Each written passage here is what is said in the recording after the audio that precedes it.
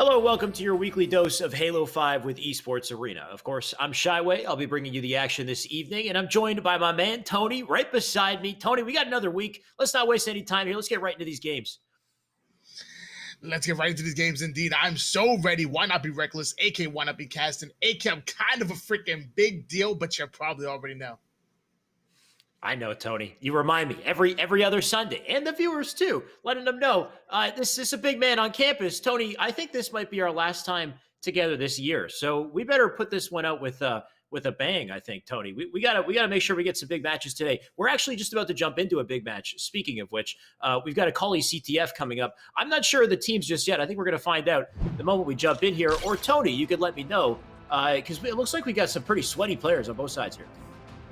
We definitely do. We have 4 randoms who will probably are anything but, and CL made up of Valid, a Capels, a Calculated, and Nightmare going against Nasty Bullet, Boom X, Sepstars, and Juan. Juan, excuse me. I gotcha. So more sweaty players. 4 randoms, you said. Apparently, who are the 4 randoms? Is that the red team? Or no, that's okay, the blue team. I wouldn't call them that, but that's what they call themselves. I would. You have the flag. So you're saying Bomax is calling himself a random, or is that what Calculated Kelp's Nightmare? Yeah, Capels, Calculated, Nightmare, Valid are calling themselves 4 randoms. Although they are extreme. I'm gonna tell you, Capels in matchmaking is scary. This man will drop 32 kills at any given time. Yeah, it's just it could be a matter of time before they explode. But we'll see if they do that in this series. Of course, they got some stiff competition. It looks like that competition already has the flag that's being. Or no, they're defending the flag, but they got the power weapons at least. You can see the rockets were in the hands of a blue player, the snipe in the hands of Capels, and the melee's coming out of Nasty Bullet to save this flag is probably what really matters, though. It looks like they did get that flag at the trench, and they are running it a little bit farther. So these randoms really, starting the game off strong here, Tony. They definitely are, and that flag is on the move. Oh, but hold on, blue team. Actually, blue team has it over. They might end up getting this cap. That'd be crazy. Oh, it looks like we do still have that flag standoff, though. We do have Calculated just sitting in the back of the base. He's going to opt to leave the flag and fly forward and let his teammates who are spawning pick up that flag. So I do actually like that for timing, right? If you know your teammates are going to spawn up in red base, instead just drop the flag, dive forward, keep that pressure up on blue base. Don't give that blue team a chance to breathe here. But looks like they are fending off the pressure for now. Defend our carrier. And we're actually on board here with Capels now. I'm actually looking at the correct feed now. 10 minutes, 11 seconds on the clock. Capels making it over towards S3. And he's actually going to drop down towards red base. He was hunting Sepstars down. I actually like that play. Now going to make his move over towards blue window. But he's by himself. I don't know how much he can accomplish. There we go. Finally has the cavalry coming in. Yeah, he's got the teammates coming in. So he delayed just long enough to be a nuisance there. Nasty Bullet under a lot of pressure from both sides, so he's taken down. You can see that other flag on the opposite side is half returned, and that's because they left it. Wait, no, they didn't. My bad. I think that what they keep doing, they keep repeating the same strategy where they leave the flag out in the open, they send all 4 at it, and then a new spawner comes and gets the touch, which is a bit of a risky play, but so far it's kept them in the enemy base. As long as you keep the pressure on, it's going to actually pay credence, and I definitely did as he got another cap on the board, and the relay coming in for Calculator 1-0 lead. The problem is that as soon as you start to get pressure on you, you have to almost abandon that strat and clear out the base first. Yeah, so far though, the strat seems to be working out pretty well, but it does look like they will return this flag before that second one does go out. Bomax in the meantime just trying to get the kill on Calculated, but Calculated being so damn difficult to deal with. In the meantime, Boom can hold down Snipe here. We got the new Snipe coming up shortly. We got it in the hands of Juan already, so he's looking to plant a couple bullets into some brains here. Just needs to find the target. Can't hit him just yet. Calculated still being a nuisance. He is out of the picture. 5 shots. Make it 4 shots. 1 goes into the body right there. He can't finish the kill just yet, so I'd like to see Juan rotate out, but he can't. He'll leave the Snipe. Calculated being so damn calculated, if you will, with saving his life and valuing his life, as Bomax kind of caught bottom trenches by himself. Sepstar's gonna lift right above this player, putting a couple good shots in. I know you like that, Alex. I know you like that one.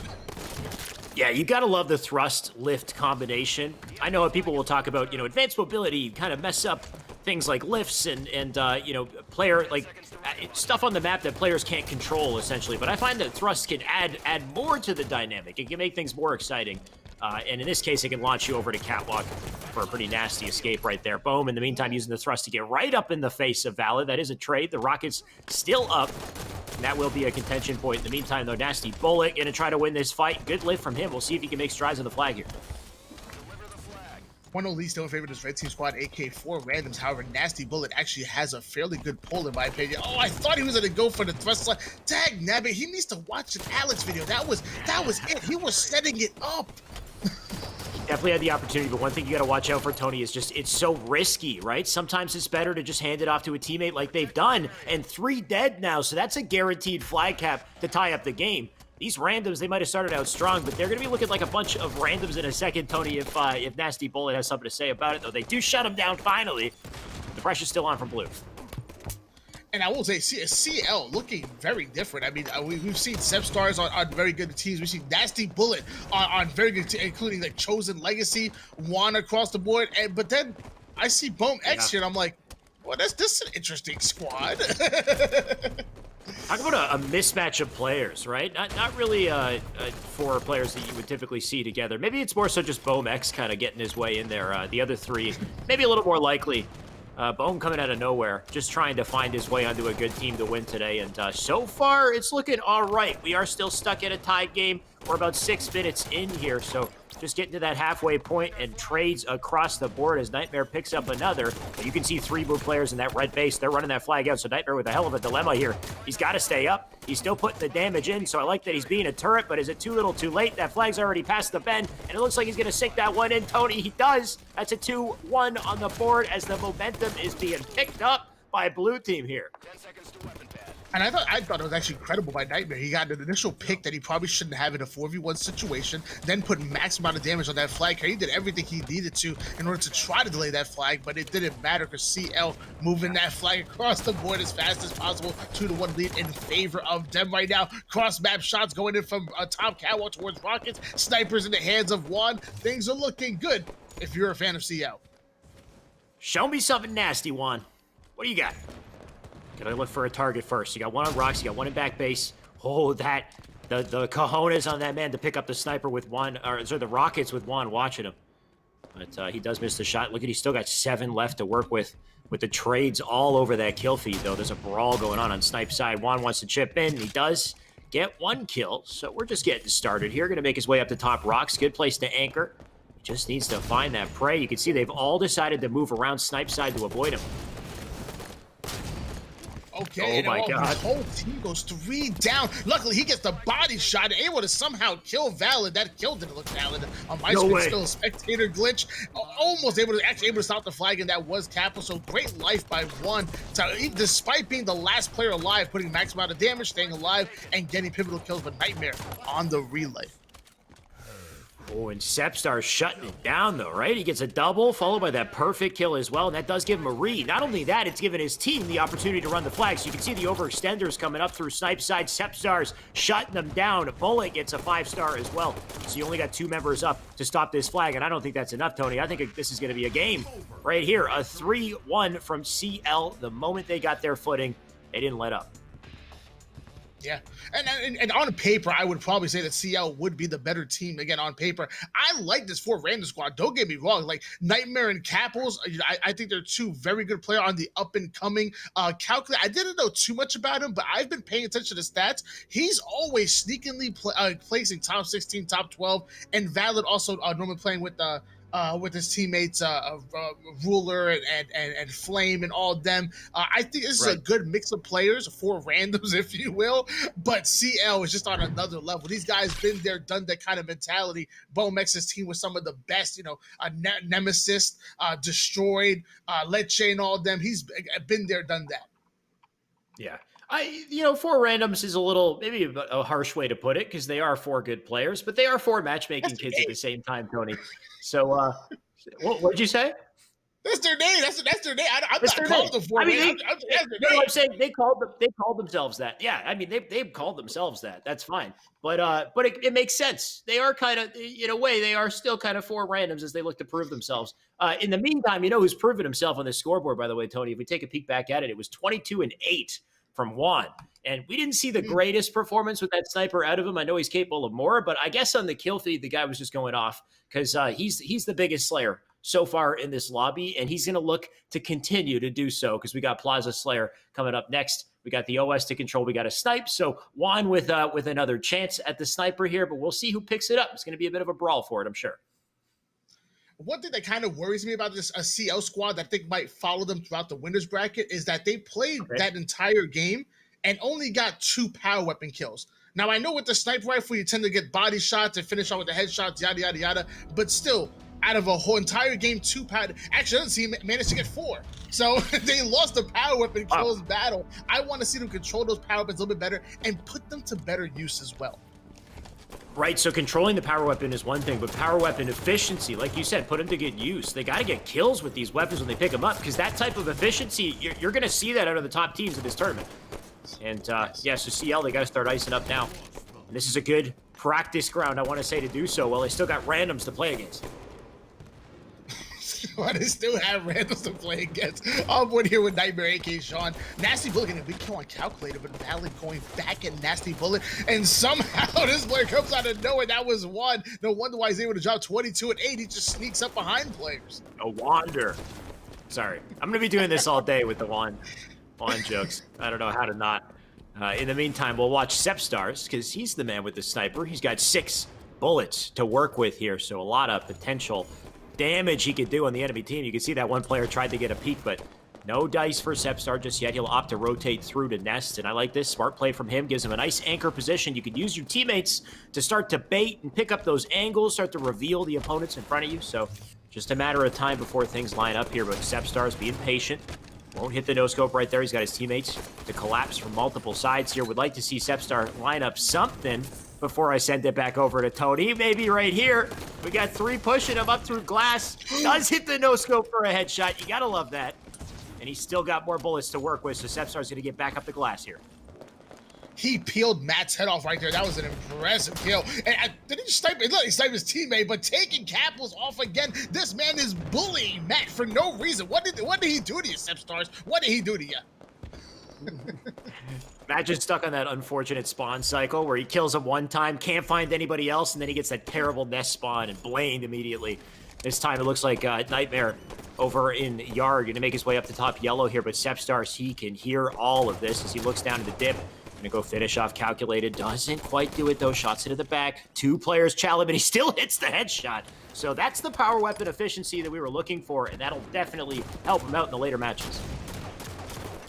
And Custom Overshield able to go in the hands of CL once again. So yeah, Nasty Bullet able to get away with maybe about 80% left in that Overshield. Bomax getting a nasty double kill off of a spawn right there. Then they actually just make the collapse on Calculator. He didn't stand a chance. And wow, so just all the aggression, all the plays being made by CL. They're playing lights out. They really are. Ooh. Until Nasty Bullet got shut down. But that scoreboard doesn't lie, that's for sure. 22-10. 12 kill lead on the side of CL, and the real, difference in skill between these teams has become apparent when you get down to Slayer here. Valid, in the meantime, going to do everything he can to stop that, though. He's got a double. He's got the nade right at his feet, though, so that does shut him down. But good damage from him is just, is it enough to make any sort of a comeback here? And Nightmare ended up getting taken out 24-14 lead in favor of CL right now. Calculator trying to come in and get his teammates back just too little too late because Capitals ends up getting taken out. 8 minutes, 49 seconds on the clock. And I don't want to say it's not impossible. I mean, 4 randoms are still in it. They can come back very easily, especially with shots like Calculated, almost giving them the dirty. Yeah, Calculated with the ballsy challenges. That was not the first. That was the second one. That one didn't work out, but just earlier, he had somehow gotten away with a ridiculous chow, no shields. Capels, in the meantime, got away with a snipe with his teammates, providing that distraction. We'll see if Capels can do something to tighten up that score, because, Tony, you said it's not unwinnable. It's a bit of a deficit to come back from here, but with a snipe in hand and a couple headshots, he could definitely make it work. So we got another on Nest. Body shot. That player will try to escape. It looks like he's successful for now. You can see they're spawning up beside each other, so 4 randoms got to get the rotation in here. Put those 5 bullets to use. 29-19 lead in favor of this blue team squad, AKCL. That's a double-digit lead. 7 minutes, 56 seconds on the clock, so there should be power coming up very soon as Capitals gets the collapse on Nasty Bullet. It was a nasty collapse, if you will. It almost hits the sticky grenade. Luckily, won. Yeah, he just be dodging. I don't know. He looking like Floyd Mayweather out there, dodging the punches and the sticky nades. He's good. Yeah, he's got that SK strafe on point or something. Just unhittable at point blank with a sniper. That's got to be a really difficult situation if you're that player. But Calculated, in the meantime, he does have some extra cushion to work with for whoever wants to go up against him. You can see 4 players in front of him, just can't find the angle. There we go, Juan, the first one. But Juan's just a big distraction on bottom mid. Look at that. Calculated getting baited and played here. Gonna have to back out. His teammate does the same as they maintain a 12-kill lead still. You cannot kill him. He's the chosen one. 34-23 lead in favor of CL right now, and Calculated put his shots all across the board. Cap was able to take out Sepstars. Couple players kind of stuck bottom mid before randoms not collect. When you have those 2 players stuck bottom mid, you gotta make them pay. You would think, but the bottom mid play is like a massive distraction or something, because this is Juan right here coming out of bottom mid right into Calculated's face, though. Credits to Calculated, he stayed up for a good minute at least over on LR, and he does finally get that protector kill. You got more spawners over on Nest side, so Calculated can put in so much damage. This is why Glass is such a power position on this map, because it's so damn useful. It's easy to stay up. Of course, as I said that, Calculated was taken down, but still a 9-kill lead on the side of CL, so the efforts from 4 randoms not really paying off here, and it's a best-of-3 series. They got to clutch up here. That's it. Another player going down once again. So this switch on board here with Seb. What do you got for me, Valid? I want to see some Valid gameplay as he puts some shots on Juan. Those are good shots, making that player one shot. Oh, Juan almost getting taken out, but he's so daggone elusive. And then while backing down, he cleans up Nightmare. How does he do that? It's just some dirty plays coming out of this guy. Valid in the meantime. Look at him staying alive here. What a nuisance, and he gets a kill for it. That's the type of stuff you got to do if you want to come back. The only issue is they got 42 kills and counting, and Juan has a sniper, so good luck. Yeah, once that team passes the 40-point mark, you know, it's kind of clutch time. You really got to ice up and stay alive, get those slays, put them on a spawn rotation. It's not easy. 42-30 lead in favor of CL. 5 and 31 seconds on the clock, so I'm assuming an overshield probably either came up very recently or should be coming up very soon. Very soon, that's for sure, but Juan doesn't care. He's gonna fly right through Loop into their faces here, does it? Oh, he does get the trade. Nice little reversal perf. 3 kills left to close it out here. Nasty Bullet now in our POV. He knows somebody's over in Cafe. Gonna walk his way over, take his time. They got all the time in the world. You can see Red Team now slowing down the pace of the game. They're all hiding in Cafe. Sepstars, he's looking at Nest, but there we go. He's now alerted to their presence. 1 more kill left to close it out here. Where's Juan when you need him to finish this game? Looks like Boom will do it instead. Lands that stick to close it out. So CL looking pretty damn strong in the winner's side of the bracket here, Tony. But I think it's just until they face a good team, right? For now, they're just facing randoms. For now, they're just facing randoms. We're going to hammer these home until people are sick of them. Hey, I love it. I'm dad, dude. Let me tell you, the dad jokes, I'm all about it. Let me tell you, I'm bad about it. Right here comes the Bone as he came in and closed out that game. 2,200 damage, 48.5 accuracy coming out of Bone Mex. But it was really more about Sepstars. 9.6 KDA? Come on. Damn. Those numbers don't lie. Sepstars, yeah, 15 and 7 out of the man, 12 and 7 out of Juan. You got 14-10 out of Boom. So these guys are hitting nasty plays, right? I mean, 9 and 9 out of Nasty Bullet. His name is Nasty Bullet. I was expecting something a little bit more nasty, but I'm just calling him out because they had a nice, easy dub right there. CL looking pretty good so far. Unfortunately for our red team, for the 4 randoms, they lose that series. Of course, they'll drop down to the loser side of the bracket because, of course, it is a double elimination tournament. By the way, we didn't have a chance to explain our format for today. I know many of you who tune in are used to tuning in, but if you're new, note that this is a double elimination tournament. It's a best of 3 for every single matchup in this tournament. So even grand finals is going to be a best of 3 matchup, and it's a $1,000 prize pool. So some good cheddar to keep you coming back, playing more Halo 5 and keep the tournaments going. I know we had a pro series just recently, but Esports Arena goes on. We have another one next week, apparently. So we're really gunning it. So keep tabs on Esports Arena, because we're going to be doing this every single Sunday, guys, just keeping the Halo 5 competition going. So that losers bracket will be full of randoms. In the meantime, we're going to stick on board with the winner's side of the bracket, find out who else we got here. I know we got some great players to tune into, so stay tuned, guys. We'll have more winner's bracket action coming up after the break.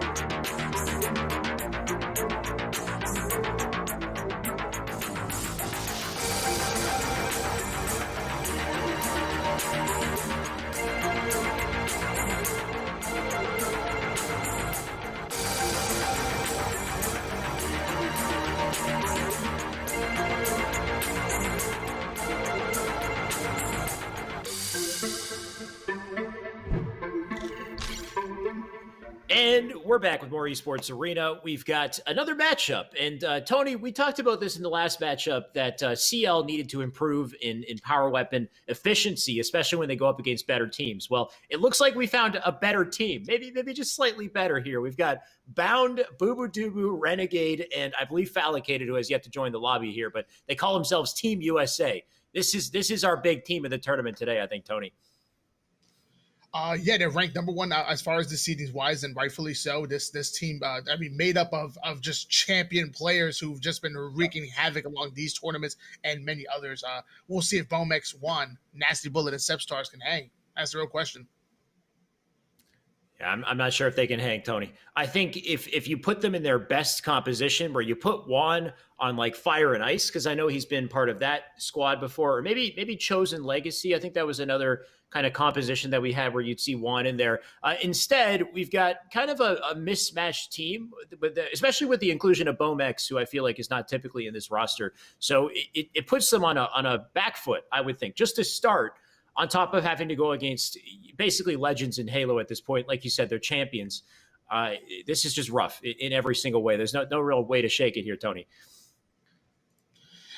Fire and Ice is captained by Nasty Bullet, and we've seen Juan make more appearances than Sepstars. We've even seen Sepstars make an appearance on Fire and Ice back when they were Chosen Legacy as well. But we've never seen the iteration of this team combined with BOMX. So luckily, Fire and Ice, they have the captain Nasty Bullet.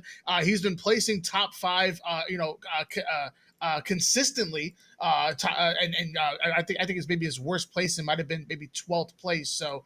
We'll see what they have. Show me what you got, guys. But BOMX is nasty, so you don't put Bohm on a team and they digress. They usually improve when you put Bohm on a team. Okay, all right. I like that. I like that mindset. Let's see what they can do. Let's see if they can hang. And if they can put up a good fight here, it's going to all start with a Rig Strongholds for our first map game type combo.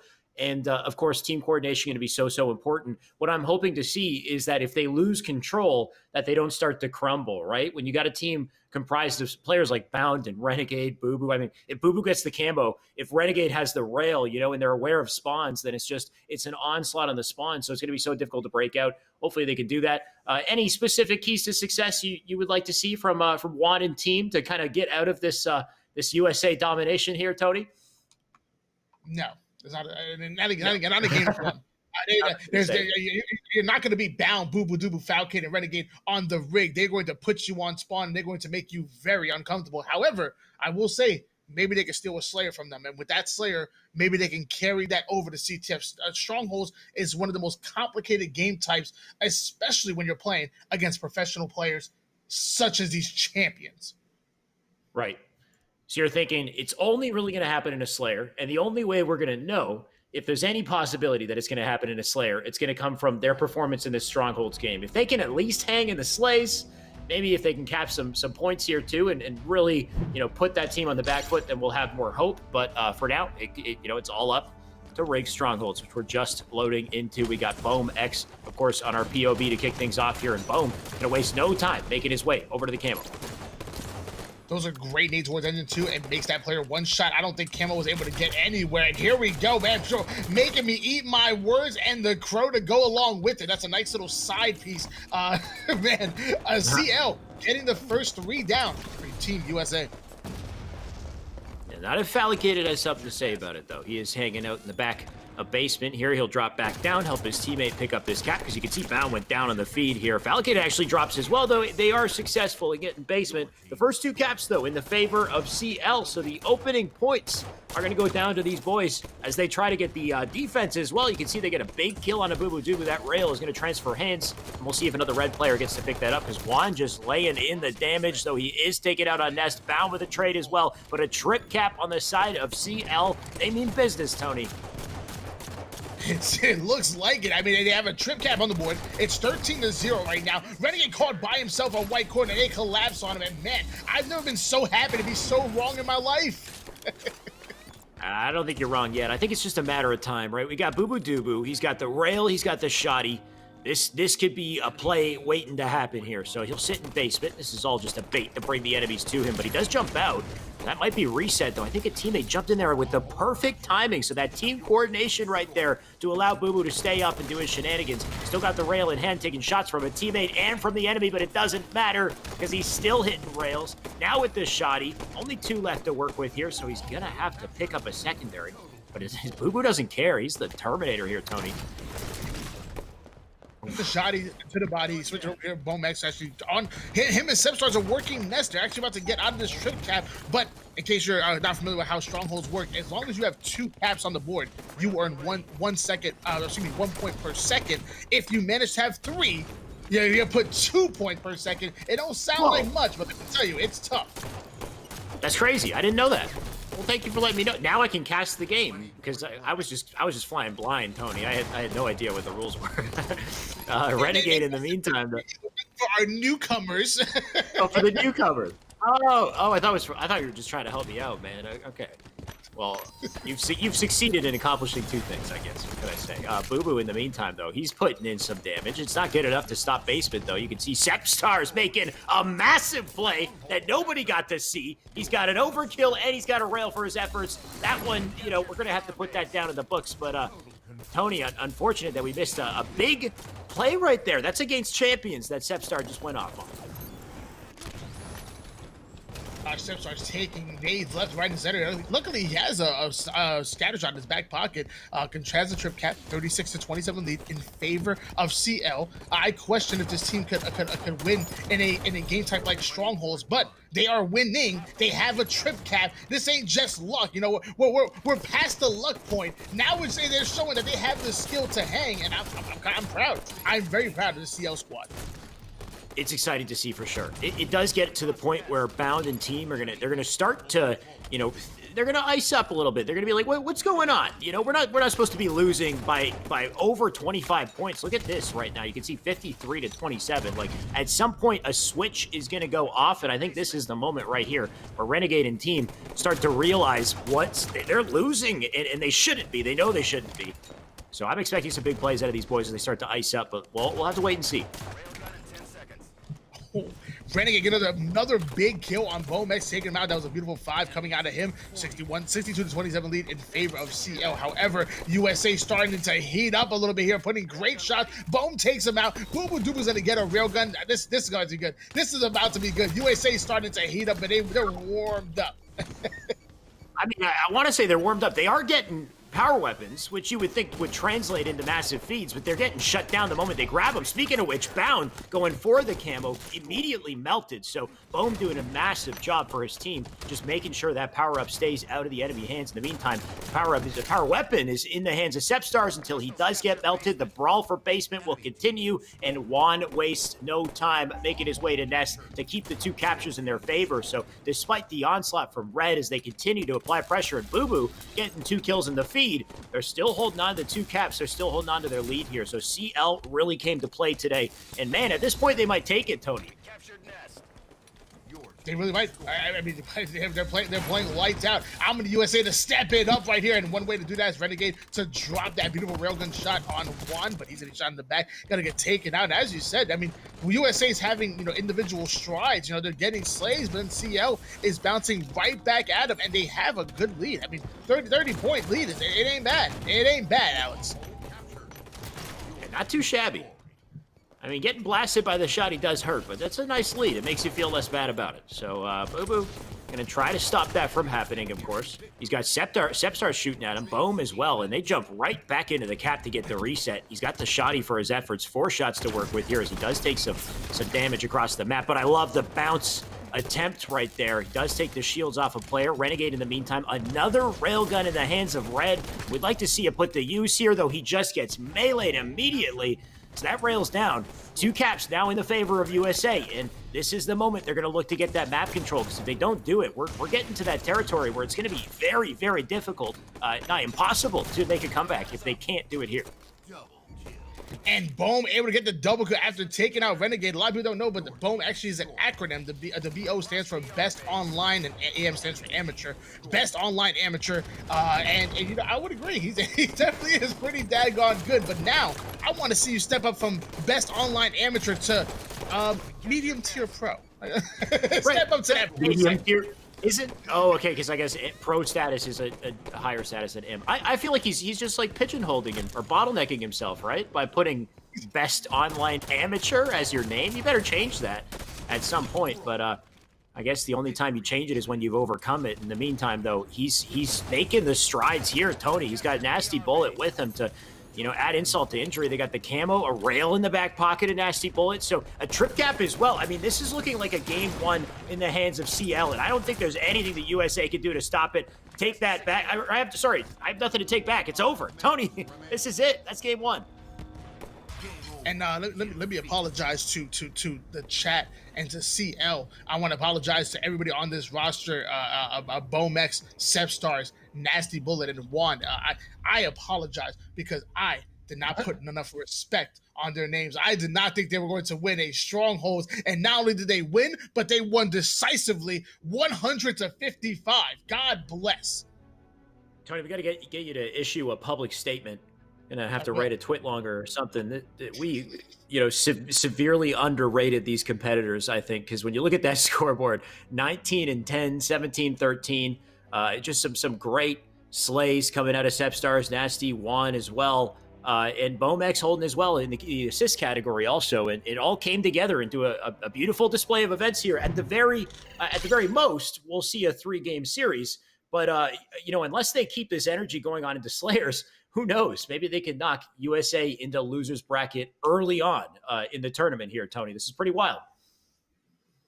Well, you know, a lot of times when you see amateur teams take a game off of pro teams, it's usually in a Slayer. But I will say, when I look at this squad, I think they're a daggone good slaying team. You know, Bound, Renegade, sure. Falcon, these boys can drop kills at any given time. So let's see what they have. Let's hop on board with someone from USA, and none other but Boo Boo Dubu, the 21-year-old out of Covington, Louisiana, the long distance runner. So you know he has the stamina. He's going to need it for game 2. If CL somehow wins this game, Tony, I might have to step off the broadcast or something, because that's just, it's way too unexpected.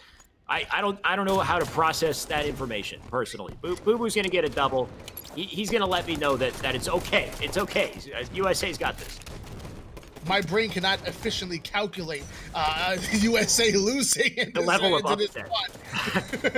8-2 lead in favor of USA right now. Bound putting some good cross-match shots on, I believe that was Nasty Bullet over there. Now he has top mid control. He's gonna wait for his teammates to push up and collapse with one. Not gonna let that happen.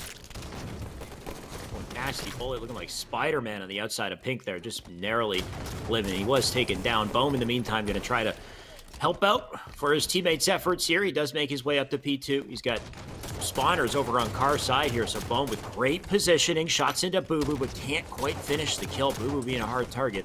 You can see them taking pressure off Spawn. Despite that, they do still maintain the lead. Now 11-7 as Bohm puts that damage in. 12-7 now. The fight for Pink continues. And just back and forth this game goes to start. Switching gears over towards Sepstars with some good shots over on Bound. Bohm gonna actually get a beautiful kill on Renegade. 12-9 lead in favor of USA, and Sepstars is getting pushed, but he doesn't know it. There we go, the shot in the back. Wake up, Junior. Yeah, Sepstars gonna get a wake-up call from that one. Just getting taken down from multiple angles. Take notes on the bounce nades, by the way. Renegade taking full advantage. Nice simple nades. Cleans up that player on Car with the headshot as well. He's got more in Pink, so Renegade head on a swivel here, knows exactly where to look. We got new camo coming up shortly as well, so that Pink side control is so necessary. Renegade just up on P3. New spawners over in red.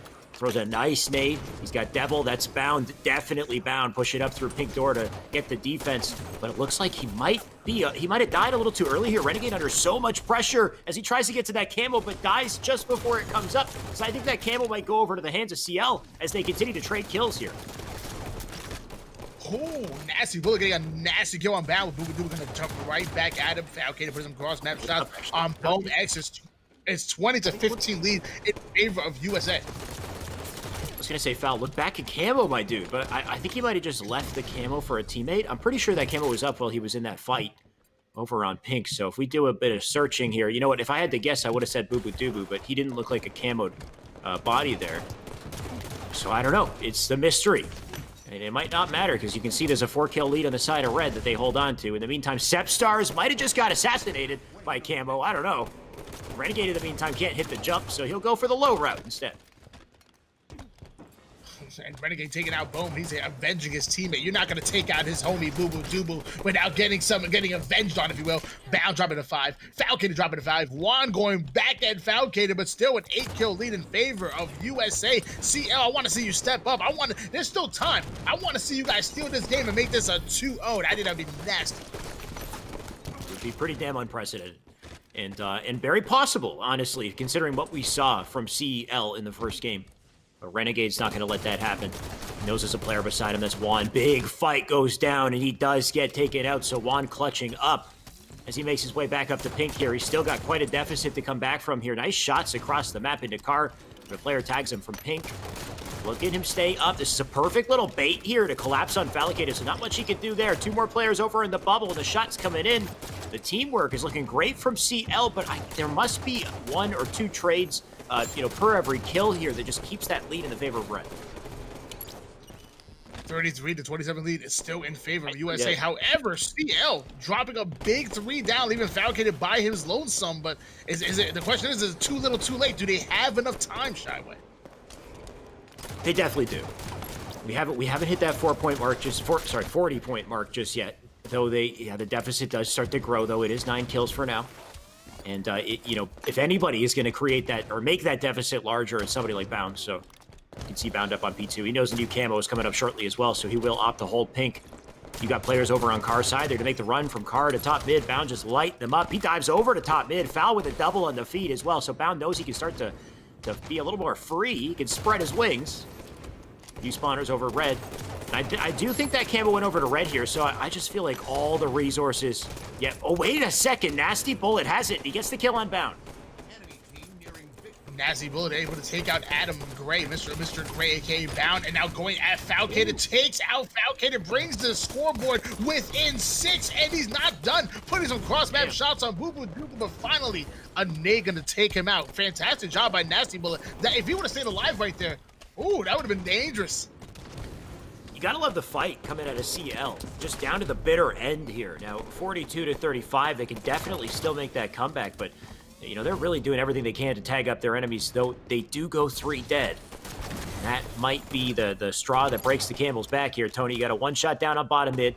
You got 3 left in blue base. They're going to be caught in a big pinch here, and Bound going to start the charge. Falcated just getting there slightly too late, but it doesn't matter now. 49 kills to 36 as we look for the final one to close it out. Who do you think is going to get it, Tony? I'm going to go Falcated. Oh, Bubu. I was gonna say Foul Dubu.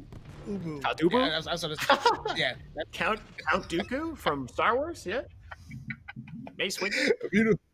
Beautiful win by USA. They played absolutely incredible, and it was Bubu Dubu able to close things out. Also dropping 14 assists for the team. But I think it's all about CL. Let me tell you something. I mean, I've seen some very good teams play well against professional teams, and maybe sometimes get lucky and take a lead or take a game win. That's not the CL squad. Let me tell you something. This CL squad, they think they can win. They know they can win. They know they have a chance, and they're playing like it. They got that swagger. They got the firepower. They actually even showed control once they had that camouflage. I thought they might be about to steal that lead. I think they could take a win and knock this team into lose bracket. I want to watch my words, but man, CL's impressive. Sure. It's possible. It's nice to see the continuous energy from them. They know that they can do it because they won game 1. And when you have that taste of victory, you don't want to back down, right? They got to fight down to the end and do anything they can to close out this last game. The issue is now that they've lost a game, I feel like this is where the momentum gets going for the red team. They start to kind of remember how to play together. They start to feel warm, and they'll make these aggressive challenges and big game-winning plays, especially on a map like Coliseum and a Coliseum CTF, which is something that's even more comfortable, I'd say, for a player like Bound or Bubu Dubu, Renegade. All these guys, they're so damn accustomed to a map game type combo like this. So, of course, we'll kick it off with Bound as he looks to close the series here, but CL going to give him a hard time for it. I'm with it. Oh my gosh, Bound and Renegade working the 1-2 combo. Renegade pulling off the double. Bound not able to finish that player off, but Renegade still alive and trying to defend the sniper rifle against Boom. Jeez, Boom picked that sniper and kind of frosted it to the body of John. Yeah, Renegade not having any of it. Takes a shot to the body, doesn't even waver. You know, he hits every single Magnum shot. Well, he's just being blasted. That's just testament to how damn good he is, though. He's gonna die here. There's no way Renegade lives in that situation, taking shots from multiple sides. Boom X, the culprit, sit in the back of blue base here. All he can do is defend here, but he's doing a pretty good job of it. I take it back. Falcated just doing a little better of a job. They continue to defend. Boo Boo Doo though. He does have a snipe. He might... Oh, now. No, nasty double from him. I can't even use English there. I don't even know what I said, Tony. I just freaked. He's dead, either way. Well, you know, USA actually doesn't have a national language, so, you know, English, Spanish, gibberish, whatever the heck you want to speak, I'm sure it's acceptable I said here. like, wow. I don't know. I was like, damn, able to take out Boo, and now Seb starts at a challenge Renegade from across the map. Bullet taking out Falcon. 2 down goes USA. They might be able to collapse on another round of slays and get the pull. A nice little bounce back here from CL. They have an opportunity. They take the opening, going to try to get the flag out through elbow, but good luck with Falcated playing defense here. He's going to hold it down. He's still got 2 players up on blue team. They're going to opt to go back to Snipe side, look to control Snipe side. Falcated coming in with the Chalda. Boo with the kill. A little drop back as well from Fal. What a cheesy move to stay up, but not good enough to stay up for too much longer. Boo Boo in the meantime playing sneaky here. And good shots from him, so this might be a flag pull opportunity from Red as they try to get it out. Good shots indeed. He ends up getting the trade-off kill on that one. Bound going to challenge Nasty Bullet despite having the flag and almost getting the trade-off, but Renegade going to come in for the cleanup kill and the pull, so that flag is on the move. Renegade with the smart play to drop it down into grass, though, that baitable position, and just make sure they get the slays here. Now he will go back for it, does take a nade, but still got enough health to work with. Actually going all the way up the top cat and then dropping down. All right. He's going to figure out what he wants to do. Either way, it looks like he does want to get in this brawl here. He knows somebody right next to him, and he does get the melee kill, so that's a big defensive play for Renegade, still living and being a nuisance here. Falcade looking to finish that, and he does. The flag is returned. So after all the effort here, we do have a cap on the board. It's going to go to USA for a 1-0. 10 seconds to snipe. 1-0 lead in favor of USA. Falcade making his way towards top of Rockets, putting some good shots on Juan, making him back down. Oh, but he doesn't know that player is right under the track. Could have been a nice little drop down and back smack with Falcade instead. Going to get taken out thanks to Juan. However, Boo Boo Doo just got us a fresh sniper rifle. Gotta love those fresh snipers. They just, the smell is so nice. I have no idea. I'm sure it is, though. Just a brand new sniper. Gonna line this one up. I don't know, Tony. Just don't at me. In the meantime, Boo Boo's gonna try to hit a headshot or something. He's got to back up, go to cave. Just looking for something here. It's so difficult, these positions, when these players are being such hard kills. Boo Boo can't land. The no-scope's going to try to back out, but the rock in his way. The rock going to ruin him. That sniper going to go in the hands of blue. And Boom X, actually switch gears over towards Nasty Bullet, who has a nasty sniper as well. I want to see him put a nasty bullet to somebody's head. That player is being so annoying over towards Red Elbow, finally able to body John, finishes him off with the pistol, but his teammates are going down behind him. Nah, but this is still a good play. Oh, wait. Nope. I take it back. Everybody's dead. All my friends are dead, Tony. Oh, wait a second. He's getting a spree, though. Got the snipe punch. Looking for a second one. Okay. Sepstars does chip in to get that kill, but I'll give him the honorary double there. Nasty Bullet still living up, still putting in damage. Boo Boo Doo Boo trying to escape the situation, but good luck to him. Nasty Bullet with the reposition here, so a great opportunity to pull this flag, get it out. You can see that blue flag has been pulled on the opposite side, so USA always that one step ahead to make sure they got a counter, and the Rockets in their hands as well as they stop the flag in its tracks. Let me tell you, you were talking to, I mean, like, do you smell what Bound is cooking? That's the only smell I want to know right now. Juan put some good shots despite having the flag in hand. He's one shot trying to stay alive. Nasty Bullet able to take out Renegade from across the map. Bound drops the flag and then gives a Nasty Bullet the beautiful carbine 7-shot kill. Jeez, that was disgusting. Did you just see it on the feed and say it was disgusting? I didn't see it. Oh, you're watching the other POV.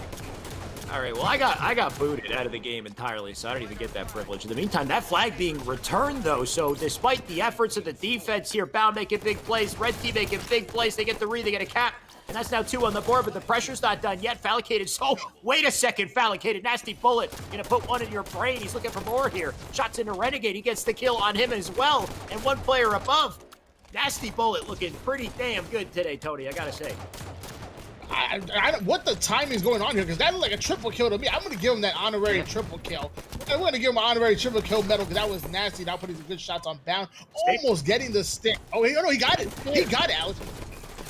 Yeah, he's hitting everything right now. Is it enough, though, for his team to get a nice pull here, right? Despite the machine gun coming out of this guy, it just doesn't seem to turn into anything. You see Sepstar's got his own turret as well. He's got the carbine back pocket. Put some great shots in there. Does pick up flags, so bit of a flag standoff might take place here. Sepstars opts to drop it down below. Going to take shots from multiple sides here. Sepstars with a huge fight and a huge win. He's still living. Bone with a kill as well. They can dive on that return. That's 3 dead, but they got to get the pull. There's 1 player left, but that last player, I think it's Bubu Dubu, and he's in the enemy base, Tony, so he's waiting. Look at that counter pull. My God, so damn frustrating.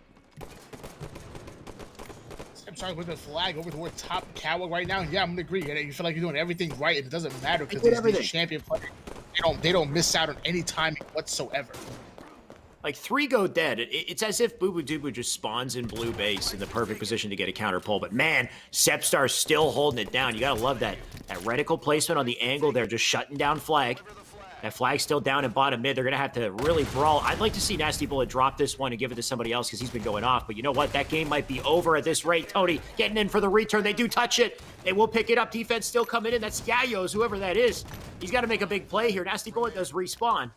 So the defense, once again, the nades will stop the pressure, if only temporarily. You can see another player up on DMR here. It's Renegade as he dives across to get the cave. Sepstars gets the kill. So they're doing everything they can to get defense here, but now they're just stuck in their base. It's looking rough. Deliver the flag. Juan, it was about to clean up that flag. He has it in his base. So far, there's no pressure just yet. But his teammate just went down on window due to cross-map shots coming in from Renegade. So I'm sure he's probably expecting that pressure to come in very soon. He's about to get real uncomfortable. Ooh. I mean, I'm getting a little uncomfortable just watching these guys try to defend this onslaught from all angles. The return might be coming in here. He does get the touch. Sepstar getting shot at. Well, he tries to touch it, though. Renegade once again being a nuisance. I mean, he's got the tag demon for a reason here, hitting the 5-shot on the Nasty Bullet. Nose hit on dive at the flag immediately. Tosses the nade out instead. Sepstar's the new victim here. Sepstar's good luck rechalling. Renegade, good luck rechalling this man as he continues to live in cave. He's got a spree, and now his teammates are coming to help. Could this be the return for the game? I think it might be. You got Bound with the flag, getting ready to plant it, but you know what? Despite the efforts, they still haven't returned it yet.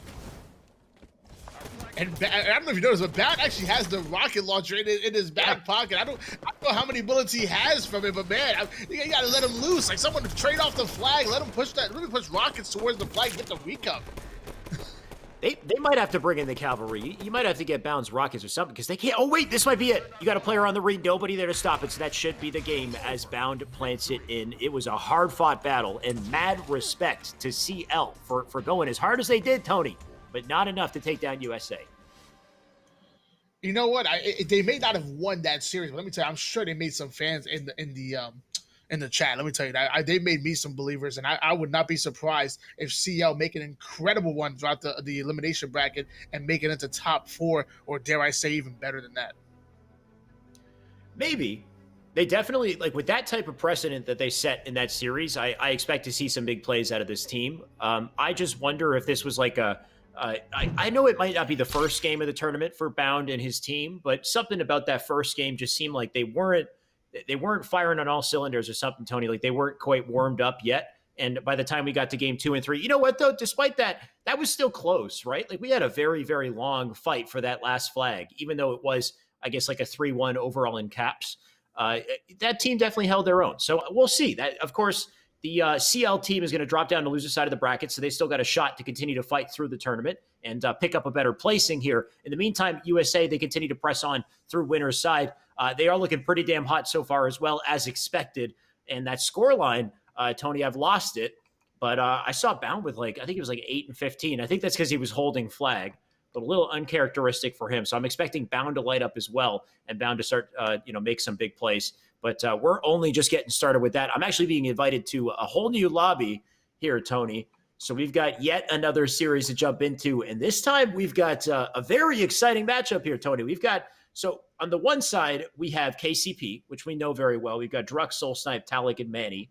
But on the other side, we have a pretty powerhouse squad with players that I recognize that I haven't seen together like this in some time. We've got Furiously, APMH, Janelle, and Miss Adi. This is a cool squad. It definitely is. I think Miss Adi and Janelle were teaming in the Hydra tournament recently, and obviously Fleuris and Miss Adi they've been actually going as a duo. Same thing for Janelle and APMH. If you put a good duo together with another good duo, expect to see good things. That's what I'm thinking. So you're saying Janelle Adi is a duo? Because even Furiously is somebody who's playing with Miss Adi on a regular basis as well. So I'd almost consider Furiously and Adi to be a duo also because they're so comfortable playing together. So there's a lot of chemistry here. There's a lot of history here.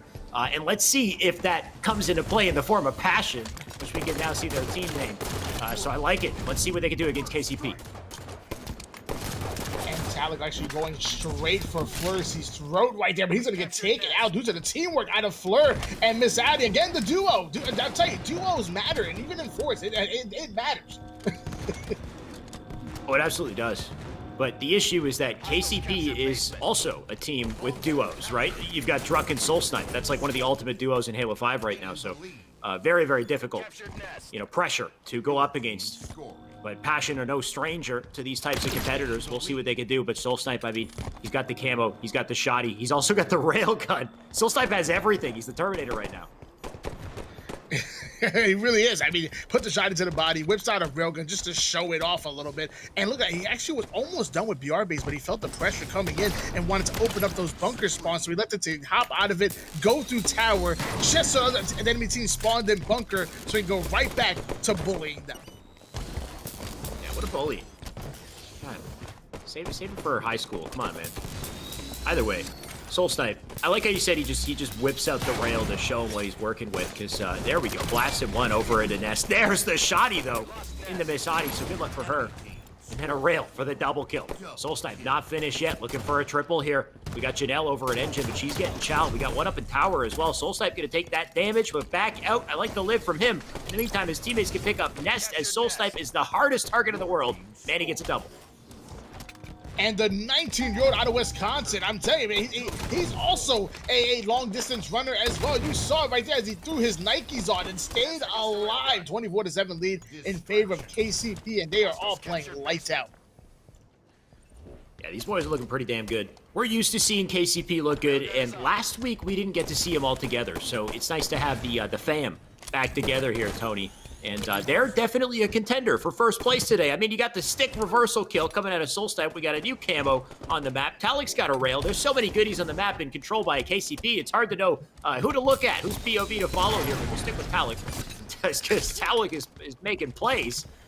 They'll get the reset on Nest. We got one more player up in long haul here as the new spawners are up in bunker. But, man, good luck, Janelle. That's a rail to the face. The last one in the chamber. Talik looking for the double here. Can't quite connect it as Austin being a hard kill. He will get pinched, though. I like the attempt from APMH, but not enough to stop the momentum that's rolling here for KCP. And when in doubt, definitely hop on Talik's point of view. And you don't know who to hop on. He's definitely a safe bet. 43-7 lead in favor of KCP right now. Talik's doing a good job of staying alive and taking teammates at the same time. That's quite impressive. Yeah, sometimes you gotta just plow through a couple team days to make the play you meant to make.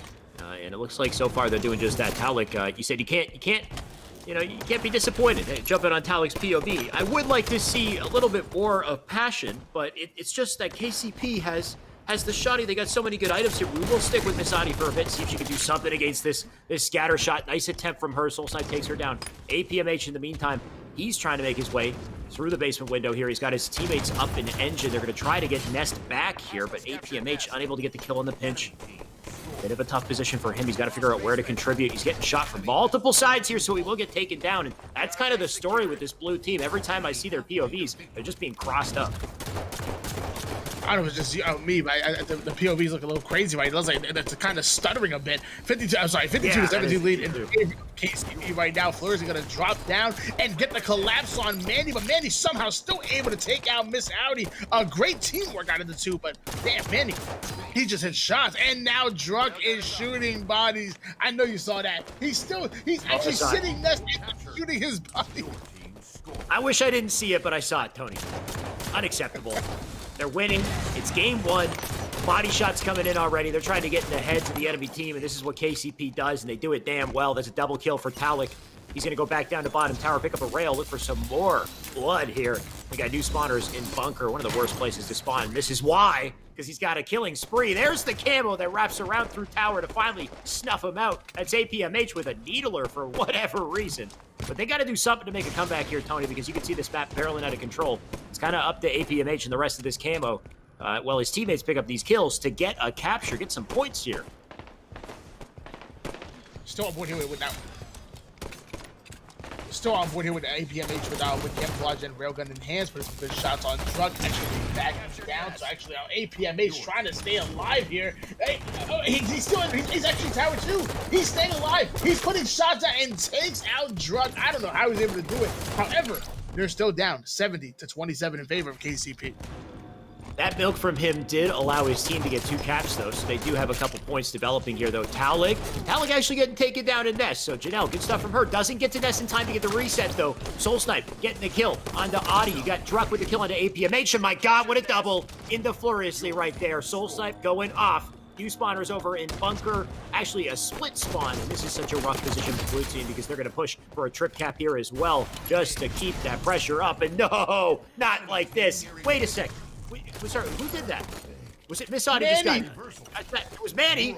And Manny's been shooting bodies too, hasn't he, Tony?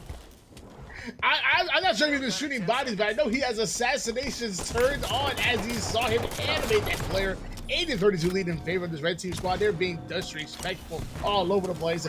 I don't know if it's so much disrespect, maybe they're just having fun, you know. They're probably good friends, you know. Clearly playing Money 8s with these guys all the time, so I'm sure it's all in good fun. I'm sure there's that layer of friendship, but it's also, you know, cheeky. It's also disrespectful too. Like they're trying to get in their heads. You know, they wanted to make lousy plays. They know they're on stream as well, so everything here is just being captured real time. So I think it's, you know, it's all part of that mental game. They're not going to let up. But I would like to see if KCP, you know, if this kind of bravado that they have is going to serve to bite them a little later on when they go up against a competitor like Bound. But for now, things looking good for KCP, and things are looking real rough for Passion as they looks like their game is about to end here. The defense coming in the basement, and if they do get the reset, which Druck almost does, looks like they don't get the reset there. So we will have a 100-32 to close our game. A dominant opening start for KCP. Beautiful plays by KCP and also Passion as well. I think they had a couple good stints where it looked like they might have been able to steal the lead, and obviously they were able to put 32 points on the board. I'm looking at the scoreboard right now. Mr. Soul Snipe dropping 20 kills, only dying 9 times, 17 to 15 out of Manny. On the other side of things, you have APMH able to throw up 15 kills on the board. That ain't bad. I'm looking at the damage, and everybody over 2K on KCP. That's something. Yeah. Yeah, they really overwhelmed them. That was that's what it really looked like in the gameplay, and a lot of that came down to power weapon, power up control. There was one moment in the game where APMH had camo control. He picked up a rail off of, I believe, Talik in bottom tower, and he made some big plays with it. But that was the one sign of life that we got to see as far as power up, power weapon control. The rest of it, as far as I can tell, went over to KCP, and that's the large reason why they were just overwhelming them with pressure. So when we get into that game too, which I didn't get a chance to see it, Tony. I think it might have been a Truth or a Plaza. I would like to see that power-up control come into play here. So it is a Truth. So camo, right? The combo. They got to get on top of these power-ups and make sure they stop that red team, that KCP, from getting that snowball rolling here. And you know what, to start off with here with Manny, I think that's a good play. The one is assassinating everybody, animating, 5-shotting as well, and killing Camo for the W. Manny started things off hot. Can he get the triple? Almost gets the triple. It was close. That was close.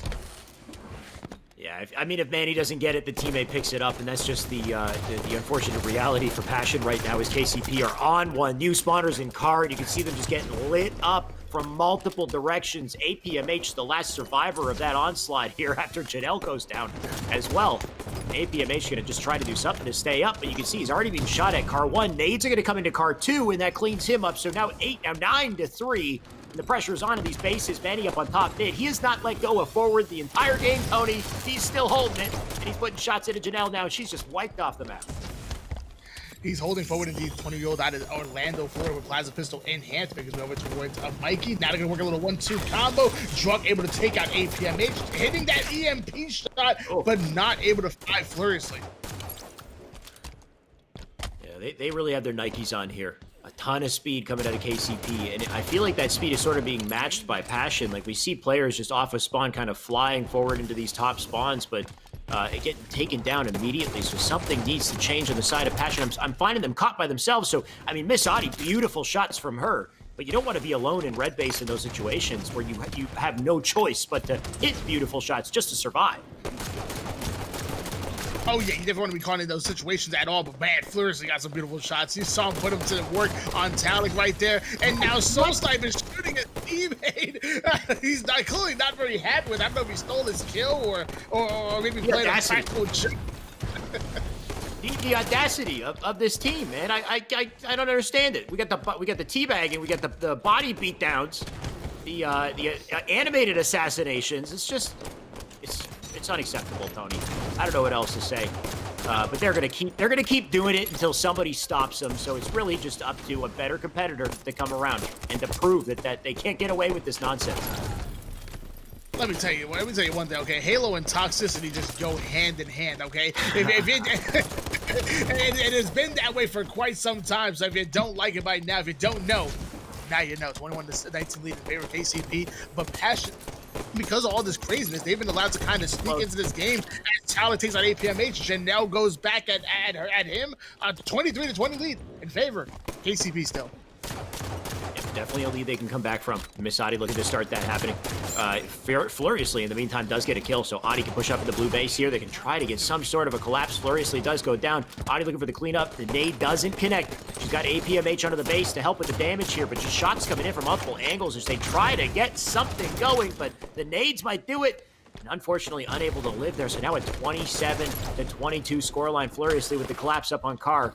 They got that top map control here. You can see those players over on pink side, so we might see a fight for it up through blue base. Switching gears over to which Furiously with the good shots on Drunk with a little 1-2 combo. Drunk able to take out MPMH and then hits him with a couple of Hallie Clambers. I like that one. Almost coming off with a beautiful double kill, but either way puts down maximum damage. First going to call by himself, and Soulsnipe not going to let that happen. He flies at him. Drunk now going to put some good shots across map, so everything firing in favor of KCP. Yeah, KCP, they are really just holding their own in this situation, not having much of a problem here. 35 now to 27 as that lead continues to extend. I like the shots from APMH right off spawn, but it's just not enough to get a kill.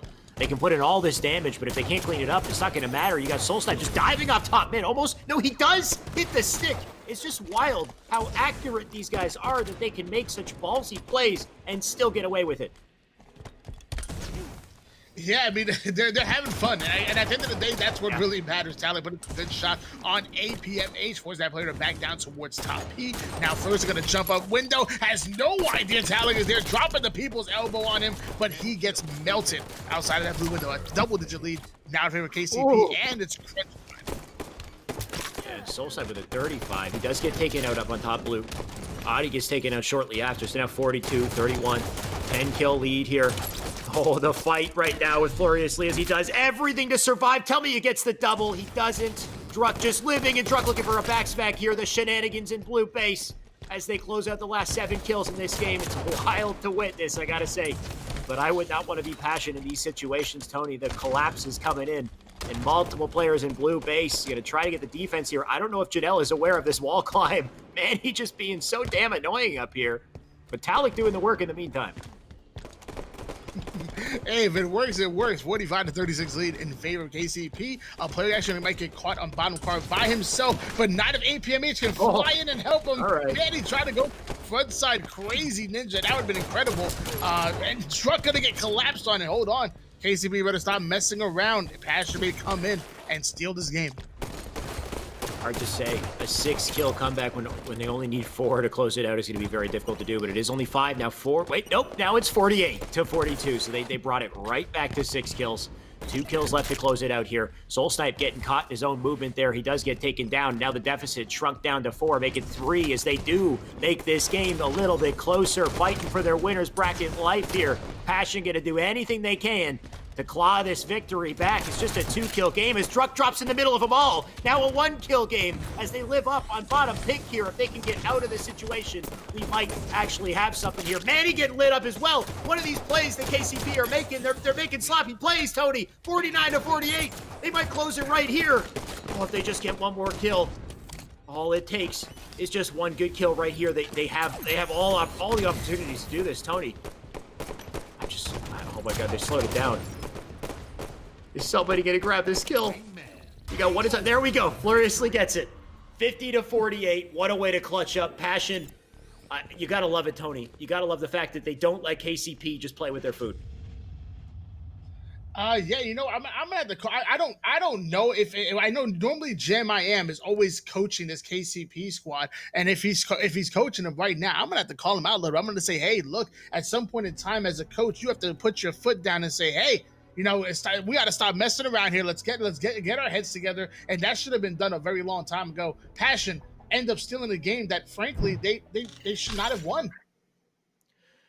Well, I mean, when you look at the end of that game and you look at the positioning of KCP, they deserve to lose. I mean, they had everybody on top and bottom mid. It was like terrible positioning at the end. Like Druck dropped into P1 with multiple players there to melt him. And then you had Manny who like dropped from top mid to bottom mid. You had, I think, Soul Snipe still on top mid. And then the shield was broken and Soul Snipe's trying to live on top mid with no perimeter and there's no shield there. So it's just, and like, obviously KCP know that they're not making good plays in that situation, but it's areas like that where if you loosen the grip just a little bit, then Passion will come back. They'll take advantage. And now we've got a game 3 to decide the series here. But it's going to be a CTF, and it's going to be on Kali. So this is KCP's best map and game type. So good luck. And good luck to them. I mean, yeah, Soul Snipe able to take out Flurry right there. Talik actually putting some good shots down. Not able to take out APMH, and that flag is on the move thanks to Soul Snipe's patented a flank and grab. That's what we're calling it now, flank and grab. The flank and grab. It's patented, tried and true. And Soul Snipe, I mean, he got one on the board for it, so you got to really go for the flank and grab. I got to say, Adi going for the no-scope in the air, and it does hit the body, but not enough to get the kill there. APMH getting taken down, looking for a melee here. This is the thing about KCP, though, is the flank and grab here, Tony. They do that over and over and over again until they just get through with flags. They already got 2, and we're not even a minute into the game. This is their game type. They run this. Wait, what the heck happened? I blinked twice and it's 2-0. What I miss? Flank and grab, Tony. You named it yourself, and it's happening before your eyes. Just stop blinking. My God. 2-0 lead in favor of KCP right now. Talik putting some good shots on APMH, able to stay alive and get the kill. Gonna earn a killing spree because of it. Druck taking out Fluriously, so 2 down goes Passion. I want to see KCP put on the Nikes and put pressure on these spawns. You gotta love the patience from Talik where he just throws 2 nades and then puts his controller down, gets a double kill afterwards. Just testament to the fact that you don't need to be zooming in Halo 5 at all times, and I feel like Talik is one of those players who are very well-rounded. He can definitely take his time and play slow, but also put his Nikes on if he needs to, whereas I find, like a Soul Snipe and a Druck will play a lot faster at all times.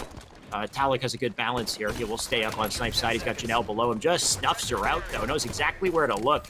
Gloriously taking shots off spawn. We got another spawn over in Cave. Trying to make their way up Snipe ramp, but Talik holding down every single angle here as they look to pull a 3rd flag. And I would argue that kind of every team kind of needs that player that can change the pace up and slow things down, along with 2 or 3 other players that can speed it up. For Sentinels, you have Royal 2 able to do so. Inconceivable has Boo Boo Dubu, and across the board you have players that do that. And I would say KCP has Talik. I got Talik. Talik gonna be dead in a second. Oh, look at him escape. This is what I'm saying, but he can move fast if he needs to. Now, one thing I would have liked to see from Talik there, which would have been nuts, is the jump from that little ledge that he was standing on up to, like, bottom mid or whatever, like the front blue area, right off of that pedestal. It's a really difficult jump to do. You can hit a nice jump clamber, but instead he went down to the floor. Take it out, of course. Flag return in the meantime. Adi gonna make her way back up to snipe. We got a new sniper coming up. 10 seconds. A flag out as well up on top. Cat. So Adi with a crucial kill. It's a reversal right there. And that flag so close to the pedestal, yet so far with the defense coming in. But will they stop it? They're going to try to do everything to get that flag in. I think 3 of them might be going dead here, though. The return coming in. Fluriously can't get there in time. And what an unfortunate series of events for Team Passion as they get so damn close, but can't close that flag out. And it's tough. You feel like you're doing everything right, and somehow KCP come in and just so daggone efficient. 8 minutes, 37 seconds on the clock here, and APMH and Miss Howdy getting 2 kills back to back. 3 down goes KCP. That flag is actually on the move, but luckily Soulstar has a sniper rifle in hand. Hopefully he can use it to slow down this momentum. Oh, Soul Snipe looking for everything here, trying to get the re and the snipes at the same time, but he doesn't do it, so flag picked up yet again. They got another opportunity here. Passion looking to close out this flag for sure, and Fluriously hitting some nice shots to make that happen. There's no way they stop this flag. 2-1 on the board thanks to the plays from Fluriously and team, and they're not done yet. Still got 3 snipe shots to work with. Pressure on the elbow, but he's going to neutralize it. That's a double for him and a spree. You Rockets up, so Fluriously in the perfect position to keep this pressure up on the map, Tony. And let me say, if Passion somehow steal this game, it'd be absolutely insane. Because as I said before, KCP should have straightened up, stopped fooling around, and closed it out game 2 Slayer. They 100% should have won that game, but they were fooling around. Talik able to take out APMH. Druk putting some good shots on Janelle, but Janelle got to put him on his back, and Janelle is now shooting Druk's body now. Oh my gosh, the toxicity has spread. Give them a taste of their own medicine. Talik not hitting that shot as well. They might be choking, Tony. They're looking kind of shook. I got to say, 2 dead of the feed. Flag being pulled. And this might be a rough start for KCP here. If this flag goes in, it'll tie the game. Janelle making it all the way through Snipe's side. They do have a second flag being pulled from the opposite side, so they will be looking to get a counter here, Tony. We will be looking at a bit of a stalemate situation. You can see 3 players on red or over on blue elbow. They're going to try to rally that flag over. Janelle going to have to joust with this one player in the window. Multiple players there, so not where you want to run that flag. And after that, after 3 dead, they might be able to succeed with this run here, Tony. Unless, look at, is that Fluriously? Fluriously's getting to counter pull. So they're going to try to stop this from happening, but the last flag to be punched in, it's so close here to the pedestal.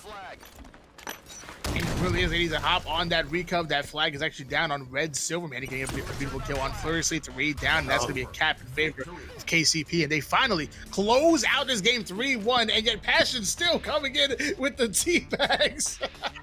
Even after the long, they still jump on the teabags. I like it. I think, when that happens to you, you really got to answer back, do the same thing to them. It's kind of my rule of thumb with the ball glitching as well in matchmaking is I'm not going to ball glitch until somebody ball glitches me. And if they ball glitch me, I ball glitch everybody. I don't care. Like I don't care if you're the guy who did ball glitch me or didn't. If somebody opens the floodgates, then, everybody's going to take a beating for it. So I think if the teabagging comes in, you give them, a little bit of teabagging back, win or lose. You gotta fight fire with fire. Though, despite how much they fought there, it wasn't enough to take that game, to take that series, Tony. It does look like KCP will move on in winners, and they're going to drop Passion into losers.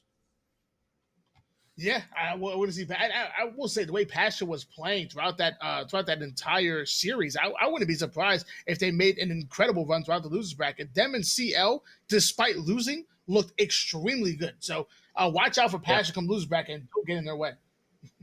So, yeah, that's the thing is Passion are looking very good, but they'll have to go up against CL, which we're looking pretty good as well. So I expect that matchup, if it does take place, we get the chance to watch it. I don't know if we'll get the chance to see it, but that one might be a hot matchup. In the meantime, we're not missing anything in winter side of the bracket, Tony. We've got Bound going up once again, and this is a hot matchup, like one of the hottest, I think, of the tournament here, Tony. This is pretty big. This is Bound, Boo Boo, Falcade, and Renegade up against Commonly, Envor, Septify, and Super CC. I didn't know this team was in the tournament, but this is Falling Esports plus Commonly, I believe. It's half and half. It literally, because Septify also plays for Falling Esports, so it's half. Okay, it's so Falling what's it called? Flyers. Falling, okay.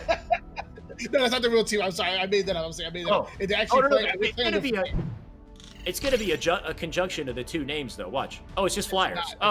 Lame. Yeah, but it goes Falling Flyers. Yeah, or something like, you know, fallers. I don't know. Okay, anyway, that was not any better.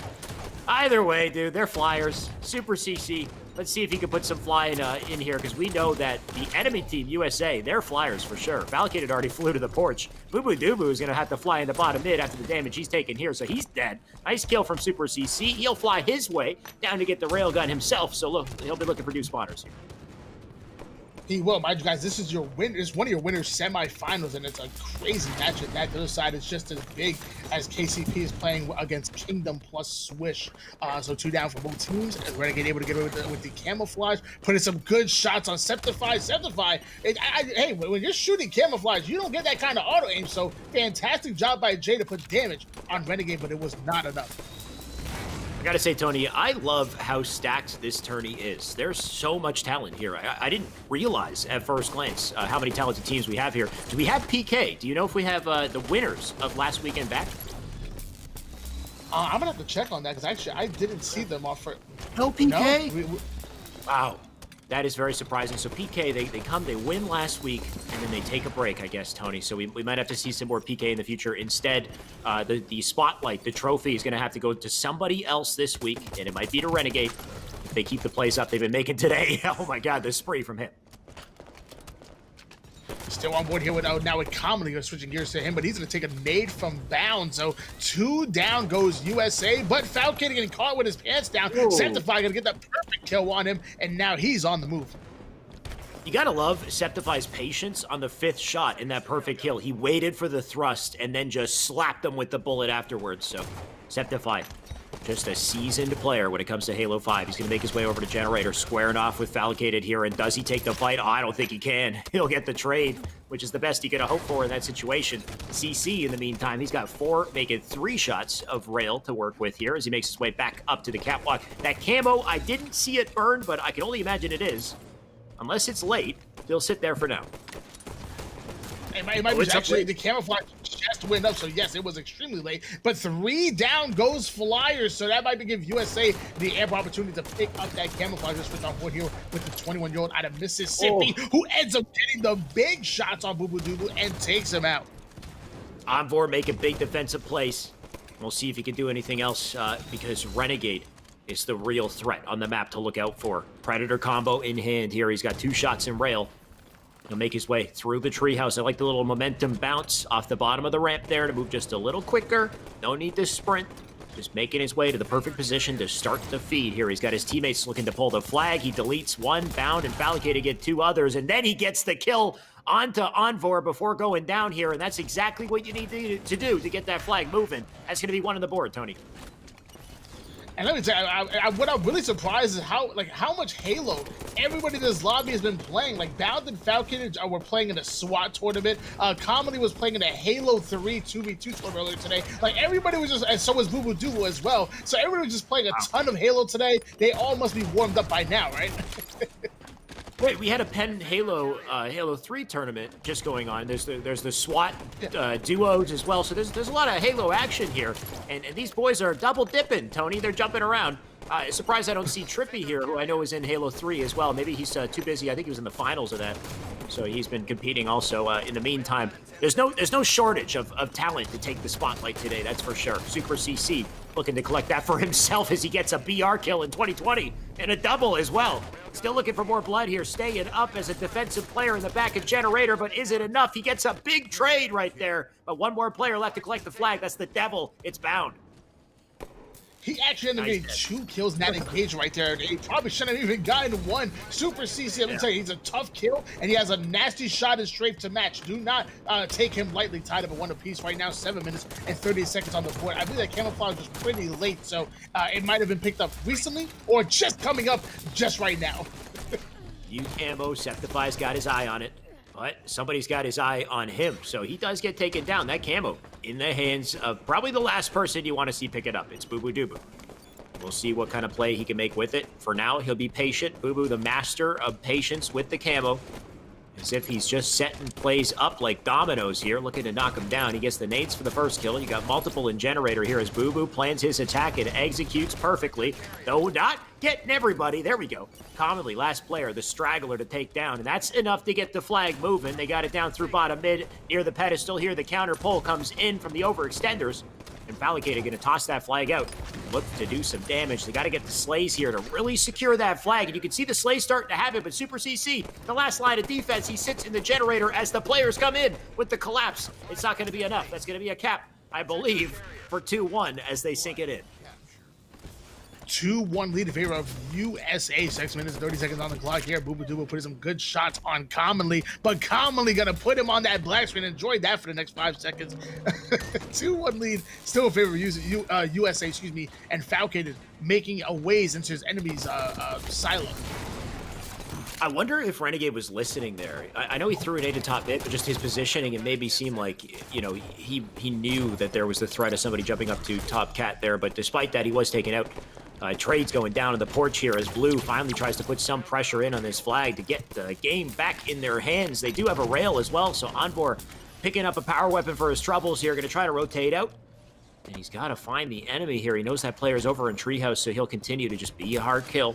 New camo going to be up in about 20 seconds as well, so that will be a threat. Envor just needs to... Oh, okay, he found his target. Picks up some ammo in the rail, so a nice full railgun as well. He needs to live here, but Fallicated takes him down. Fallicated going to keep the pressure up as Septify holds down the defense on the camo. We got a rail sitting down on the map to pick up. We got a camo coming up shortly, so quite the dilemma here to work with. And Septify, the resourceful play from Septify. He shoots the nade and gets a double and a spree and a camo for his efforts. Oh, he earned that camouflage. He 100% earned that camouflage. That was beautiful plays by Septify, and now he's going to use it. He has about 80% left of that. Going to make his way toward... Oh, just whiffing a jump. You got to watch a Shyway video. Come on. I don't know, no form of Shyway video would have given him the resource, you know, just the resourceful mind necessary to just lock onto that nade and shoot it with perfect timing and then get the spree and the camel. Like, there's no way I would have made that play, Tony. Septify, he can take all the spotlight for that one. That was huge.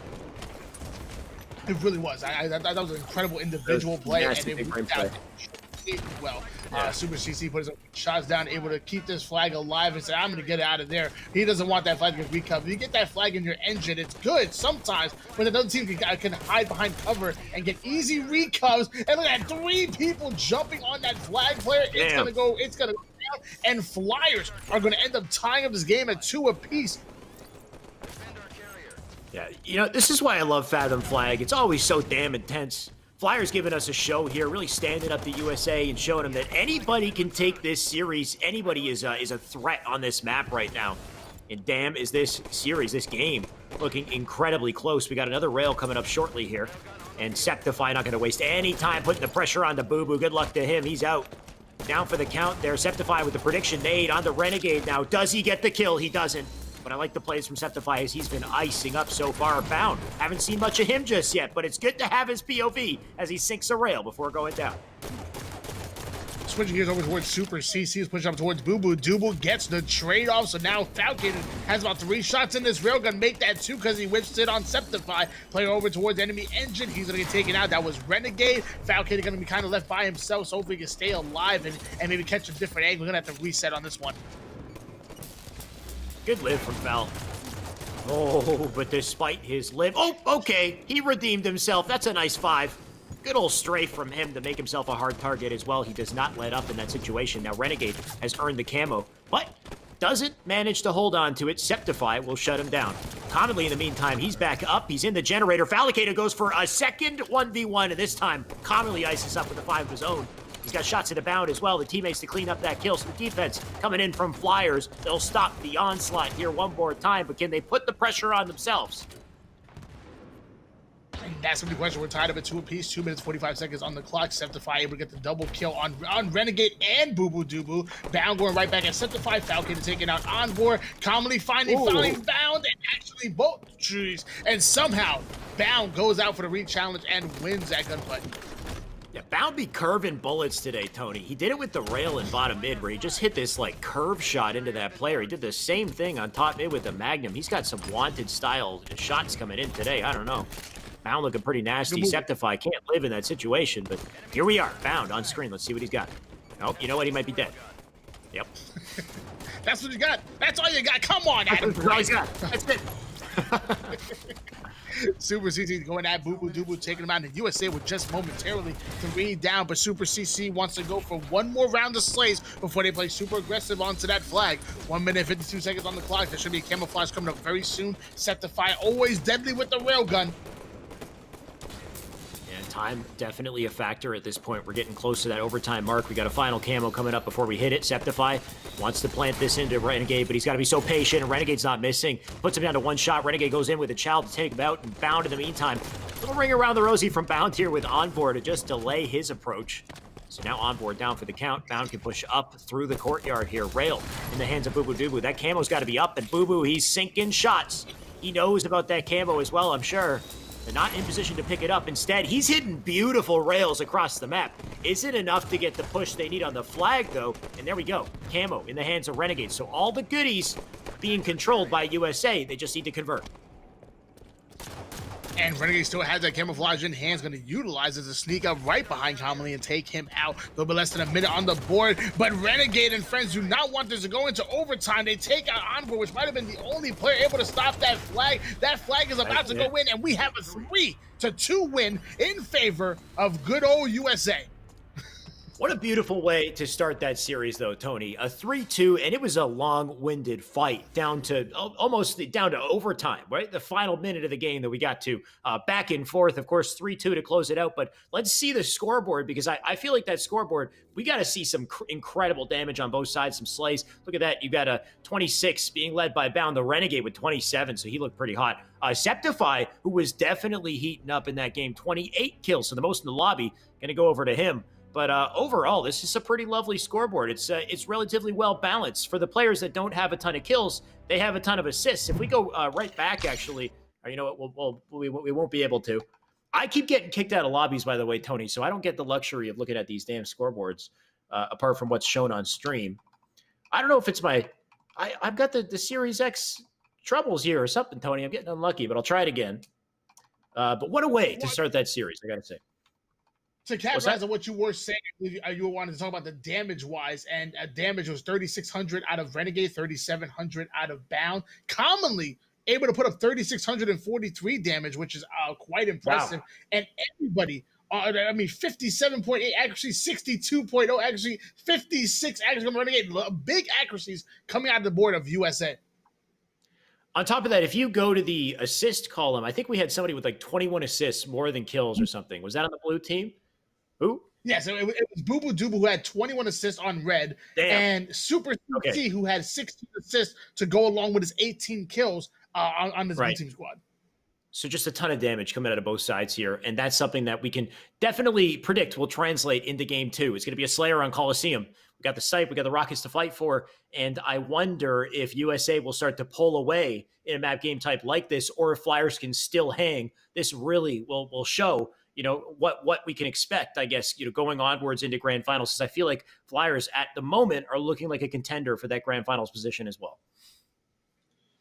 Yeah, I would agree. I think Flyers is playing excellent right now. I like this mix and mash of players that you have here. They're not on their respective teams. As we kind of alluded to before, we have 2 players from Falling Esports, 2 players from Flyers. So it's a nice little mix, but I like it. I do. This is a hell of a matchup. It's stacked on both sides. So definitely a pleasure to cast. Envoy, what was that opening? That was very interesting. I don't know if that was some sort of intentional launch off the side of the pedestal, or he just hit a weird thrust slide. But either way, Envoy, he does make his decision to go over to Elbow, and the opening kill goes to Super CC onto Renegade, which gives Envoy a free rocket launcher. Looks like they might be winning their fights on snipe as well. You can see 4-2 in the opening here. They're going to look to control that snipe, but somebody's making it difficult for him, and it's Bound. He's hanging out in the sneaky. Rocket launcher still in the hands of Envoy. He's not going to fire that because he would have killed his teammate right there, but he is going to take out Renegade, and 3 down goes USA. We have a nice little 1-kill lead in favor of Flyers. Let's see what else they got. Yeah, so far keeping it close. Septify, who was a nuisance last game, he's got the snipe now, and somehow he doesn't hit that shot. Gonna have to back down here, but Bound will chase. Bound getting tagged up, but not enough to kill him. So he will probably collect that snipe. Actually, 3 dead right there. So that snipe going to go back down. Envor going to stay up. He knows where the last guy is as he goes in with the slide for the chow, but that was such an unlucky spawn. Tony, did you see that? While he was sliding down the ramp, that player spawned in cave beside him. 11-9 lead in favor of Flyers right now. Boo Boo Doo able to put some good damage down. Falcon to finish off commonly. Renegade taking out Envor. Septify kind of by himself over towards Blue DMR, but he has a sniper rifle. Eventually, we're going to hop on board with him if he didn't die. Yeah, Septify is dead. So that snipe is down. I'm not sure where it landed. In the meantime, oh, you know what? I think they're looking for it here. You got Envor out bottom map. Boo Boo Doo knows exactly what to do to take him out. So now a 2-kill lead formed on the side of Red. Make it 4 as Renegade and Foul. But now we know where the snipe went. The snipe went in the hands of Renegade. I'm not sure if there's much left to work with here, but Renegade looking to plant those bullets into brains, I'm sure. And Boo Boo Doo with the DMR in hands, I know he's a fan of that weapon. Anybody who has a nice little long-range shot, they definitely want to use the DMR. But not only is it effective from long range by having that long red vertical range, it's also pretty darn good from close range. That 2-shot melee, it's deadly.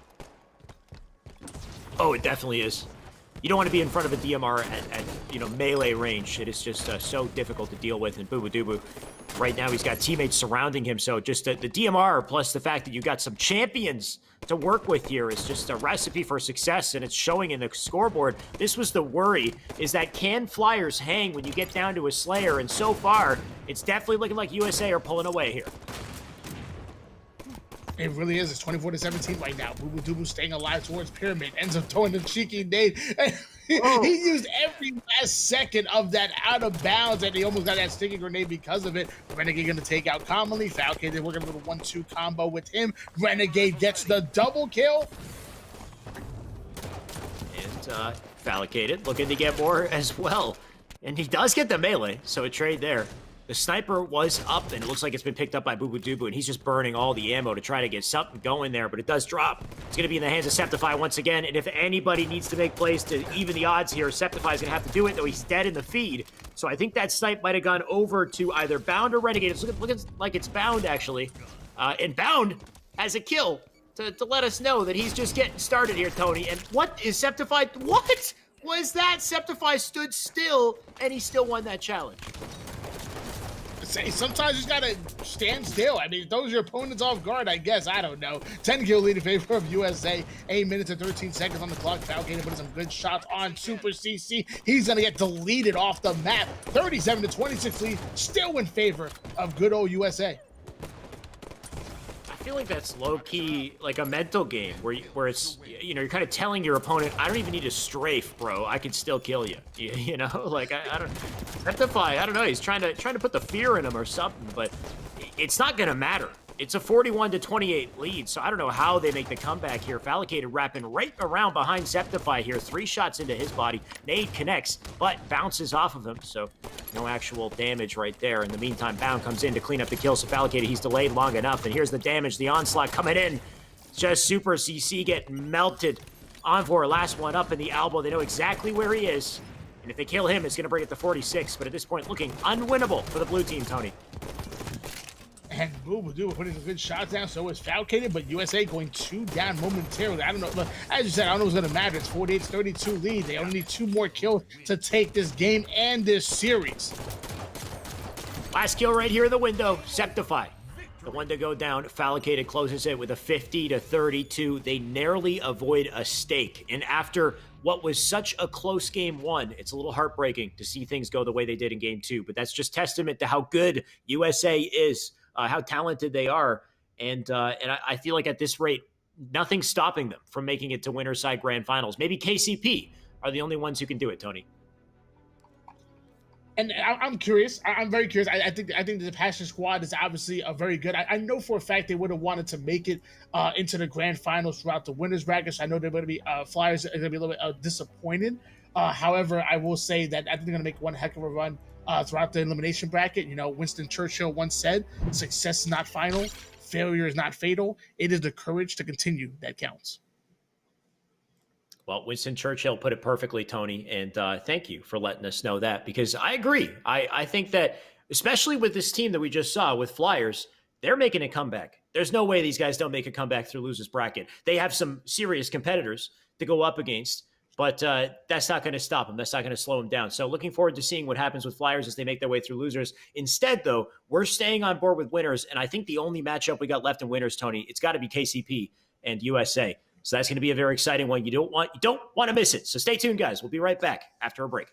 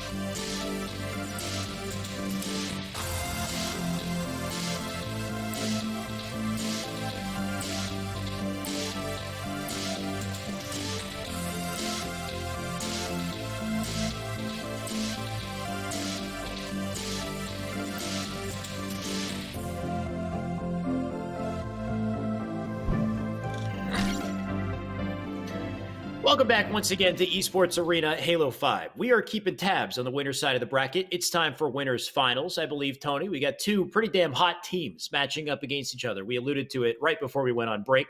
It's going to be KCP and it's going to be USA. These two teams, I think, are probably undoubtedly the strongest teams in the tournament. Unless somebody can come out of nowhere and take them down, I feel like it's between these two teams to decide, who's going to be the king, who's going to take the crown today. Tony, what do you think? Well, I mean, I believe you're actually, and you might be right. KCP might make it into the winners finals. However, they do have to advance past the semifinals, and they have to get past Kingdom, which is made up of Azrael, formerly El Halo Elite, Majin Bones, Swish, and Thin. Swish and Thin are actually subbing in for two Kingdom players. But I will say, I think KCP is the better team on paper, so there is a possibility we might see them in the winners finals. Well, let me also say my apologies because I didn't realize we had one more amazing team in this tournament over on winner side semis. So we do still have this matchup. Thank you, Tony, for letting me know. Like you said, it was Kingdom plus you got Swish. Swish is a member of Team Forces, and I got something in my eye, but this is a hell of a squad too. What's that? Actually, Swish and Forces split ways. Actually, they're actually no longer teaming together. Vetra and and a lot of changes happening. That was a quick change though, because Forces just formed. It's been what, like three, not even like a month, right? And then Swish just up and went. That's unfortunate, Tony. I don't know the details behind that, or if we want to talk about them now. But I wonder what that means for Swish as he transports himself over to this Kingdom roster. And I don't know if this is a permanent move or maybe they're trying things out or just a quick little fill-in because he posted a free agent tweet earlier this morning for specifically this tournament. But we're going to find out. And I will say, I liked it. I really like this Kingdom squad. They were doing really well in Season 1 and even did well in Season 2 of the Pro Series. Now the question is, how do they gel with Swish and Thin? Well, this series is a hell of a test because KCP, we know, are one of the top teams in the league right now. So if they can hang or even take down KCP, then damn, that would be one hell of a precedent to set. But I don't expect that to happen because KCP are looking pretty damn good today. Though starting the game, at least, Azrael and Majin Bones are getting some nice kills. And Bones actually sneaking up right behind this player. Manny actually putting some good shots on him, but Manny just being so creative and staying alive, working this window. Luckily, Kingdom actually collapsing on that player, so he's going to be deleted off of the map. And formerly El Halo Elite sneaking up top mid with a railgun. Oh, and hitting these shots too. Is it Azrael fell into a double? Apparently, he's got the rail as well with another player left in Generator, but instead he's going to opt to get the return, so massive team play for him. He does get that clutch flag return. He's going to stop that pull from happening, but for how much longer? The pressure's definitely on from KCP. Actually, you know what? Kingdom has a flag on the board. Tony, I missed a massive moment there because they already got a point to work with here. You know, I give you credit though, because you're going straight on the feed that you see right here. You're not even in the lobby right now, able to see two screens. So I give you credit. Swish putting out the double kill, then jumping right over as Soul Snipe, and 3 down goes KCP. Thin, really speeding things up. My Kingdom is looking daggone good. They're beating KCP on KCP's bread and butter CTF. Kingdom definitely putting in the hurt here. They're not letting up. Nice kill from Thin over on Porch. Shots at Italic as well, so he's really making this work. Living up in Generator, beating a huge pest. And that nade almost was beautiful by accident there. But not enough to get the kill. In the meantime, Majin Bones back on our screen. Going to fight for the rail here. Gets a big kill onto Druck. Manny with the chow to pick it up. But Majin Bones getting lit up from 2 angles there. He will get taken down. Rail in the meantime was transferred over to somebody. I believe Manny has it. And there you are. Up on top mid. Landing shots already. Takes down Azra. Or Azira. That's going to be a tough one for me, Tony. How do you say it? I'm going to go Azrael, and it's really tough for me because every time I see his name, I just associate El Halo Elite, so I just keep calling him El Halo Elite. Yeah, I mean, I could do that, or I could, what's his tag? I'll see his service tag in a second. Maybe we'll go, oh, you know what? It doesn't matter. That's a triple for Manny and a flag on the board right there. You know, well, we're talking about the semantics here. What really matters are the plays being made, and Manny's making huge ones. Defend our carrier. Absolutely, Manny. Oh my gosh, he actually gets taken now. So we have a 2v2 situation as Ravel can actually put some good shots on Talik. Bones able to come in for the cleanup. And Soul Snipe coming in. That return's coming in. Now we're going to find out if Kingdom can replicate this defensive plays in the offensive. And it looks like his service tag is even more confusing to read. Is it ED or it's Eddie or Edo? I don't know. It's Ed. It's just Ed. Okay. It looks like it's like 3 Ds or like there was O's in there or something. It was tripping me out. Either way, it's Druck now on our screen as he continues to play some defense here. And nice to see that KCP are forced to play so much defense in the early moments in this game, considering how confident they are when it comes to CTF. Just fighting from the back foot. Talik, though, hitting perfect shots with the light rifle, and they got that flag out. Looks like they will succeed and get that second cap. So KCP bringing it right back to home. And my God, Manny, he's looking for more as he's marathoning that flag. Beautiful shots coming in from Talik with the light rifle, earners of a killing spree and the distraction medal, if you will, because Soul Snipe getting that flag past the 50% portion of the map. Bones actually gonna take this railgun. Actually, that flag's gonna get recuffed in favor of Kingdom. And you know, it's funny because Bones has been a player in quite some time, but he recently changed his name to Majin Bones. I guess he's gone evil and he's working with Babidi from Dragon Ball Z, and he's gotten stronger because of it. I mean, he's looking good so far. He's got the camo, he's got the rail. The ultimate Predator combo right here. So let's see him get something started. Start with Soul Snipe. Perfect from him. Thin does get a kill as well. He spots Manny. Nade comes in, but unfortunate bounce on the nade. It's okay as long as he stays up here. He gets it. He has the pole. Spawner's over on elbow, and that's such a rough spawn to deal with. They take him out instantly.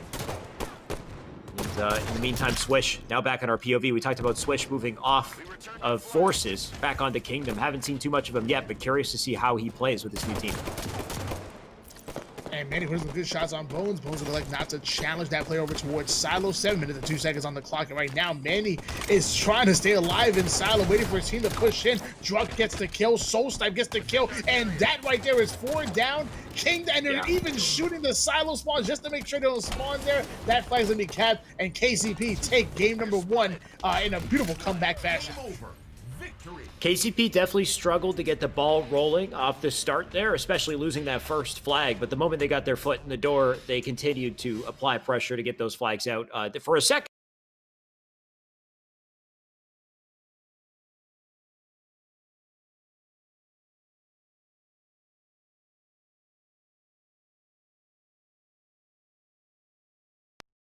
really close, especially with Majin Bones picking up 16 and 9, looking good on the feed.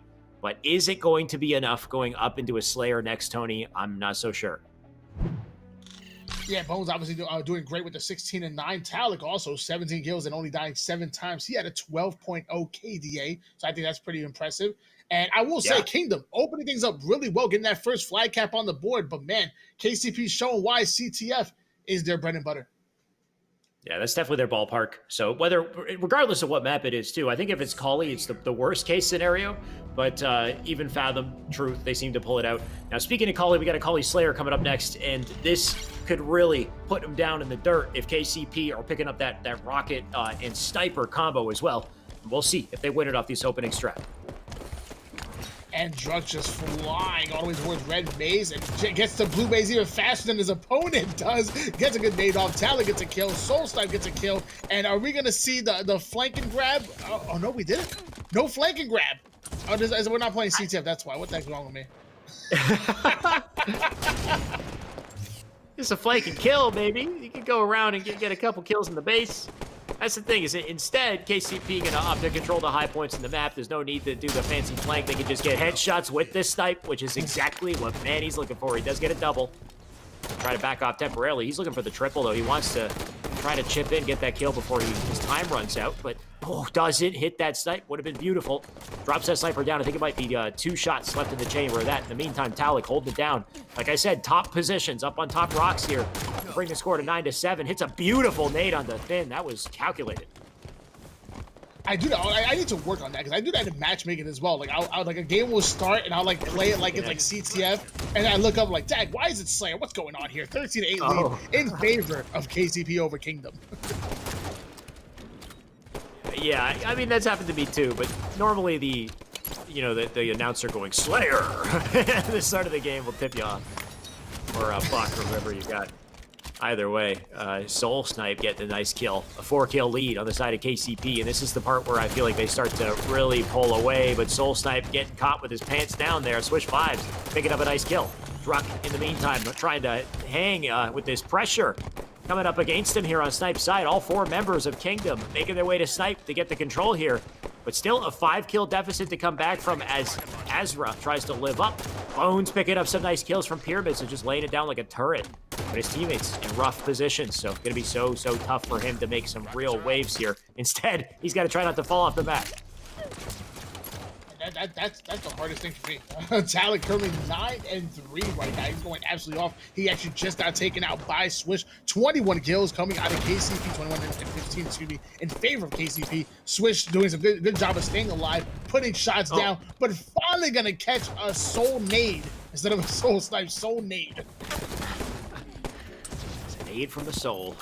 It's always the best. But I mean, anything at a Soul Snipe is damn accurate. That's the unfortunate reality for this blue team. Talik in the cave, he did everything he could to live there, but the pressure came in from multiple sides. Kingdom, or actually, let's say Azria. I can't with his name. Aziraphale still gonna try to live there. He does go down. Less of his POV I get to see, the better maybe, because it looks like Kingdom might be getting taken out with this game too at this rate here, Tony. He definitely might. I mean, as right now, KCP is playing lights out. The young man out of Orlando, Florida has the snipe rifle, puts it to the body of Finn right there. They have a 9-kill lead. Another body shot coming in from Manny, and I don't know how that one didn't hit. That looked too good. Yeah. That definitely looked like a hit. That went right through his chest plate. But, all right, spectator mode, you know, whatever you're going to give us. You give us a 5-shot from Talik. That one worked. Talik going to get a... Oh, not quite. The double gets stolen from Soul Snipe and can't get that second pick up on the snipe ramp. Doesn't really matter, though. I don't think so, because Soul Snipe now has a sniper. They got a 9-kill lead, and he seems to know exactly where those spawns are. He's already putting the line up on them. Just needs to set that reticle up once again. You can see he's lost 2 of his teammates here, but it doesn't stop him from going right up into the enemy's face. He's hitting beautiful no-scopes. Almost lands a dirty double, but for now he's out. And KTV setting up a beautiful 2-0 series right now as they have a beautiful lead, 36-28 lead in favor of them. Manny taking out Aziraphale off a screen. Thin trying to do everything he can to get the flank and stay alive over on Blue Elbow. Put the long-range shots down. Long-range shots, but can he dance on the elbow? Looks like he can't hang. Swish in the meantime, can he escape with the rockets? Nope, he cannot. That's because KCP are just, they're looking so damn accurate, Tony. They're flying from above. They're hitting their shots from all directions here. Talik dropping out of the bottom of the map, probably not where you want to be.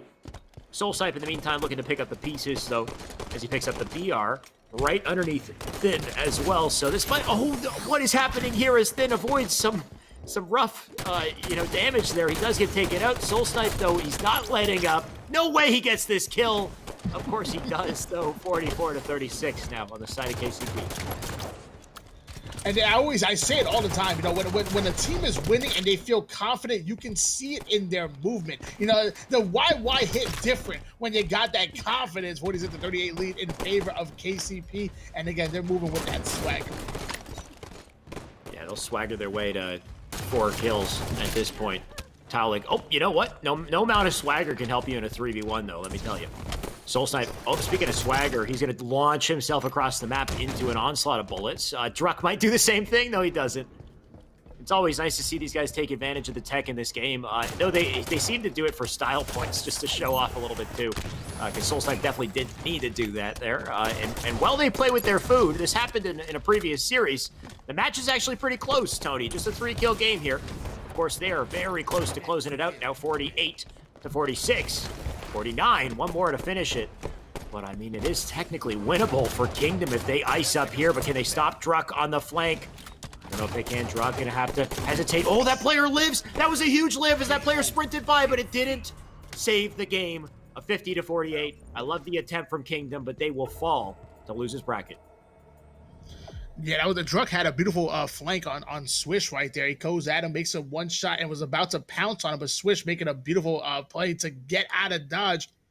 and allow his other two teammates to come in, put those shots down. Beautiful plays by KCP. And you said there's no amount of swagger that can stop a 3v1, but I think you forgot about what Monster's bringing to the table, man. Let me tell you, if you win that Monster Care Package giveaway, you're going to get that swagger that you need to take 3v1 situations. In fact, I'll take it one further. You'll be winning 4v1 situations. So make sure you type exclamation point giveaway in there. I know you like that segue, Alex. That was kind of forced, but it was kind of forced. I don't know. When you say it's forced, you ruin it, Tony. I think it was beautiful. It slid right in perfectly. We'll show off these monsters. These are special monster cans. They got ×2 XP. So when you win this, you don't just win energy to take down 3v1 with a swagger, says Tony. Apparently, the energy in these cans are going to give you 3v1 powers. So I got to drink more of these. Look at Tony showing it off. Look at this beautiful man with the can. So not only that, you get ×2 XP for Halo Infinite the moment it comes out. So make sure you hold on to those cans, hold on to the receipt that comes in that giveaway. But type !giveaway in the chat to get yourselves in that monster giveaway. The backpack as well. So some swagger, just down to looks and in game. A lot to work with right there, of course. But that's it for that series, Tony. And I lied about it last time, but this time for sure, all that's left is winners finals on the winners bracket. So we will have KCP going up against USA when we come back from the break. Stay tuned.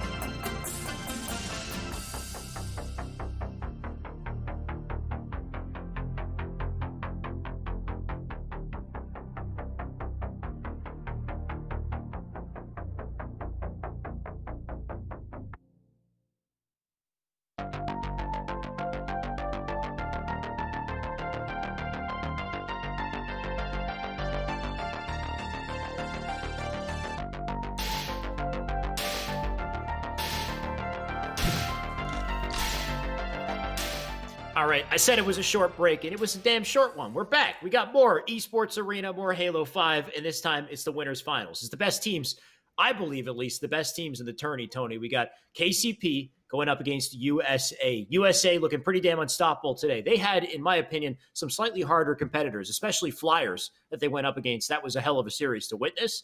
But now it's KCP who's going to take them on. And if anybody could beat them, I think it's them.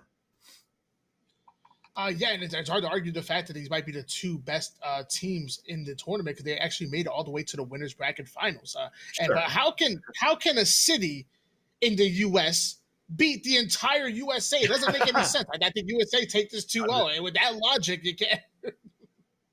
With that logic, they're unstoppable. I mean, the USA just outnumbers them by such a massive margin. There's no way. So why even watch the series, Tony? I'm pretty sure we know the. No, I'm kidding. I would like to see I would like to see KCP upset this team with game one. Because I think if there's any moment where KCP is really going to, be the star of the show and really start explosively, it's going to be in a CTF. And this series is starting with a truth CTF, Tony. We're about to load into this. So I think KCP, I would give them the edge, actually, for this opening match. And I'm curious to see how the series develops from there. And my question is, so if KCP can somehow steal game number 1, which is a CTF, and then we'll even say, we'll say that USA takes game number 2, Slayer, it goes into strongholds, and we've seen that be the Achilles heel of this USA squad. The only game we saw them lose on stream was a strongholds game. So I think there's something to be said about that, and that was to CL, which arguably isn't as good at strongholds as KCP. You're right. Anything but CTF, I don't know if KCP can hang. But, I mean, I've seen KCP also make it to grand finals of the Pro Series tournament. So, who knows? They're definitely capable of some massive, top placings. But the players that they're going up against are champions themselves. Though these champions don't typically play together in this composition. So, this is all I can say, Tony, is this is going to be one hell of a series, regardless of how it shakes up. Renegade, he's the one on our screen looking to make some plays to get started here. But because he went down, that actually is going to be an early flag on the side of KCP. KCP have a 1-0 lead right now, 11 minutes and 12 seconds on the clock. It literally took them only 40 seconds to put the first flag cap on the board. Talik dropping a double kill. Solstice blocking off these car spawns, and they're already watching the cutoffs. I think one player for USA snuck in and has a flagpole. However, KCP playing so daggone efficient. Yeah, this is what I was worried about, with KCP up against USA, is they are so good at CTF. And to get a CTF to start the series, that's everything KCP can hope for, especially considering it's a best-of-3 series. They would only have to take one more game after this. And it's looking like they're going to get a second flag on the board in a second here. That return does go through. Druck, with no opposition in front of him, he can plant that one in for free. And you can see they even wanted another pull there. They had Talik in the red base, but Talik going to get deleted. Druck as well, down for the count. So finally, USA going to try to push up into the base. You can see Falcon had already made those strides. Shots at Italic as well. Gets him down to one bullet. Bubu Dubu does finish him off. Is this enough to get a pull out? You can see USA with the advantage on the base right now. Yeah, Bubu Dubu able to get a beautiful double kill, but Druck coming back at it with a double kill of his own. Falcon taking out Solstice, but he's going to get hunted down by Talik. 2-0 lead in favor of KCP, and they're defending their base extremely well. KCP, they're great on the offense, great on the defense. Damn it, they fast off the rip here, but Bubu Dubu with a spree. He's looking to slow them down, trying to shut down these boys. Gonna stay up on top car, knows Talik's below him. I like the shots to keep Talik in his place. Talik gonna have to sit down by the lift. Bubu going for the chase, and you know what? That might reverse the tides. Bubu dropping down to car 1. Talik almost jumps back up. Talik milking his life long enough to take down Bubu, so that's one way to dethrone a king right there, is to just wait and play patiently, and now Talik reaping the benefits. And that was a momentary 4 down for USA, which allowed KCP to push up into the enemy team's base. We have Talik putting some good shots down, staying alive, about to maybe nade his teammate a little bit there. That's friendly. Talik going back and Falcon. That flag is on move, and Talik gets the double kill. What's going on? Oh, he almost did. A bunch of booties falling in his face, Tony, is what was going on. All I saw were Spartan butts, and he was just punching them. And somehow he didn't get the double. Bound just with the shenanigans of that strafe, he managed to stop him. But is it enough to save the game? I don't think so. That is a 3-0 on the side of KCP for game 1. The worry became a reality, Tony. KCP, they are masters of CTF. Wow. I cannot believe what I just saw there. KCP 3-0ing a team like USA in 3 minutes and 29 seconds. That was disrespectful, if you ask me. Talik dropping 10 kills, only dying 5 times, putting 1,300 damage, which I don't even know how you do that in 3 minutes. How do you find the time? It's wild. I'm not sure. It might have had something to do with the just obscenely long fight with Bubu Dubu between top and bottom car when they were putting shots in each other and then just continuing to wrap around until Talik made it under the base, and he had some nice plays as well, putting in damage with melees and shots to get the distraction that led to the third flag cap to close the game. Now, KCP, they ice up when it comes to flag. They're well coordinated and they're fast too. They can get in the base and get scrappy pulls. But what can they do when it comes to Slayer? What can they do when it comes to Strongholds, Tony, which you alluded to earlier, is I believe we'd be jumping into a Slayer next, but it could be a Strongholds to round out the series. And this is an area where USA could start to dominate, could start to come back here. So I think we still got quite the series on our hands, Tony. I think we do. I mean, obviously, this USA squad is lights out. They play strong. They have the firepower. So let's see what they do in this Slayer. But not gonna happen. Looks like they lost. Actually, KCP takes it. To -1. A little anticlimactic, but sometimes that's how the cookie crumbles with Halo 5. What can I say? No, so they'll reset that, and we'll see with Slayer. That's the thing, because Slayer is where I feel like this USA squad is going to start to pull away, especially if they get the sniper, if they get the camo, and the shoddy as well. You got so many goodies to work with here. So many goodies indeed, but I want to see both of these teams fighting for that camouflage. And even though the sniper rifle is an incredible power weapon, I think it can be neutralized by the camouflage. So if I had to put a ranking on it, I would say camouflage may be a little bit more important. But don't forget about that sniper, because I promise you have it in the hands like Renegade or Taulik or almost anybody in this lobby, they're going to make some daggone plays.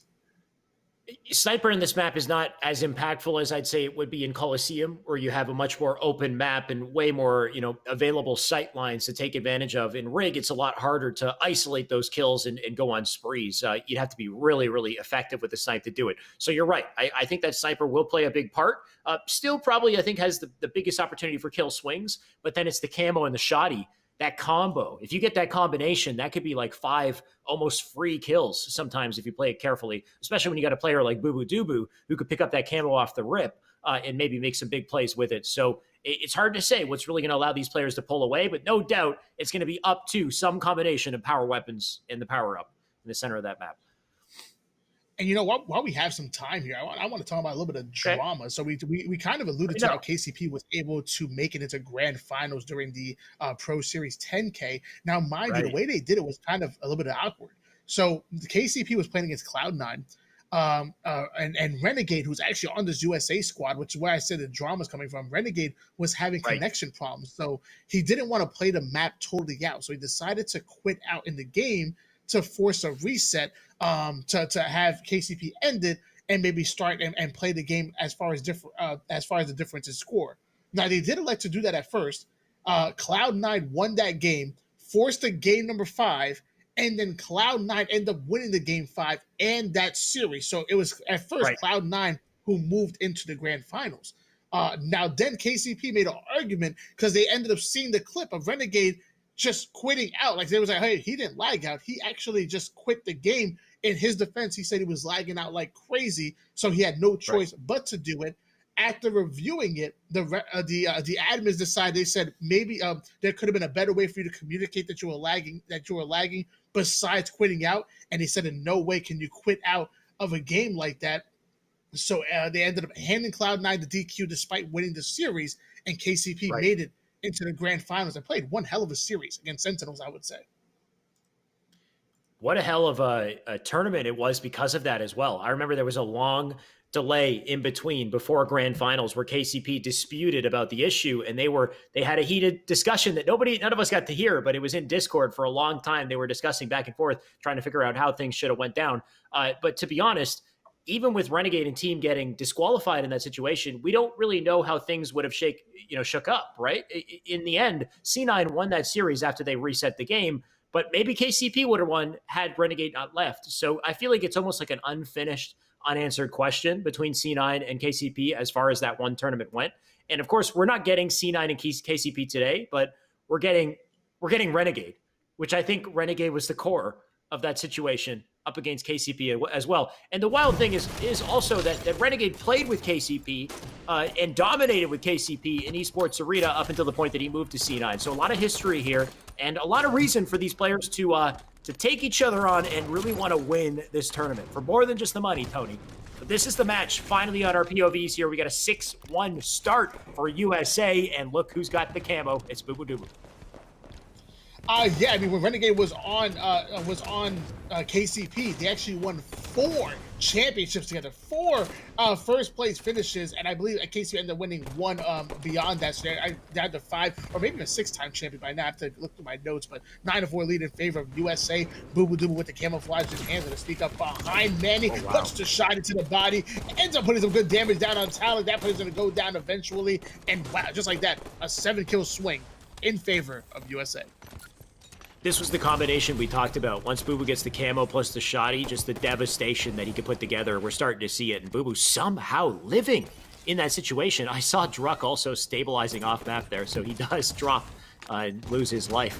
That will be a self-destruction, and that makes it a 12-3 to start the game. So it's just an overwhelming scoreline to kick things off here as Boo Boo lights up Manny across the map. Last shotty shot goes into Talik, but not enough to get the kill. Talik does clean him up, so Boo Boo finally down for the count. And now on board with Soul Snipe, making his way off of spawn here. And he basically over towards Tower 2, showing off the schmoves right there, and we're able to take it out indeed. Renegade with a good shot on Talik, his former teammate, forcing him to back down. Talik jumping back with the ego challenge, and still a 10-kill lead in favor of USA, despite KCP coming back at the squad. Yeah, they're holding on to that 10 kills.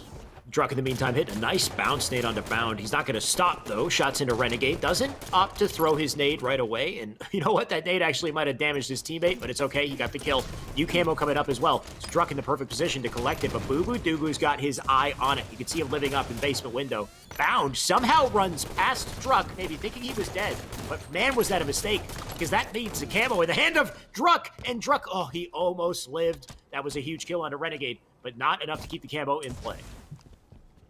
21-14 lead in favor of KCP on board with here with in favor of USA, excuse me, on top of KCP. Talik actually is doing a great job of controlling Tower 2, going to push in towards yellow corner, ends up almost getting the finish off kill on Renegade. He's going to allow Manny to get that damage down and runs into a shotgun. I swear, Boo Boo, he must be timing that scatter shot. Ain't no way he hopped on it right in time. He's timing it.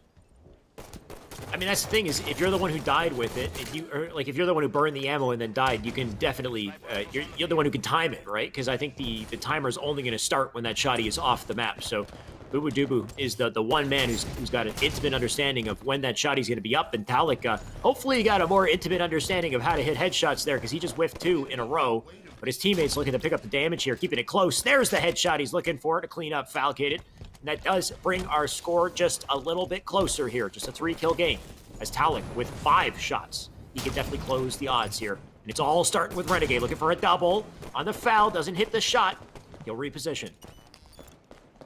I'm just trying to find a lucky young lady that that I can instantly understand the same way that Boo Boo Doo Boo has that understanding with the scatter shot. 28-25 lead in favor of USA. However, KCP has the sniper rifle when they have 3 shots, so who knows? Maybe they can change the ties, if you will, with the sniper rifle. And not if that sniper drops, like it did. Bound, in the meantime, just hitting all his spring jumps, of course, as usual. He's going to make his way across the tower wall, gets an opening kill onto Druck. Shots into Manny, being effective in his position as well, but not good enough to stop Soul Snipe, who drops down from above. That new camo should be up very shortly as well, so Falcade looking to stop these new spawners from getting any strides on the map here. And Manny, nice time to tune into his POV, getting a free back smack, a free camo for his efforts, and now he does escape. So this is a big opening for KCP to even the odds here. And if you're currently down by 5 kills, you have the camouflage in hands, you must feel confident, because you can easily make a 5-kill, I wouldn't say easy, but you can make a swing with this camouflage in hands. As you're going to see him sneak up right behind Falcated and steal his scatter shot. 4 kills down.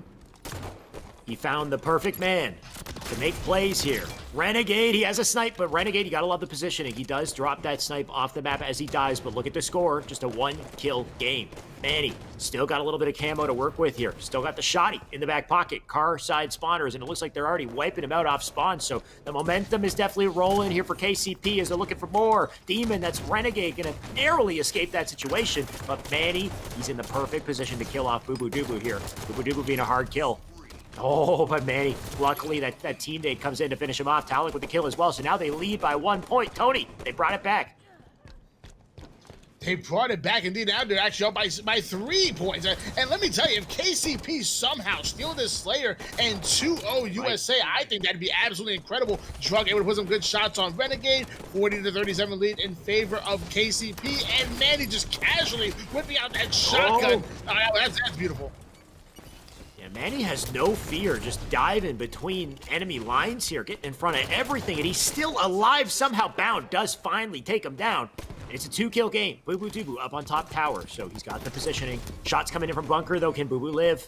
I like that he gets a nade hit marker as well, so he does know where that enemy is. That enemy will likely reposition. They're now up on top tower. Boo Boo trying to stay up, but he gets melted. The force that is KCP is not letting up Tony and Talik in the feed. He's got a sniper. Talik, if anybody's going to clutch it, it's going to be him, because it's now 46-39. I think this is over, Tony. It just might be right. They only need 3 more kills. Talik has a 4-shot sniper rifle and it just earned a killing spree. 6-kill lead in favor of KCP. Can Talik end the 22-year-old out of Houston, Texas? I think he's going to end this game right here, right now. That camo is up, and I think there's a brawl for it in the bottom of the map. Not sure if it's ended in some sort of a burn, and doesn't matter, though, because Talik, he's looking to close the game here. Another sniper. Oh, he isn't the one to do it, but Druck will finish that game. It's a 50-44. KCP, despite being in a losing position for half that game, they clutched up with the camo and the power-ups, and now they've taken the series 2-0 and solidified their position in Winterside Grand Finals. And that's what's absolutely insane to me. KCP is getting better before our very eyes. We already knew they were an amazing objective team, but we almost kind of questioned them how they can do on Slayer. You know, not only did they were able to manhandle that CTF, but then they come in and Slayer, despite being on their back foot, coming back, stealing that game. Wow, this might be KCP saying, hey, we're back. They definitely are. The one thing to note between these two teams here is KCP is a unit, right? KCP is a team of 4 that are used to playing together. They got second place in Pro Series. This is no slouch of a team. This is a top team right here after earning the positions that they've earned. Whereas on the other side, we've got champion level players, top tier players, of course, Renegade, Boo Boo, Bound, and Fallicated, but all 4 of these players don't typically play together in this composition, right? You got Renegade, who's normally in C9. You've got Bound, Boo Boo, Fallicated. Those 3 actually do play together. So I guess that's inconceivable with a +1. So it's the swap out of Saiyan and Renegade. And I guess for whatever reason, there's some sort of a weak point here that KCP seem to be taking advantage of, Tony. I don't know what it is, but KCP, they're going to make it to Winterside Grand Finals. And that's wild, because that means that we have a God squad that has to fight through losers bracket. Yeah, we're still waiting for the losers bracket to kind of work its way out. Fire and Ice going up against the 4 Motherland. The winner of that's going to be playing up against the CL Nasty Bullet. I know Flyers and Rebel going at it. Kingdom plus Swish is still there. So a lot to go as far as this elimination bracket. And man, you know, it's crazy because you don't see Frosty on the bracket. You're like, oh man, you know, maybe he's taking a break. You know, where's the talent? And then you really dig into the teams and you dig into the roster. You're like, whoa, there's some really good squads here. That's the beauty with Esports Arena is you never really know until we get on the broadcast and we start to see the teams unravel. And it's just like a surprises one after another, right, Tony? Like we see a good team, we think there's no more good teams, and then all of a sudden you get KCP. All of a sudden you get Kingdom plus Swish. So this losers bracket is stacked. You don't want to miss the matchups on loser's side because it's going to get heated as we find out who makes it over to loser's side grand finals. We'll find that out after the break, so don't go anywhere. We'll be right back with loser's bracket.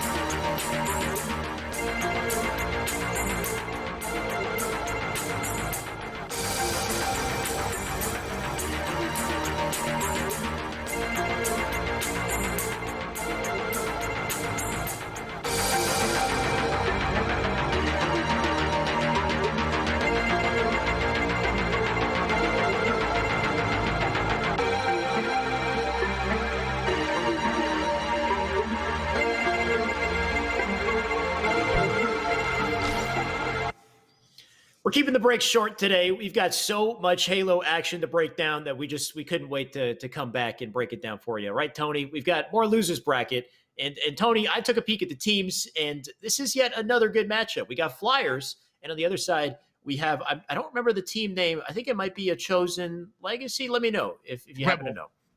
Rebel, okay.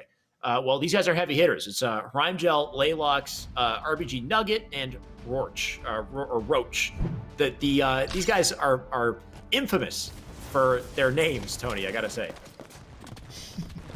Being some of the hardest names to pronounce, in my opinion, as Envoy sneaks in and takes and the Overshield almost uncontested. It's a couple of names, but now he has a full Overshield. Gonna challenge this play over, and I think it's Want. Okay, that's a good service tag name. Yeah, we can work with that. We can work with Envor's OS combo on the Bend here, as he does get that nice opening capture on Blue Bend. In the meantime, he'll make his way back over to Red Nest here. You can see 3 players of Red going to be controlling that. But Envor doesn't matter to him. He seems to be putting shots into both sides here. Going to have to back down temporarily, though, and link up with the mates. And so I'm here with Envor, the young man out of Mississippi. He had the Overshield playing his life, putting some good shots down. But there's still an 8-0 lead in favor of Rebel. So Flyers need to get these slays and get these caps. They're going to try to do just that. Envor making his way up the top cat here. Going to try to finish off that one shot, but unsuccessful. You can see there we go. Commonly Flies does manage to take that kill. Envor now making the rotation up through tower here, looking for an opportunity to finish off Roach, and he does just that. Still, they're holding on to 2 caps, though. Rebel doing a great job off the rip here, but finally Flyers does manage to get top cat, Blue Bend control, and now they're lighting up spawns here. Envor putting in so much damage, but he does get taken down. So now Rebel going to try to move back up on the map here. It was a really good macro play for him to play so heavy on Red Plat and put those shots down, but he ended up getting taken out regardless. But I mean, good damage either way. Rebel actually working their way towards Blue Bend, trying to put that second cap back on the board. 17-8 lead in favor of Rebel, and they are back in the 2 cap. Yeah, they are. They are really giving Flyers a hard time, and this is something we've seen with Flyers. Time and time again, is they do tend to struggle sometimes with teams that I would consider to be, lower ranked than they are. But it's not over, of course. We just got started here, and that's a trip cap as I say that. Though I don't quite understand the intention with that rocket from Commonly. It's okay, though. He's still got one more to burn. He does it right in the back of Roach, and there you go. There's the kill he was looking for. So they'll hold on to that trip cap, and it looks like the lead will be in their favor very shortly. We're gonna give Commonly a little bit of a break. I know he's just coming off of Halo 3, the MCC 2v2 tournament. I believe he was teaming with Hunter JJX, I believe. I could be wrong on that one, though. 9 minutes, 25 seconds on the clock here. Commonly with the battle rifle in hand. See, that's what he's more comfortable with. He's been using the BR all day. He needed a battle rifle. Yeah, but unfortunately in Halo 5, the BR is not as good as the Magnum, and the Magnum lights him up and takes him down. So Super CC now in our POV instead, and he's got the Magnum. He's not going to try with the BR, because he knows the BR has been updated, and it's just kind of suffered in those updates. Either way, double cap in their favor still as he makes his way over to Red Nest. Shots into Laylox here as they duke it out on Red Nest. He does take that kill, but he will go down. So unable to cap it for now, but they still hold on. Septify with the Spider-Man plays here, making his way in and out of these gunfights. No idea how he lived there. I'm kind of questioning it myself, but he's over here taking Red Nest. He's past the 50% point. If he wins this individual battle, he's going to get it, and he takes down Hermigel. Beautiful plays by him and Envor going after Laylox. 45-24 lead in favor of Flyers. I swear for a second I thought you were going to say Hermione. Just takes out, Hermione Granger from Harry Potter. No. I don't know, man. These names are weird. I like that I could read Nugget. Nugget's a nice, easy one. But Rhymegel gets the double. That's what I'm going to be calling him. He gets the triple, maybe. He got the Protector medal. It looks. Oh, no, he did get the triple. The triple just flashed on screen for a fraction of a second there. So just let us know barely. And he is pulling these plays off. You got the rockets up as well. The new camo and new OS coming up here. So all the damage coming in from Rebel as they look to control these items. Might as well call him Mr. Granger because he's making magic happen right now. He's looking like a Harry Potter character as Nugget able to get away with that Overshield. Now working his way towards Blue Bend. Or I guess that makes sense because he's a mister. So anyway, sorry. Yes, he is. I'm not gonna call him Miss Granger. You know what? Why not? Let's call him Miss Granger. I mean, in the end of the day, he is who he is, and it's confusing who he is what I'll say. So if he ends up being Miss Granger as a result, that's his fault. I don't know. Either way, this is the thing: is that we have to say these names for now, but we might not have to say them much longer if Flyers, does their job here and ices up and conquers. Because so far they got 60 points and count.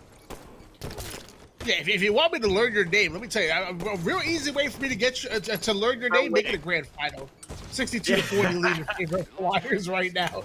Laylock sneaking right behind that player. That's going to be Commonly, putting some good shots down, pre-aiming as well. I like that Spice kid. I'm telling you, that's a darn good one.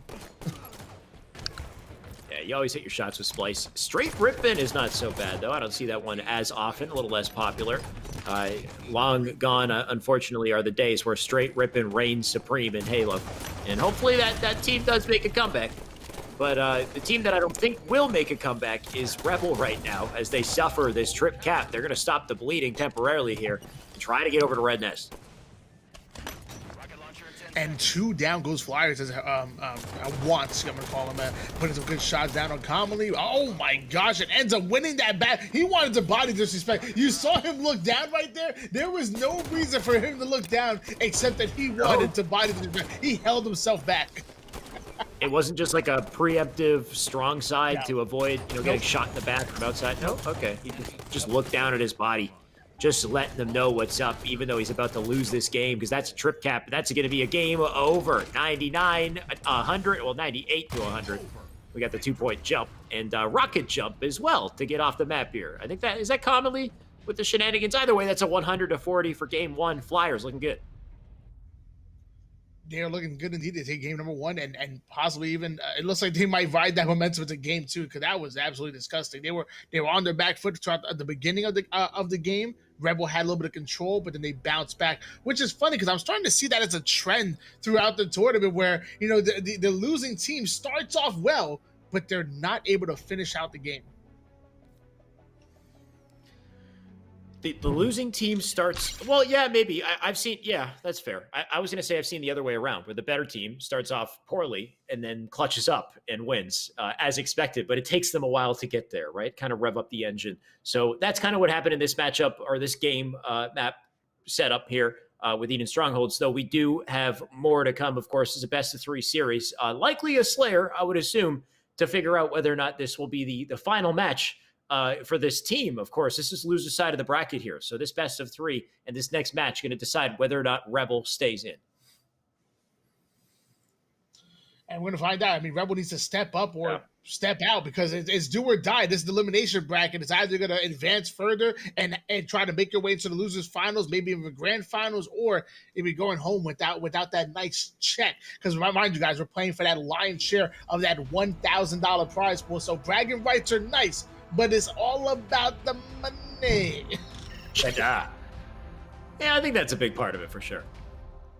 If any team is going to make it to that losers finals to contend against that USA team, I think Flyers is going to be the team to do it, assuming they play up to the level that I know they're capable of. And so far, so good.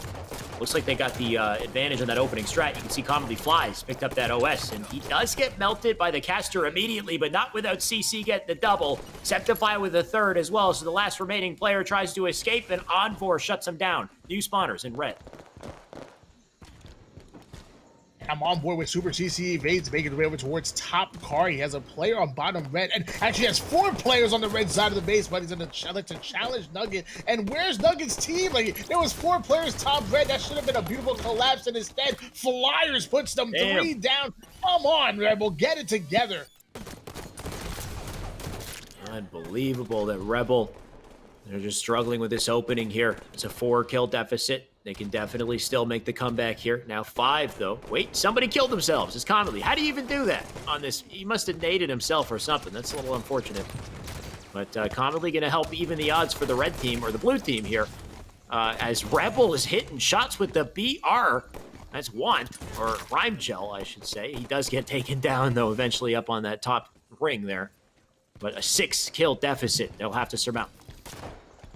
Yeah, and God help me observe. If you go on him one more time, I'm gonna flip out. No, don't you stop going on him. I can't pronounce his name. Calmly gets taken out by Nugget. I don't even have to say his name. That's the thing. Is like we don't necessarily have to say it, but I just feel like I need to try to say it every time, and then I need to sound stupid every time it happens. Same with Roach. Roach is gonna get a nice little melee there. Rorsch? Oh yeah, Rorsch. At one point, somebody said Roach in the chat, and I just ran with it. But Rorsch, we could go with that. 8-kill deficit still. Yeah. I think I trolled on that one, and you kind of went with it Maybe. on board here with Encore did. instead. Good shots on Rush, excuse me. But and he's one shot, ends up almost staying alive, but not if Super CC comes in. However, he did distract Flyers enough for his teammate to grab the overshield, so that's going to be very important. And that is a POV I'm happy to jump on. It's Nugget. And he might get stuck and taken out in a second, though. It looks like he does narrowly avoid it. So good kill on the Super CC. Despite that, they still got quite the deficit to come back from. You can see there was a player up on top mid here. Actually, no, on pink side, the entire enemy team seems to be. So Nugget gonna wrap around through blue base, putting shots into Super CC, but just gets melted. These guys are shooting perfectly, Tony. They really are. They actually just momentarily put Rebel 2 down right there. So 11-kill lead in favor of Flyers. Envor making his way over towards top mid. This is where you want to be. Putting shots on one player, forcing him to back down. Putting shots on Nugget. He's going to back down as well. Just being an absolute nuisance and a turret. Yeah, Envor is always the man for the job when it comes to just putting in raw damage. You can see Laylox just directly above him. I wonder if they hear each other. Laylox does it, that's for sure. He does get melee. Nugget, the next prey here, does get taken down. Or, sorry, Envor does get taken down. Getting overwhelmed by pressure. CC a little overwhelmed as well, but I like the positioning from him as he plays it slow. Doing the exact same type of sneak attack we just saw from Envor seconds ago. This time onto Laylox, a big kill from CC. And now an 8-kill lead as they continue to hold on. And a new OS coming up short. 29-22 lead in favor of Flyers right now. 8 minutes 10 seconds out on the clock. Nugget able to take out Septify on board with Mr. Want. Putting some good shots on Super CC from across the map. Laylock's going to get the collapse. Commonly going to take him out. Bodies are hitting the floor. Drowning Pool would be proud. Yeah, is it enough though, right? Bodies hitting the floor only really for the blue team. And I don't see how they make any form of a comeback here. It's going to be up to this OS, but it's looking like this OS is going to be in the hands of Flyers as well. And it is. That Super CC that picks it up. You got Want just stuck in the bottom of the map and the needles there. Commonly actually getting a little distracted by it, so he does get taken down. The remaining 2 members here of Rebel going to try to get through that tunnel, but Super CC waits on the other side, so good luck with that shell. Might be in for a bruise in here. The melee coming in from CC, looking for a 5-shot. He hits 6 instead. That's a nice little last shot double kill from him. And that does bring that kill, that deficit, let's say, to now 10. 39-29 here. Back on board here with Juan making his way towards top mid, and yeah, they're playing lights out. Flyers are shooting extremely well. They're staying alive. They're playing smart. This is a recipe for success. I don't know if this is the permanent Flyers roster, but the way they're playing right now, they might want to stick together. They are looking pretty damn good, but is their competition the best, like I guess, example of whether or not they are a top team? That's the thing. Is Flyers. Time and time again with their different roster, they'd have to go up against Pro Series teams. And right now, I'm not sure if Rebel fits the bill because Rebel is just getting bodied left and right. And there you go. Laylock's dropping. Last remaining player going to try to fight for the caster here as his teammates spawn up behind him. And Septify, no problem playing patient here. Just waiting. And then he gets to pounce on the opponents below. So now a 3 kills remaining here. Make it 2 in just a second. To close out this game now, 48-35, as Flyers not only will be closing this game, but the series. Just 2 more kills to do it. Commonly, my God, the aggression from Commonly. I like that challenge. I thought that was a big challenge. However, Onward coming right back at him and going to make him pay. 49-36 lead in favor of Flyers. Septify coming in, Commonly getting the kill, and that's going to be a win for the game and the series in favor of Flyers. My gosh, incredible win. They're going to advance forward into your elimination bracket. Flyers looking pretty damn good.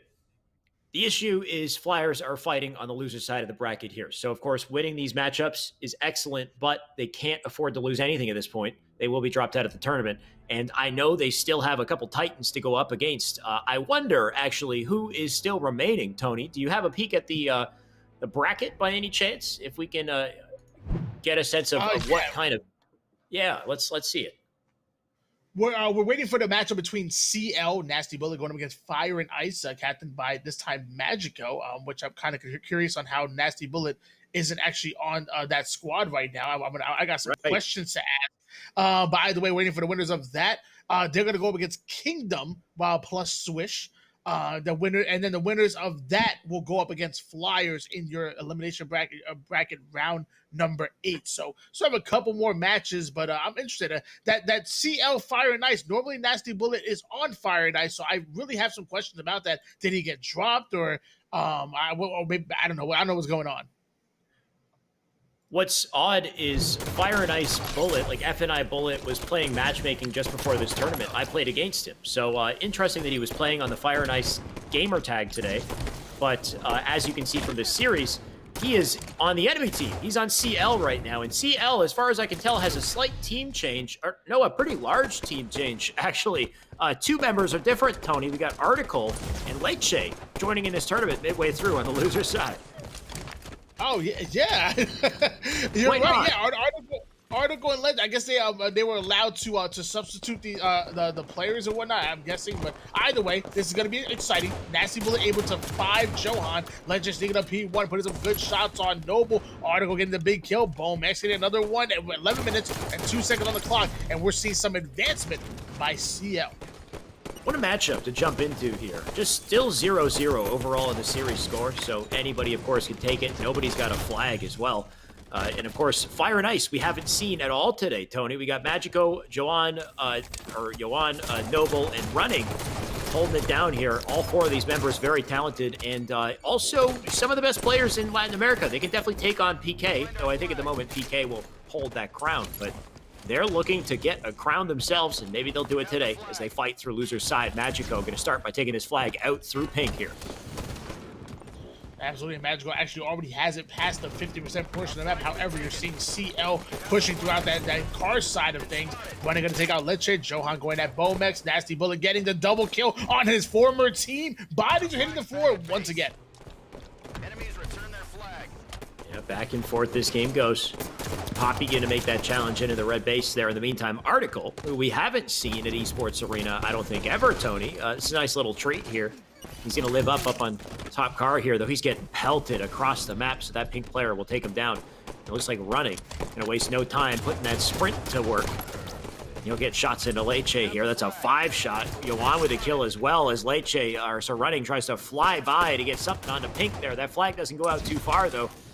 Article getting some great defense in. He'll try to collect the return there. In the meantime, Noble with a flank.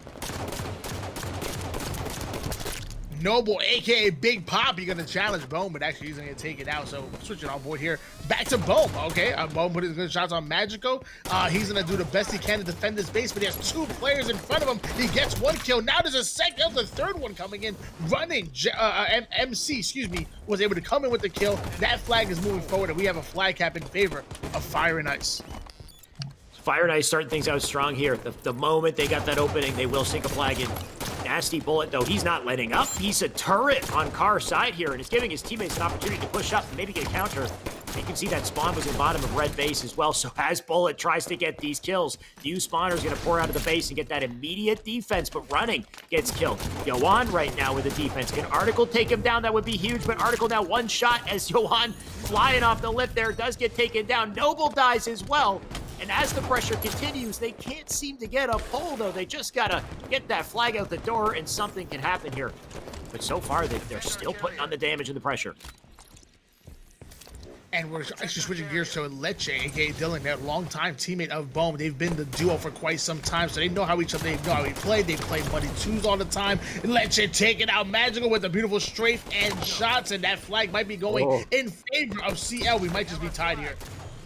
found their Yes, we carrier. might. Yeah, I think it's just about guaranteed as Leche jumps out and gets the return, and they do sink that cap in. So a tie game, a nice close match between these teams here as Leche continues to apply pressure here. He'll jump out the window. Shots into Magico as well. A nice little double team to make sure they take him down. And as he stays up, this is so crucial. Going to make some strides in the map here. We got a new camo coming up as well. So Leche actually going to waste no time getting into red base. Probably going to get melted for his efforts as he does. But who is going to win the fight for the camo? Fire and Ice. Looks like it's them as they try to live and get out with it. I think they might have. On top of that, they have a flagpole as well. So Fire and Ice getting all the money here. And Fire and Ice Magico actually now pushing up, throwing some good nades over towards top car. Ends up getting some hit markers there. Now going right to cross mapping. So Magico playing great defense right now. Hopefully, he can get these slays and advance forward on the map. Fire and Ice now with 2 on the board. Just 1 flag left to close it out, but Article looking to stop that from happening. He will make the rotation. Nice kill from him. Bone with a 5 as well in the feed, so they will get the pinch and the collapse onto red, but unfortunately Magico in running the defense from them to take it down. And this is the camo, by the way, that we didn't get to see, so running that sneaky bugger. Then holding on to the camo here. He gets another kill. He'll drop out front, and he does get deleted just before the camo finishes off. So great plays from him to help seal out the flag of the defense there. And Noble, Yoan continue to add insult to injury here. Yoan gonna dive in for the flag, but Nasty Bullet with the defense. The brawl ensues, and Nasty Bullet will take it. So CL holding on here. I'm telling you, man, these guys with their shots, it's quite impressive, man. And despite being down in shots, they come in, they strafe, they hit them, and it's quite impressive. If you ask me, as Bomax put some long-range bullets over toward that player towards the top mid. Poppy sneaking up the toilet, another player gonna be sneaking up the lift. Here comes the collapse coming from Fire and Ice. Fire and Ice looking like a unit right here, Tony. They got the collapse into the base. They got the flag out through pink side, but Lay, that's Article with the defense. He does get taken out. Boom, who spawns up on pink. The perfect place to spawn to shut that flag down. So that one's a no dice for the red team. And Boom and team with an opportunity to get back up through pink side here. Nice nade from him. The kill from the grave. Nasty Bullet right now looking for some defense. They are getting some trades across the board. And it's going to be down to that camo spawning shortly. We're going to switch gears over towards Magical, a.k.a. Victor Vidal out of Mexico. He's going to get taken out, so goodbye to him. Article, here we go. The 25-year-old young streamer. He's been making some plays across the board. Article's interesting because as much as, gamers love being inside, maybe being a little bit of homebodies, he loves being outdoors in the nature. He actually fishes. Is he 25 or 26? I thought he celebrated a birthday recently. Am I confused? Maybe I'm not. I don't know. Yeah, probably right. When he submitted the bio, he put 25. He submitted let me put that up to 26. Tony doesn't ask me for a bio. He just gets the player bios. I'm jealous. I'm kidding. I have to make it this far in a tournament to deserve a bio, I guess. Either way, look at this play from Yoan, by the way. This is such a heads-up play. He's being so sneaky, though. I think they're aware of where he is. The moment he drops that flag, of course, the entire team will have that awareness, but still, Yoan being so annoying. There we go. The shot goes in to reveal his location, but he's got a teammate there to pick up the kill. So now Yoan gonna rotate that flag out through pink door. In the meantime, it's getting returned. So this might actually be the flag to take the game here. Yoan shots into his back. Can they contest it? Can they overextend and stop it? You got a player who dives in to get the return, but he's unsuccessful. Bodies dropping left and right over this flag as the return does come through. And CL saves themselves from the loss. Beautiful defense coming in once again from CL, but they need to convert this defense into offense. We have a 2-1 lead in favor of Fire and Ice. Nasty Bullet putting nasty shots across the board. Article able to come in for the cleanup kill on Noble. Johan switching in. Article getting the double kill. Nasty Bullet taking out Magico, and that is 3 down for Fire and Ice. Nasty Bullet with the filthy plays, Tony. He's up on pink door. He'll drop down, try to stay alive here, but he's actually alone on pink side. No, my God, he gets snuffed out, taken down. The flag now out. Magico getting in here for the touch. That return will likely go through, and it does. So once again, Article and team managed to save their lives in this game here. Article, nice little play from him. Head on a swivel. He turns around. Will he escape with camo? He can't. And that's because of the flank from running, who's just get right up into the enemy. It's a double kill for him with the last bullet. Yoan coming in to put the damage in. So once again, they're pushing up on the base. And Yoan, I think he might have naded himself with that one. So he is down for the count, but his teammates aren't. They're coming in hot. And here that's the player I want to see, Noble. Noble has one of the nastiest, steadiest shots in the game here. He barely touches that right stick, if you will. Put some good shots on Article, making him back down. Now Bohm gonna fly in. Bohm getting the double kill, so 2 down. Goes Fire and Ice. What a slaughter this game is, Tony. It's so back and forth. The constant returns from CL as they continue to hold on. And then that kill feed just lighting up white and red. Just back and forth these players go. Bohm X with a big kill across the map. You're going to turn around to try to upset running, and he almost does it. Those players will win that fight on pink side. And still just getting right back up into pink 2 for a brawl yet again here. Nasty Bullet going to make the rotation. He's got multiple enemies in front of him, but I love his ability to just identify targets and isolate these kills here. He's going to stay up for now, but you can see those players on red still being pests in that blue base. Yeah, I think all these players that do very good jobs of if they're not in these individual gunfights, they can kind of isolate those angles and force themselves into them, and most importantly, hit those shots and win those pivotal gunfights. But all these gunfights seem to be going down in blue base. This is the worry, is that red team seems to be relentlessly just pestering them, though they do get 3 dead. So this is their opportunity. You can see all 4 members of blue pushing up at the same time. They get a collapse on the base here. They gotta make this work. Nasty Bullet, beautiful shots into the bottom of the base. Flag gonna go out through pink side. Nasty Bullet gonna be the one to collect it as he gets this run through pink. Can anybody overextend to stop him? I think he might be in the clear here, and he does successfully plant that in, so the perseverance from CL is holding true, as they do have 2-2 on the board. But Magico and team, they're not going to let him get away with it for free. You can see they got that flag out through pink side. Magico with a defense, a new camo spawning as well. So as they make that run, if they do, they might get some goodies for it. But man, this battle is still going down, Tony. I think CL are in a rough spot here. They really are. I mean, they got the flag cap on the board to tie up the game, but they opened themselves up for a counter cap. Beautiful slaves coming in from Fire and Ice. That flag is on the move. Magic comes in for the cutoff, and that's going to be a win in favor of Fire and Ice. 3-2. CL tying up the game beautifully with that flag cap. However, the counter cap was put perfectly by Fire and Ice.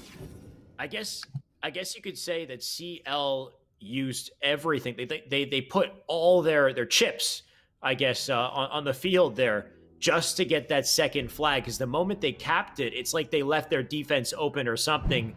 Magico and team on Fire and Ice, they had them in a checkmate, basically, from the moment they capped that flag. So just a beautiful counter coming out of Fire and Ice to not let up, to take full advantage after that flag went in to get one of their own. And it's just testament to how great Fire and Ice are as a team. There's a reason why they continue to win games. They stick together, and they're a unit together. As opposed to CL today, which CL is an interesting combination of players, Tony, on top of the fact that it's changed a little bit as the tournament has gone on, but always nice to see some great new faces here, of course. Well, I mean, you said they're sticking together and, they had the chemistry. However, we can't forget the fact that they're not playing with their former captain, Nasty Bullet. Nasty Bullet is actually playing on CL right now. So, either way, 3/4 of the team staying together. Plus, they've teamed before under this roster as well, so they all know each other pretty well. Man, but wouldn't it be just like, I don't know what happened with Nasty Bullet. I'm gonna be honest, I'm not sure. But if he did get dropped, wouldn't it be amazing for him to pull off the reverse sweep on the team that dropped him? That would be crazy. Maybe he got dropped. Maybe he's just looking for a challenge. But either way, I do agree that if Nasty Bullet and his pickup team can turn around and take this series, that would be one hell of a statement to Fire and Ice. So we'll see if they can do that. But of course, it's a best of 3. They're now fighting from the back foot. If they lose this, they are out. And it's going to be a Slayer on the rig to decide whether or not that happens. Of course, they'll be fighting for the camo, the shoddy, and the snipe. We'll kick it off with Bohm X as he makes his way over to Long Haul, going to contest his camo. Start to get... Oh boy, here with the article, putting some good shots in on Magic. That's a Blood player who just simply hits his shots and makes it look good doing it too. But he's gonna take a scatter shot. How did they even know he was there? Oh my goodness! Damn. Scatter shot. The camo eyes. Yeah, the camo eyes or the scatter shot just coming in and just lighting them up. Either way, 5-1 on the board as Fire and Ice get an early lead to start things here. You can see the spawners coming out of bunker over to tower. Noble in a great position for the pinch here. Just waits for his opportunity. Perfect opportunity on Leche. Leche, I like the fact that he tries to get the little food chain action going there, but not enough to get any kills. That's 3 dead once again as CL hit the scoreboards. They got an 8-kill deficit to come back from. Make it 9 because Running is hitting headshots, Tony.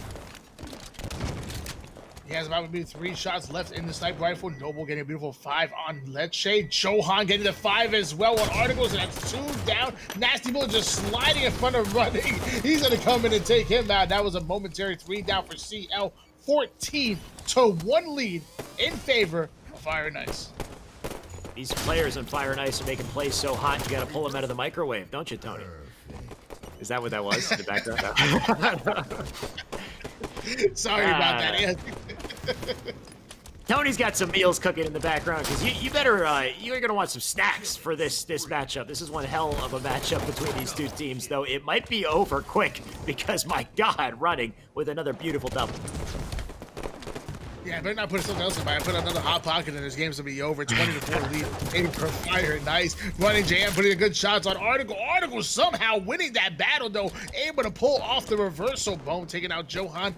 Nasty Bullet that makes way towards long haul. So can anything happen for the CL squad? Maybe they can ride that momentum from Article's reversal kill and put some points on the board. But man, it's gonna be tough. Yeah, they got to ride that wave for sure. A new camo coming up here. So Nasty Bullet in the position to do so, or to pick that up, or at least get the contention here. You got Running who's going to pick it up immediately. And I mean, testament to his name. The man's just always moving. He does get his way over to basement window here, and now he has the camo. So this could be the start of a pretty brutal kill spree. Bo might be the first victim to that, but he does escape for now. But the shotty in the hands of Running here. This could be brutal. 22-9 leads in favor of Fire and Ice. Running has the camouflage and the sky and the shotty, excuse me. Able to put shots on Article, make him one shot, whips out the scatter shot and puts it right into Bone's chest. Jeez, that was a barrel stuff if I've ever seen one. He's not done yet. He's still got 4 shoddy bullets, or yeah, I guess, what do you call them? You call them bullets? You call them slugs left to work with here. Now, why even use that one? He could have meleeed him, but it doesn't matter. They got so many extra kills. They got ammo. They got a lot to work with here as they dominate this game. Now 29-13, looking for new spawners. Running is literally running around the entire map and sliding and hitting shots as well. He's looking great. Scatter shot going in. Noble getting the double kill. Noble gets a triple. Takes out Article. Yeah. My gosh. 8 minutes, 31 seconds on the clock here. And Fire and Ice are running this Slayer. It's not even close. Yeah, they about to have to, do a strategic disconnect. Is that what happens when you get beat like this? a little start menu quit. No. Oh my God. I would quit. I think I would be done with this game after Noble. Oh my, Noble's still going. You got 2 players up. Noble knows exactly where they are. Looking for new spawners here. Beautiful headshot from him. Just tested, like it's textbook, Tony.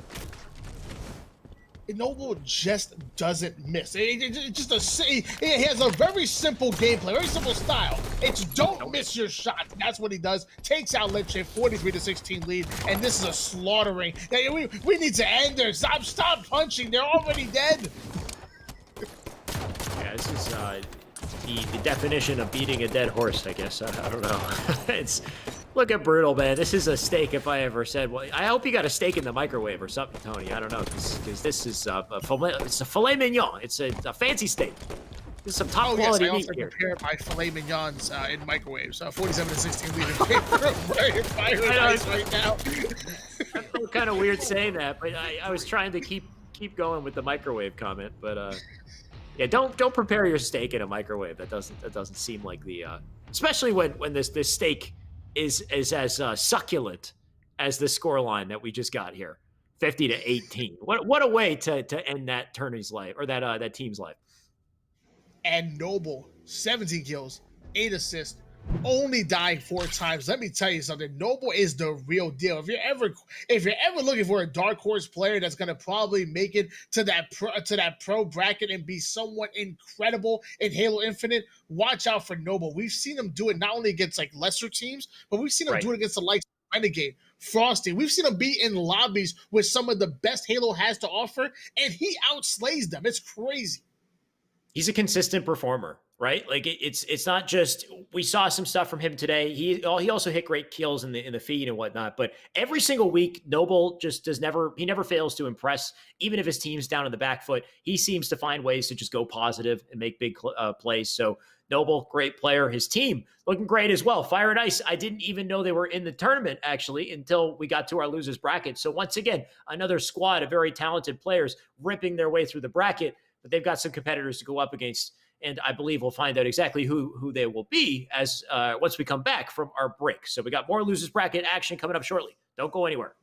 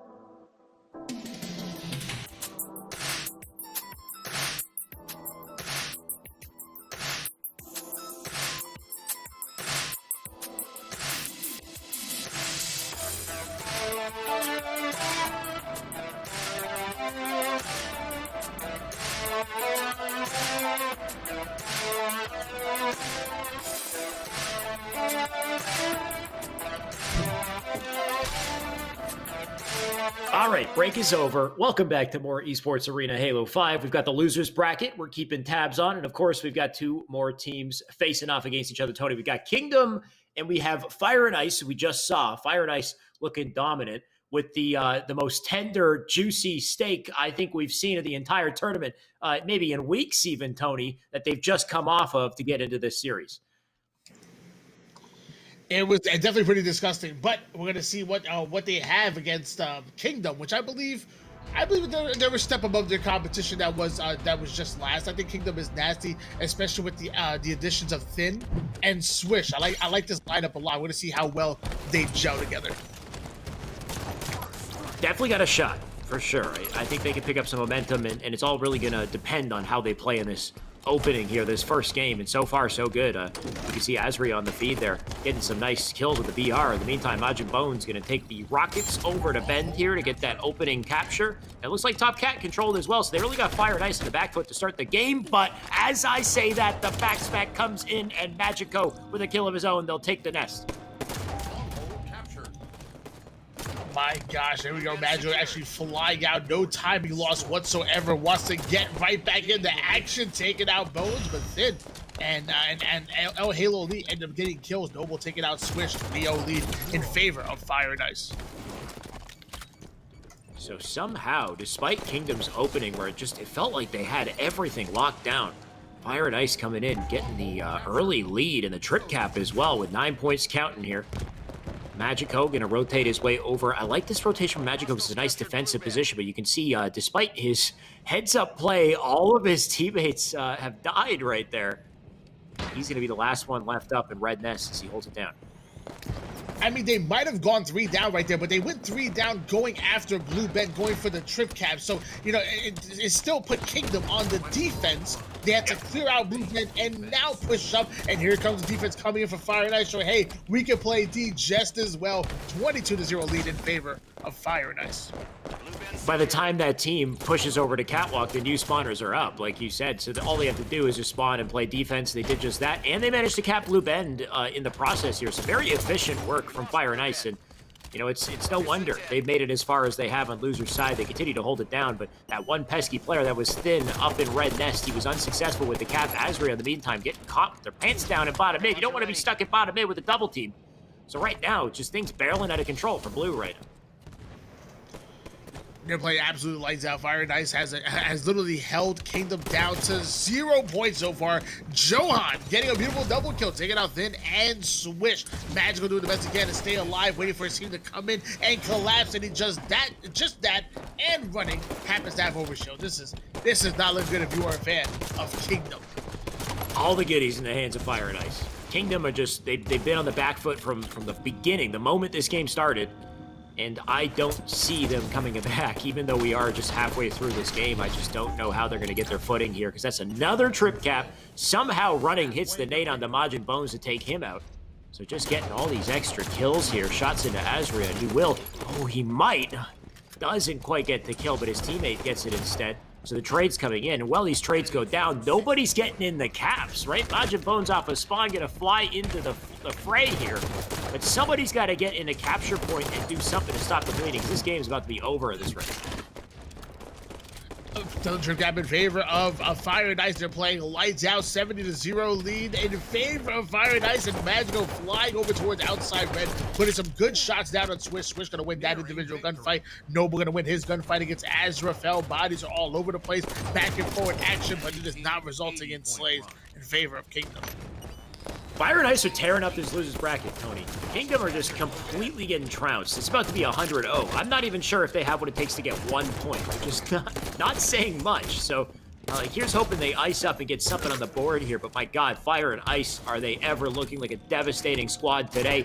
Maybe this is the opportunity to get some points here. It's going to come down to Swish, but even Swish can't seem to find the chance. They get the reset once again. Now 90 points. Top Cat is the play as a big double comes out of Majin Bones to stop Red Nest here. And it looks like he might succeed in getting a point for his team. So Majin Bones with the big play.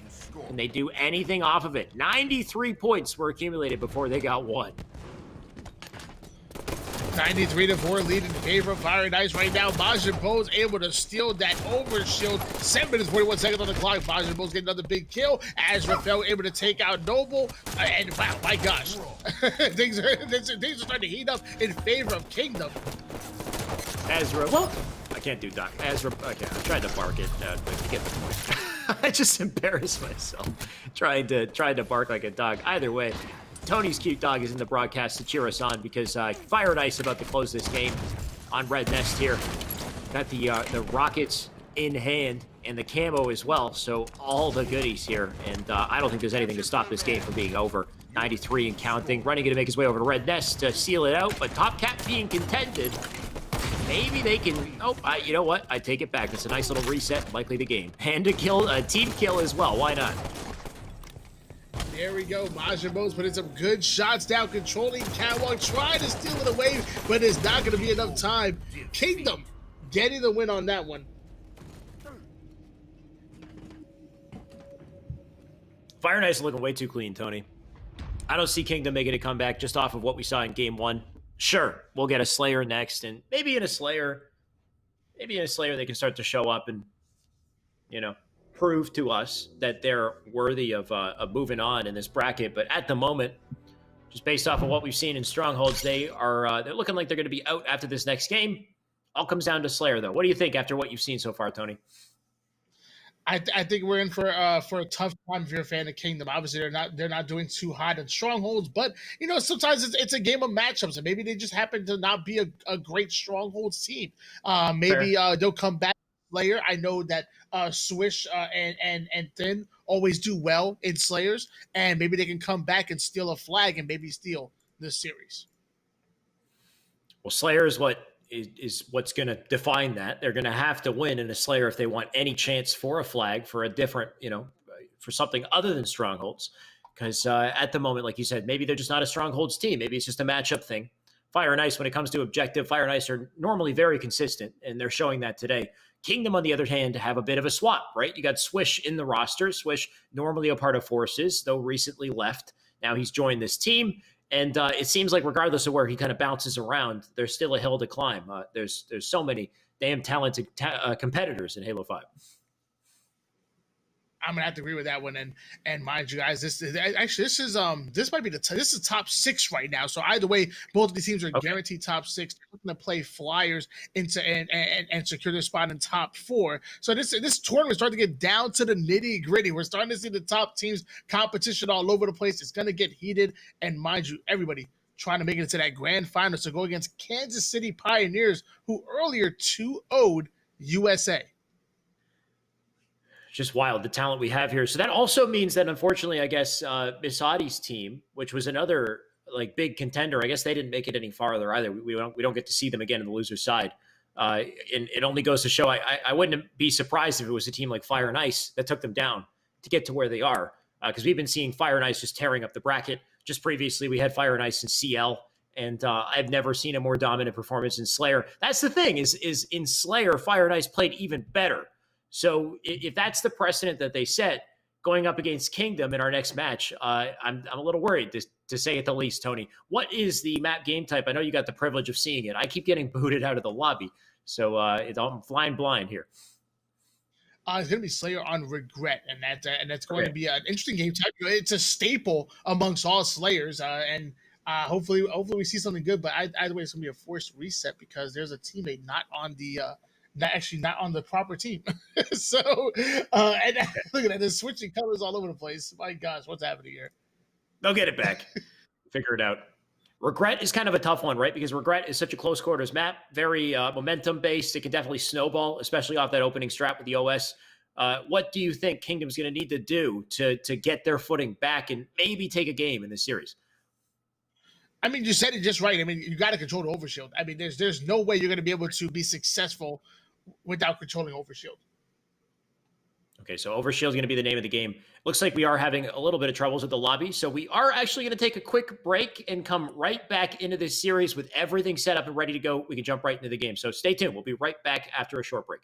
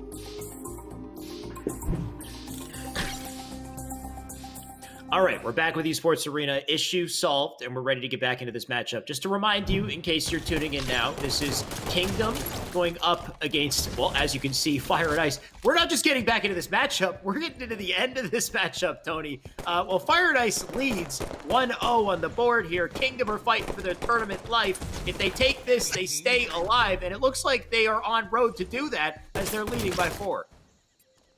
They definitely are doing well. 41-36 lead in favor of Kingdom right now. We hop on board here with Noble, aka Big Poppy, and this is the player that you're going to want to count on to get those slays and maybe neutralize this. Oh my gosh, putting some good shots in.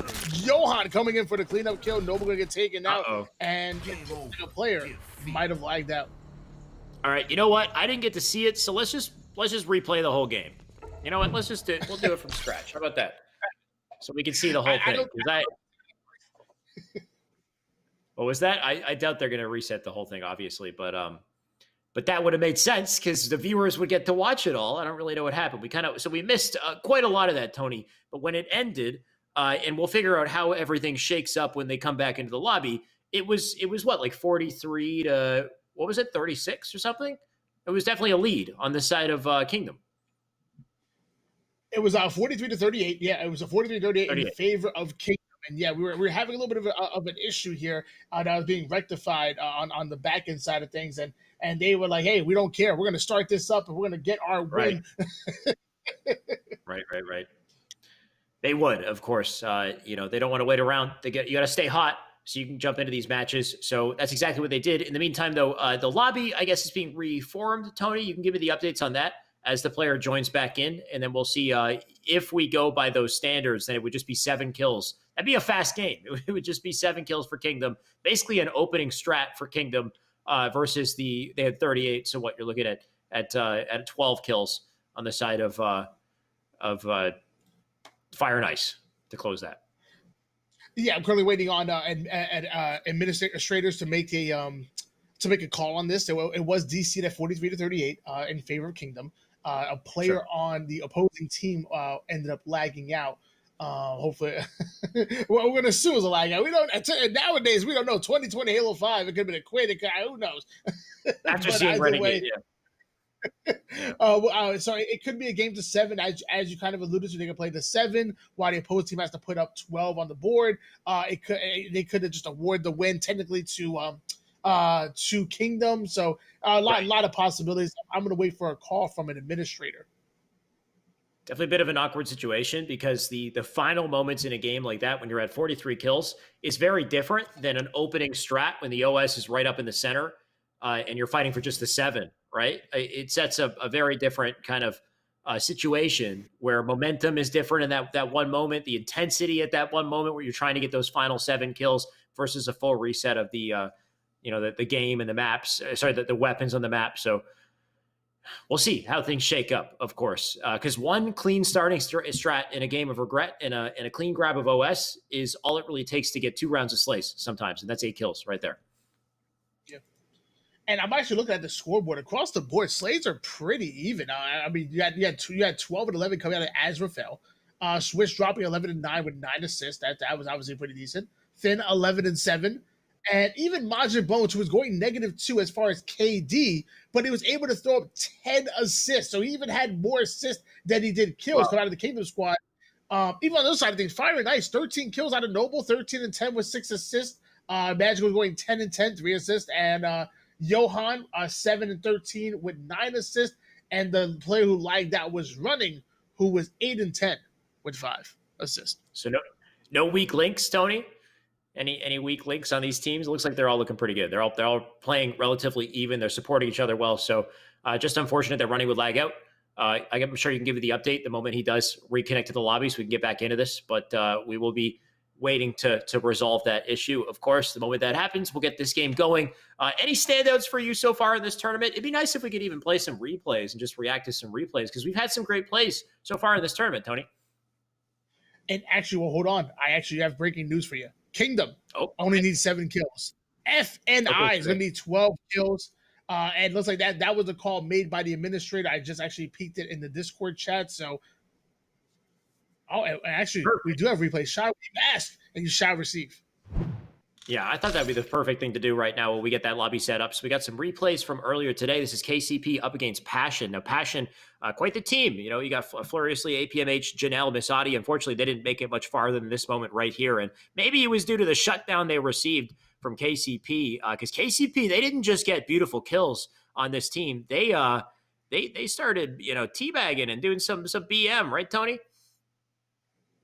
They were. I mean, they were definitely fooling around and, you know, having fun. But sometimes, sometimes it's good, and sometimes, you know, you got to hunker down, because they ended up losing a Slayer to the same team because they were kind of fooling around a little bit too much. But either way, they're in the winners bracket through the grand finals, through the winners bracket for a reason. So who am I to say how you should have fun? Right. And I mean, they definitely iced up when it came to facing teams later in the tournament. You can see with Kingdom right here, these beautiful snipes coming in from Manny as he just dives off Top Cat. There was another one, we'll get off of Coliseum. We'll jump over to Rig. And this was pretty lucky. This is the Manny show, by the way. I'm pretty sure he's dominated the replays here. He had camo there. That gave him the shoddy. And then that was a perfect burn onto Renegade. But Renegade with a nice heads-up play there. He does jump backwards and then play the snipe off the map. So good from him. But this was a hell of a match, right? It went down to the wire, and this was the match that allowed KCP to move on in winner's side. It really was. Oh my gosh, man! He is absolutely insane. You know, when he joined this roster, I knew they were going to do extremely well, because Manny just does things that other players simply cannot. Manny's definitely been showing up. One thing I noticed with Manny earlier on is when they face some of the top caliber teams, like the pro teams, that's when I noticed Manny start to struggle a little bit more. But now it seems like he fits right in with the team. He's been really icing up, making big plays. And that was kind of the Manny highlight reel for a second there, Tony, as we got plays from him back-to-back in those series. Another one who's been a standout is Taulik. And I know we're talking about these two because I find that most of the time the spotlight is put on Druck, put on Soul Snipe. They're always making big plays. But honestly, Manny, Taulik been showing up, really showcasing their stuff. And it's the four of them as a unit that are so dominant together that allowed them to be in winner's side of grand finals. They're going to wait there. They're sitting pretty, waiting for whoever will go up against them. If I had to predict, I would think it would be USA who wait on the loser's side of finals. That they'll likely be the ones to make it back to grands. But of course, if that doesn't happen, it'll be up to a team like Fire and Ice to upset them. Of course, we're still in this series though. Fire and Ice, Kingdom, they have 7 kills on the side of Kingdom, 12 kills on the side of Fire and Ice before we find out how that matchup ends. But we are not quite ready to display it just yet. So we will go into yet another short break. Sorry about the milk, guys. We will be back very soon. Stay tuned.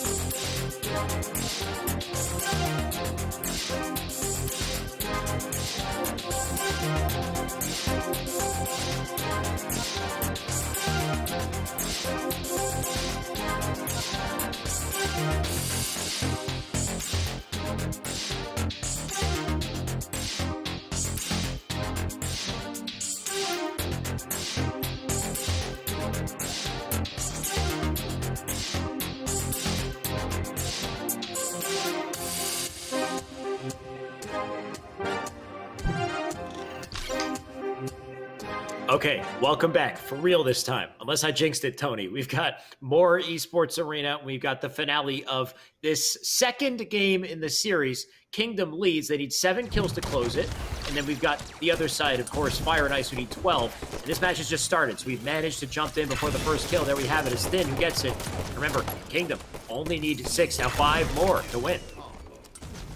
Oh my gosh, but Noble coming in, using that plasma pistol to neutralize the overshield almost instantly, and then using to get a double kill as well. So 4-2 lead in favor of Kingdom. They only need 3 more kills to take it. However, Fire and Ice is still in it, and it's not that bad.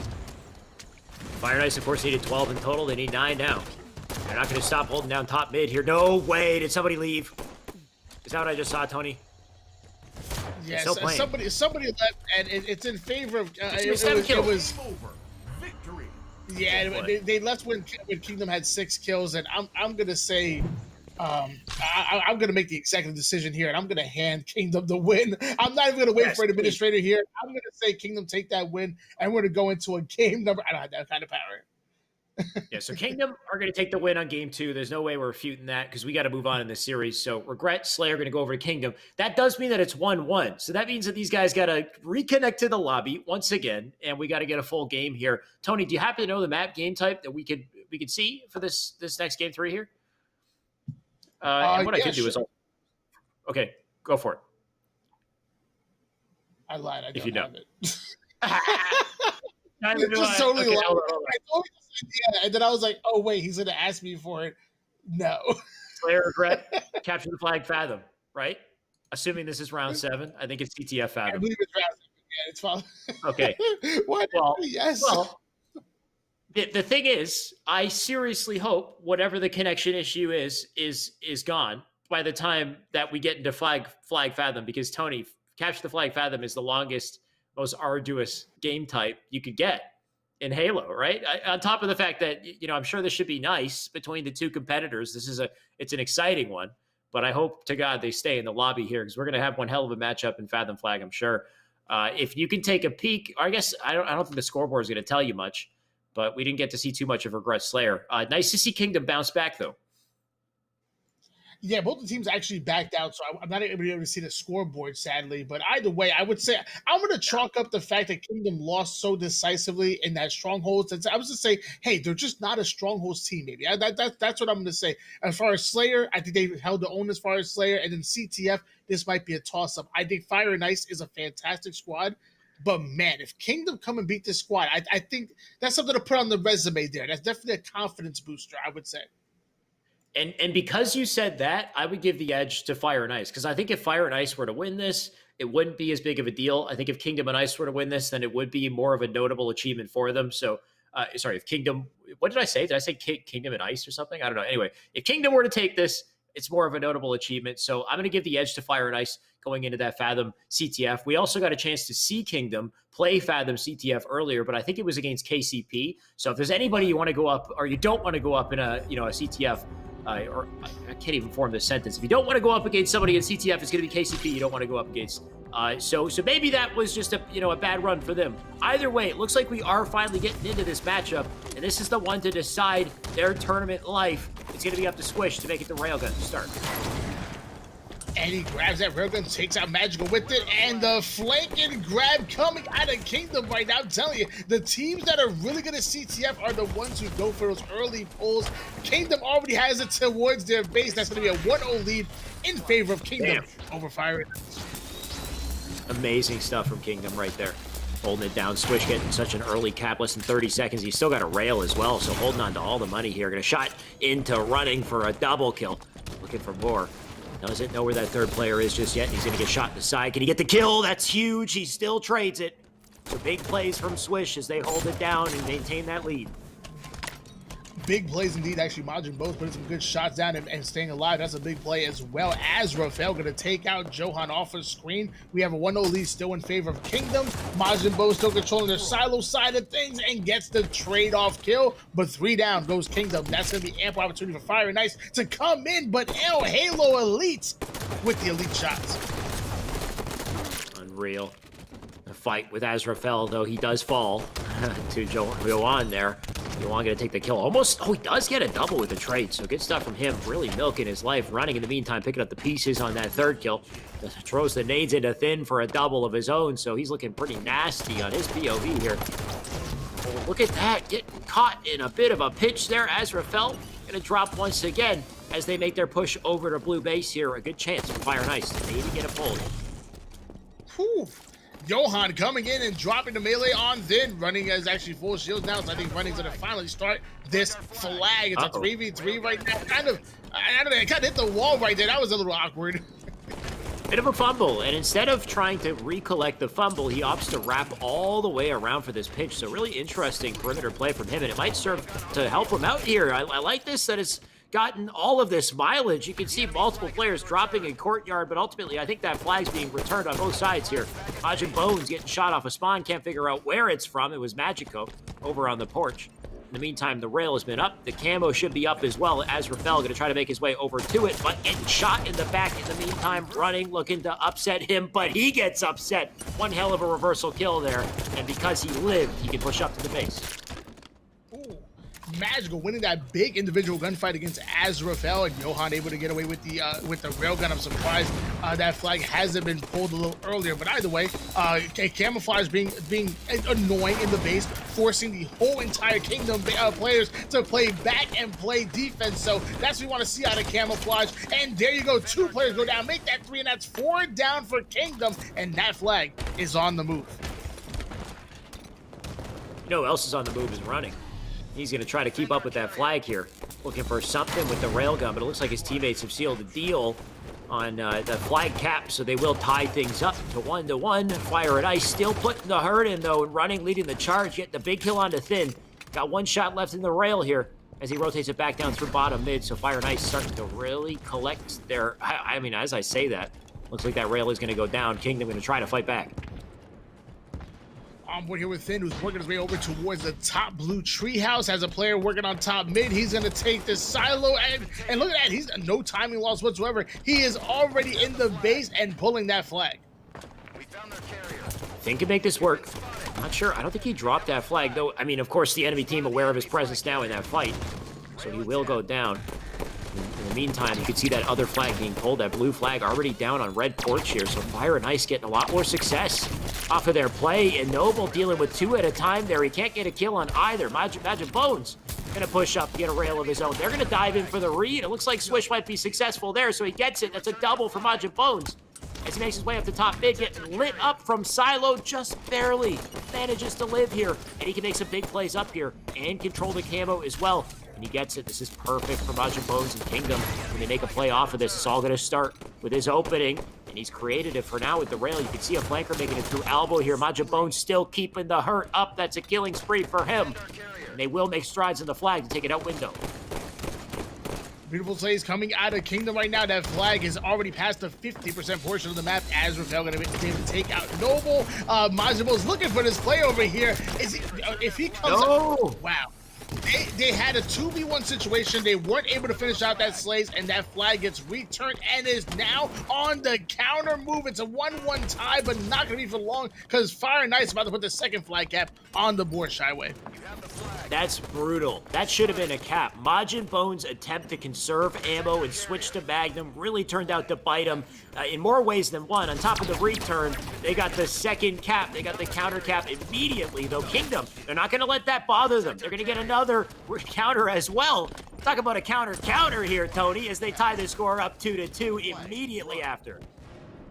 They countered the counter, and I like to see that. We're tied up at 6 minutes, 30 seconds on the clock here. We're going to onboard with Swish, who's making his way towards Treehouse as a player that doesn't miss shot, but neither does Running, who comes in, takes him out, and 3 down. Once again, goes Kingdom. And more flags being pulled. While that happens, you can see that red team Fire and Ice are going to get yet another flag here as Magico tries to be sneaky, trying to stop anyone who looks for defense. Look at this little chase here. This is perfect. He gets behind 2 players, shots into Azra as well as he tries to escape through bottom mid, but you can't get away from Magico putting in the melees. That flag's still out in courtyard. Can they collect it? You got Yohan going to get the return here as that flag sitting right beside the pedestal. Chokes on the jump, but that's okay. They'll sink it in. That is a 3-2. One hell of a close game, Tony, but that's it for the series. Fire and Ice will push on. And yeah, says sadly, Fire and Ice end up taking the win. I thought Kingdom was going to take that. Let me tell you, when they won the Slayer, I was feeling good about them. Then they were playing incredible when it came to that flag, but they had a little bit of a blunder. That 2v1 situation where they needed to kill that player who milked his life way too long to get that return. Right. And then they got countered on. It was definitely not a good look, but either way, Fire and Ice out. And they win, and they're going on to further into your elimination bracket. Excuse me. To put it more specifically, Kingdom got counter-capped on for choking, and then Kingdom countered the counter, and then Fire and Ice countered that counter a third time. I think I just confused myself, but you get it. Fire and Ice did another counter. It wasn't immediate, but anyway, you get. I'm trying way too hard here. 3-2, close that out. That was a 2-1 series. That was one of the closest series we've seen, and quite a long series at that. But, of course, we're not done yet. We got more matchups coming up through loser side of the bracket, and I believe we'll have those ready very soon after our short break. So stay tuned. We got only the best teams left in this tournament to play. You don't want to go anywhere.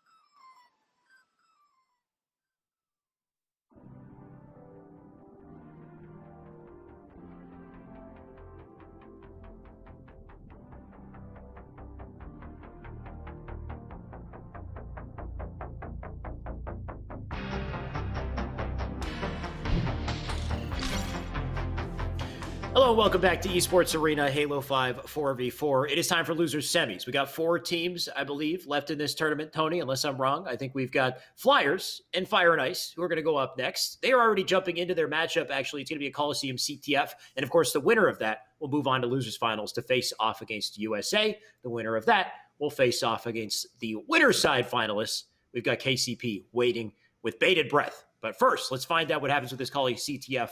As I believe we're already in match. Looks like we are. Oh, we are in match and well in match. That flag is actually being pulled by Flyers on board here with Commonly, who's holding down this Rocket side of things, putting some good cross-map shots. Gonna try to stay alive. He's ended up just blowing up due to a random sticky. I didn't even know where that came from. Oh. Goodbye, Septify, who drops off the map with a snipe as well. Not sure about that play, but that's okay. Nobody gets to have the snipe anymore. Not even the enemy team, but running. We go back up the top cat here. Shots in the back of Encore. Encore trying to escape here. I love the shenanigans from him as he does just that. Running left with no shields. And then he's taken out shortly after, though a flag is already on the board, so the efficiency from Fire and Ice, they don't let up. Though Super CC looking to get the counter here. He's got a double, a perfect kill, and a perfect run coming out from this man. There is no stopping him from putting that one in the pedestal and making it a 1-1.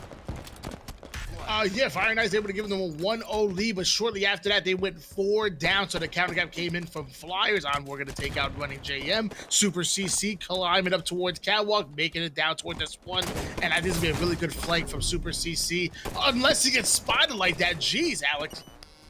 Yeah, spotted, but then he goes back to incognito. Look at this man just narrowly escaping everything. He's been alive this entire time, and finally he gets taken down, but that was a double kill into a flag cap, into pressure into red base, and almost a second pull. So beautiful life from him, and Septify gonna look to make plays off of it. He does get the rockets, gonna try to escape here. The pressure's coming in from Running, and Running does avoid the rocket, but he's still got one to work with. CC, man on a mission, getting 2, maybe even 3 kills on that feed in the background here. Finally getting taken down. Septify looking to pick up the pieces, and should be able to do it, but Noble, the hardest kill in the world, talk about a bait. Though the rockets does take him out. And Super CC is actually, he's playing lights out right now. We're going to see what Magical has to offer. We're going to switch gears towards him. His teammate actually already made it towards Blue Window, so now he's going to follow up with him, making Commonly one shot, forcing him to back down, throwing an excellent nade, staying alive. If they get this slays, this flag is going to get run. Here we go. Noble takes out Septify. Super CC and friends coming in, though, Alex. Yeah, what a brawl in blue base, but ultimately it leads to defense for Flyers. They do weather the storm, and now Commonly down at bottom mid, playing it slow. Just looking for his time to pounce, lay in the attack here. First victim, go on, and Running as well, sitting in the same spot. Not a good look for these players on Fire and Ice as Commonly lights them up, but he does get taken down as his position is revealed. Though you can see Flyers get the pull of their own. They're going to take it through elbow. I believe a sniper is up. In the meantime, it's in the hands of Noble and Tony. We've said this time and time again. Noble knows how to make plays. He's just getting started here.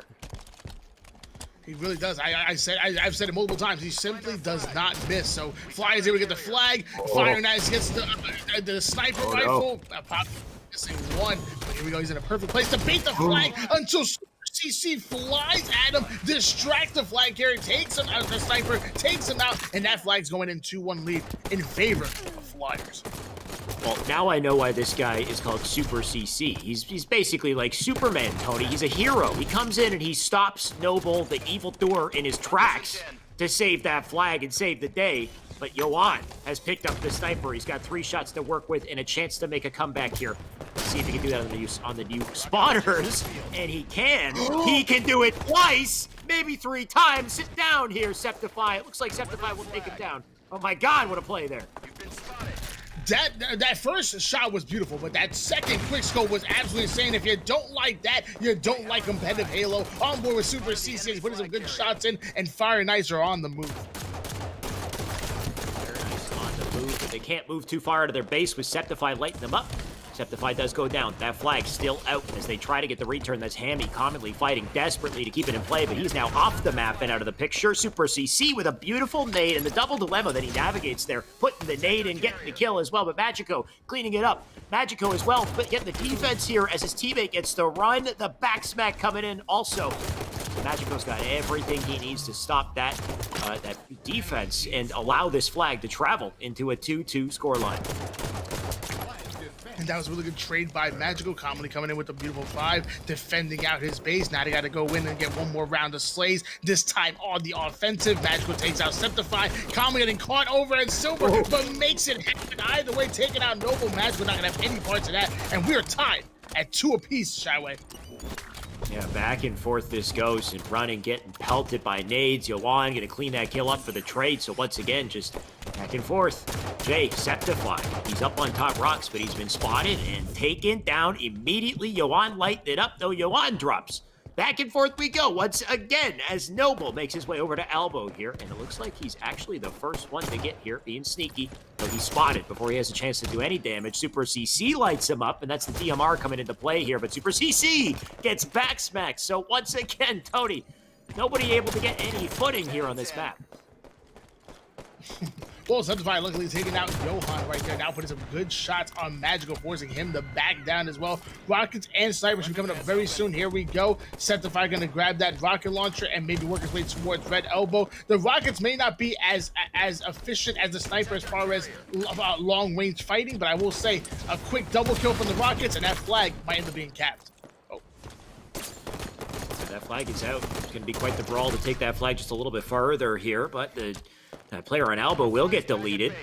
And you can see that flag. They're coming in for the return. It looks like they've got it. Yoan, in the meantime, has got 5 shots in snipe to work with and 1 rocket to help out. That's Noble who gets the kill there. Yoan still taking this snipe all the way to blue side of the map. He kind of just hand-delivered it to that blue player, that Super CC, who's going to look to put it to good use, and he's in a great position to do so. Yeah, man, I like bringing the sniper rifle to the opposing elbow and really looking down those spawns towards cave, but it's all about timing, and sadly, that might not have been the right one. However, Flyers goes down 3 down. Super CC getting a clutch kill on Johan. Now looking for a headshot. Flyers were just a momentary 3 down, but somehow Fire and Ice is still not at the 50% portion of the map or even in the opponent's base. Well, Fire and Ice and Flyers, they don't want to give an inch here, Tony. Just slowing down the pace of the game here, though the pressure's coming in. That's Fire and Ice are going to lead the pack. Oh my God, CC getting a massive no-scope for the killing spree. That's the defense they need. What the heck is running doing, Tony? You know what? That's he might be lagging out. Running into walls. And the timing that he's running into walls is so damn unfortunate because this game is about to be over. With that flag making its way over the elbow. This might be a controversial one, Tony. I don't know if they can get the defense. We'll see. And that's the victory right there for Flyers. How do we rule it? I switched to his screen, and it looked like that might have been maybe like a momentary lag spike. Because I went to his screen, it looked like he was playing fine. You don't think that was just like a really high level strafe, like super meta, where you kind of just like you run at the wall and you just you just kind of keep holding forward and then distraction, right? I have no idea. Tony, I don't know how I feel about that one, but running didn't lag out of the game. The game continued, and Flyers had no reason to stop playing. So, of course, they're going to sink that flag in and take it. Whether or not we have to double back and retake any of that, redo any of that, we'll figure it out as we go. But for now, I'm going to make the assumption that was a clean win, despite the unfortunate timing of that lag spike. I don't know, Tony. What do you think? I mean, it was bad, but it might have just been at that moment. Like I said, I went to Johan's screen afterwards, and he was flying towards Red Maze like he was playing fine at that point. But yes, that was very unfortunate to have that lag spike in your opponent's base. So far, I'm actually not seeing anything in the Discord, so it looks like they're not questioning the ruling as well. So it is going to count. Tony, the other thing I want to play or just add to the discussion here is, what if it wasn't a lag spike? What if it was a controller-related issue, right? Because I've seen stuff like that before too, is maybe your controller disconnects, or you don't typically walk forward if your controller disconnects, though, do you? You just stop, stand still. I don't know. It looks like we're going to run with it, though. So unfortunate for running. It's the timing that happened that is really unfortunate, because it just allowed for the poll and allowed for that to close out. I am not going to be able to join the lobby, so I'd like you guys to continue the series without me. I'll tune in on the Discord here and watch from there. But what do we have for game 2, Tony? I assume we got a Slayer coming up. Yeah, we do have a Slayer. It's going to be Slayer on Plaza. Plaza. I say Plaza. I'm a Plaza guy. For the I'm Plaza as well. Plaza just sounds weird to me. Plaza is more fun to say, but I think Plaza is the proper way to say it. All right. Well, you guys can let us know in the chat. I'm sure we'll put a poll up. How do you even put a poll up for that? Is it Plaza or Plaza? You just say the same. You type the same word twice, and then you don't know what to vote for. That'll confuse people. Let's do that.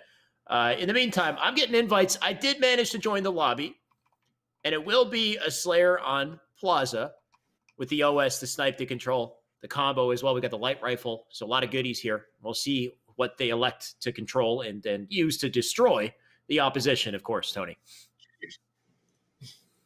Not to be so harsh, man. Destroy. How about a friendly delete? What does that even mean? What's a friendly delete? I'm sorry, bro, but I'm gonna have to delete you now. I'm so sorry. It's a tournament, so technically I gotta. I don't want to do this. I don't want to do it, but I have to.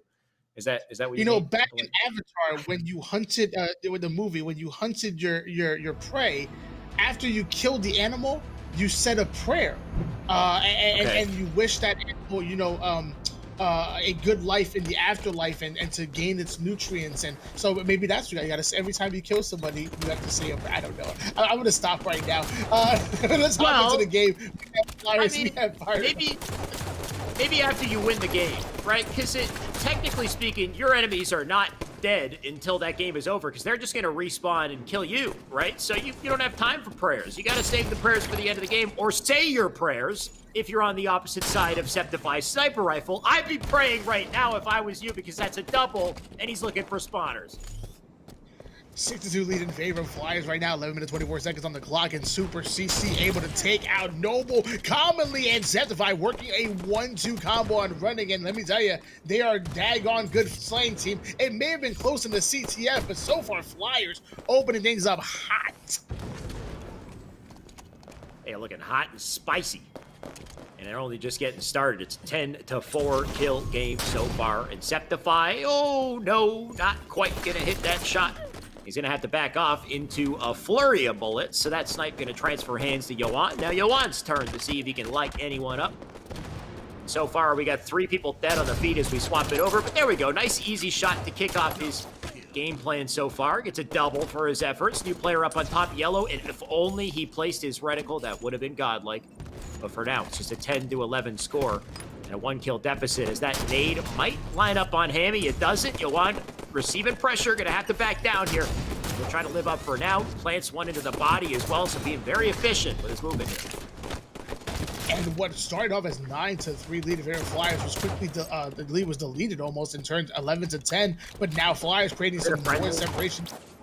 They're actually collapsing on Magical, taking him out. 15-11 lead in favor of Flyers, a little bit over 10 minutes on the clock. I just want to check to verify, was that a friendly delete, or was that like a bad, is there like an unfriendly delete? Is that, how do you know the difference? You got to look at the way he's shooting. He's out shooting aggressive. Come on, I can't baby you over this. So 18 lead in favor of Flyers right now. Okay. Magical environment out. That was not friendly. That 100% was not friendly at all. What was that guy hanging from the ceiling? Was there somebody just hanging from the ceiling? That didn't look friendly either. That was a horrible way to die. And the nades coming in from Magico. None of this looks friendly to me. This looks very destructive. He's gonna get stuck. He finally gets put down. Nobody making friends here. It's all enemies. Envor with the kill as well. Envor looking to make 30 plays here, but he doesn't do it. Running takes him out. Just a 1-kill game here. And that player's still up there. Commonly just passed him. He's still up there like in his Jordan symbol. He's just hanging. 21.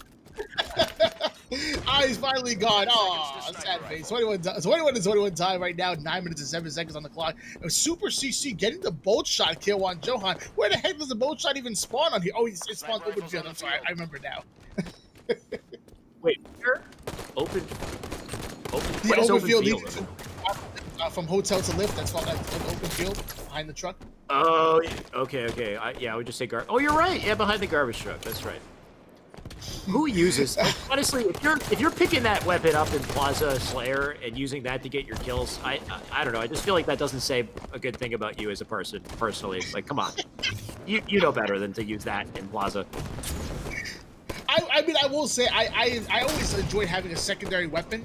The YY hit different, obviously, and then on top of that, if you're lifting up on top, onto lift, having that 2-shot melee is kind of helpful. I don't know. I'm trying. I think you're right. You're a terrible person if you pick up the bolt shot. Super CC, you don't pick deserve up a homing gun. It's like picking up the Hydra in Eden. I have no respect for you whatsoever. But I do have respect for Super CC's snipe. And I don't think the enemy has respect for it. They're going to deal the punishment. I thought he was going to hit it. He doesn't hit it. He receives pressure from all sides, so he's down for the count. And the OS about to spawn here. Oh man, I'm with Magical right now, making his way towards top gold. Noble gonna take out Envor, and he knows that player's pushing Hotel, and another player spawns there. So Magical really getting unlucky. He throws a nade in Hotel to get a predicted on the player that was flying there, and then has an opponent spawn right in front of him. How unlucky is that? It is damn unlucky. And due to the situation here, we got a 3-kill deficit on the side of Flyers. Make it 2, though, as they are fighting back strong here. Envor moving real quick to get himself into the battle bottom mid. Got that one player, Yohan, just being a nuisance. He does go down. CC with the kill as well. So a 1, make a 2-kill game here as they keep it nice and close, Tony, for our game. This is actually our game 2 in the series. So Flyers looking to close it out here, of course, but Fire and Ice, they're going to try to use this Slayer to their advantage to gain some momentum. Well, I mean, I don't know how well you're going to close out the game if you're losing. You got to be winning. Come on, Commonly flying in there, getting the double kill, tying it up. That's what you want to see. I don't know. I mean, if you're friendly deleting, technically, there's like, I don't know. I'm just trying to come up with a reason how you would somehow get away with losing because it's friendly. Either way, it's an even game. This is literally anyone's game. It's down to the neck. Is it neck and neck? Down to the neck? Either way, super freaking close, Tony. It's been a long tournament as Johan flying into Super CC, taking him out. Fire and Ice going 3 down, so 43 to 42 lead in favor of Flyers, and they're 7 kills away from closing out this game and this series. Alex, can they do it? Sniper in 10. Well, just 2 kills separate these teams. Super CC going to try to escape this situation. He's got Septify with him in Cafe. You got a new snipe coming up as well. You can see Fire and Ice. They're set up to get that sniper, but Super CC going to come in hot with the nades. Shots coming in from him as well. That's a nice little pinch. Septify gets the kill and then running, trying to do anything he can with that snipe, but he is quickly deleted in a very unfriendly way. 2 kills left to close this game. Septify looking to end the series here, and the OS coming up as well. But can he hit these snipes? Oh, he lands a body, and he gets cleaned up. That is the game, 50 to 44. Flyers are going to move on to losers finals.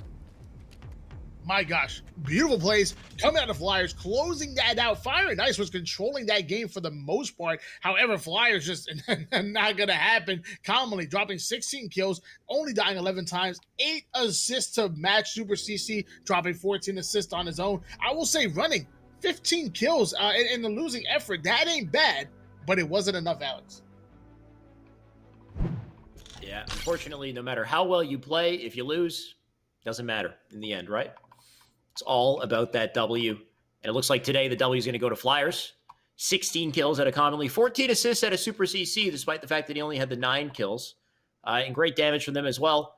Ultimately, a great series. 2 incredible teams clashing, but of course, the better team's going to win, going to move forward. But all that's left, Tony, is 3 teams in this tournament. And every single one of these teams, it's all comprised of I want to say like pro caliber, champion caliber players here, Tony. This is a real treat to witness. It's going to start with Flyers up against Team USA. And then, of course, whoever takes that will have to go up against KCP holding it down on winner's side. So an intense series of games coming up very soon. Don't go anywhere. We'll be right back.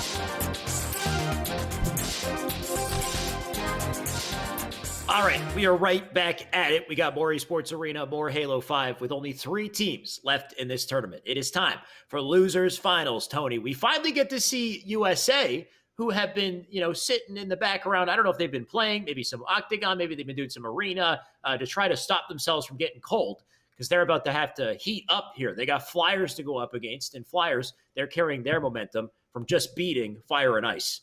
The first match is going to be Strongholds on the rig. And no matter how you choose to warm up, whether it be the Octagon or CTF flag warm or even Arena, you can't replicate the in-game intensity that you're going to see in a series against Right. a team like Flyers, unless you're literally scrimming a whole other team that is at least similar to them. So I want to see how warm USA are. I hope they come off hot. But I will say they've almost had the tendency to start off a little bit slow and then just come back and dominate. So we might just see that again. Right.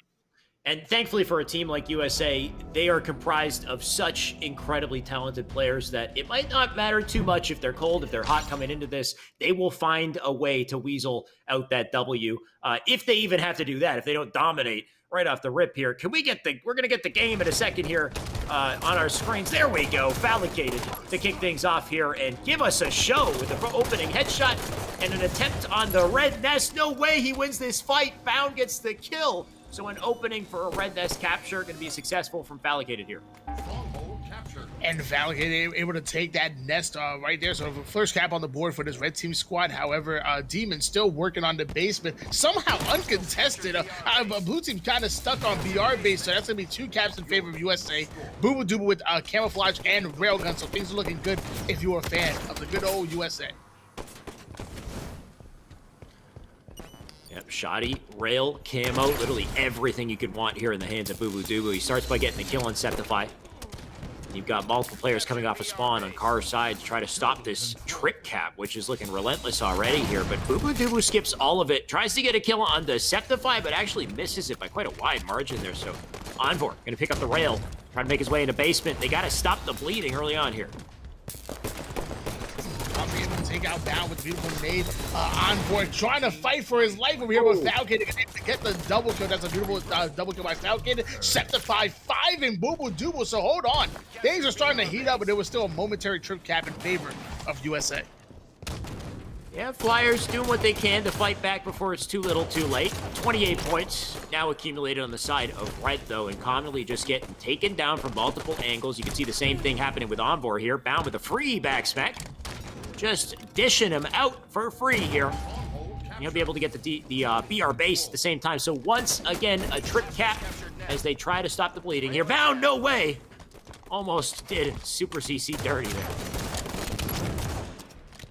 I'm on board here with Falcon, who's actually making his way over towards yellow corner for 40-0 lead, and still in favor of USA. And Falcon able to get the reset, so they start 2 caps on the board. They're still putting points here. Falcon already getting set up for but 3 players looking down there.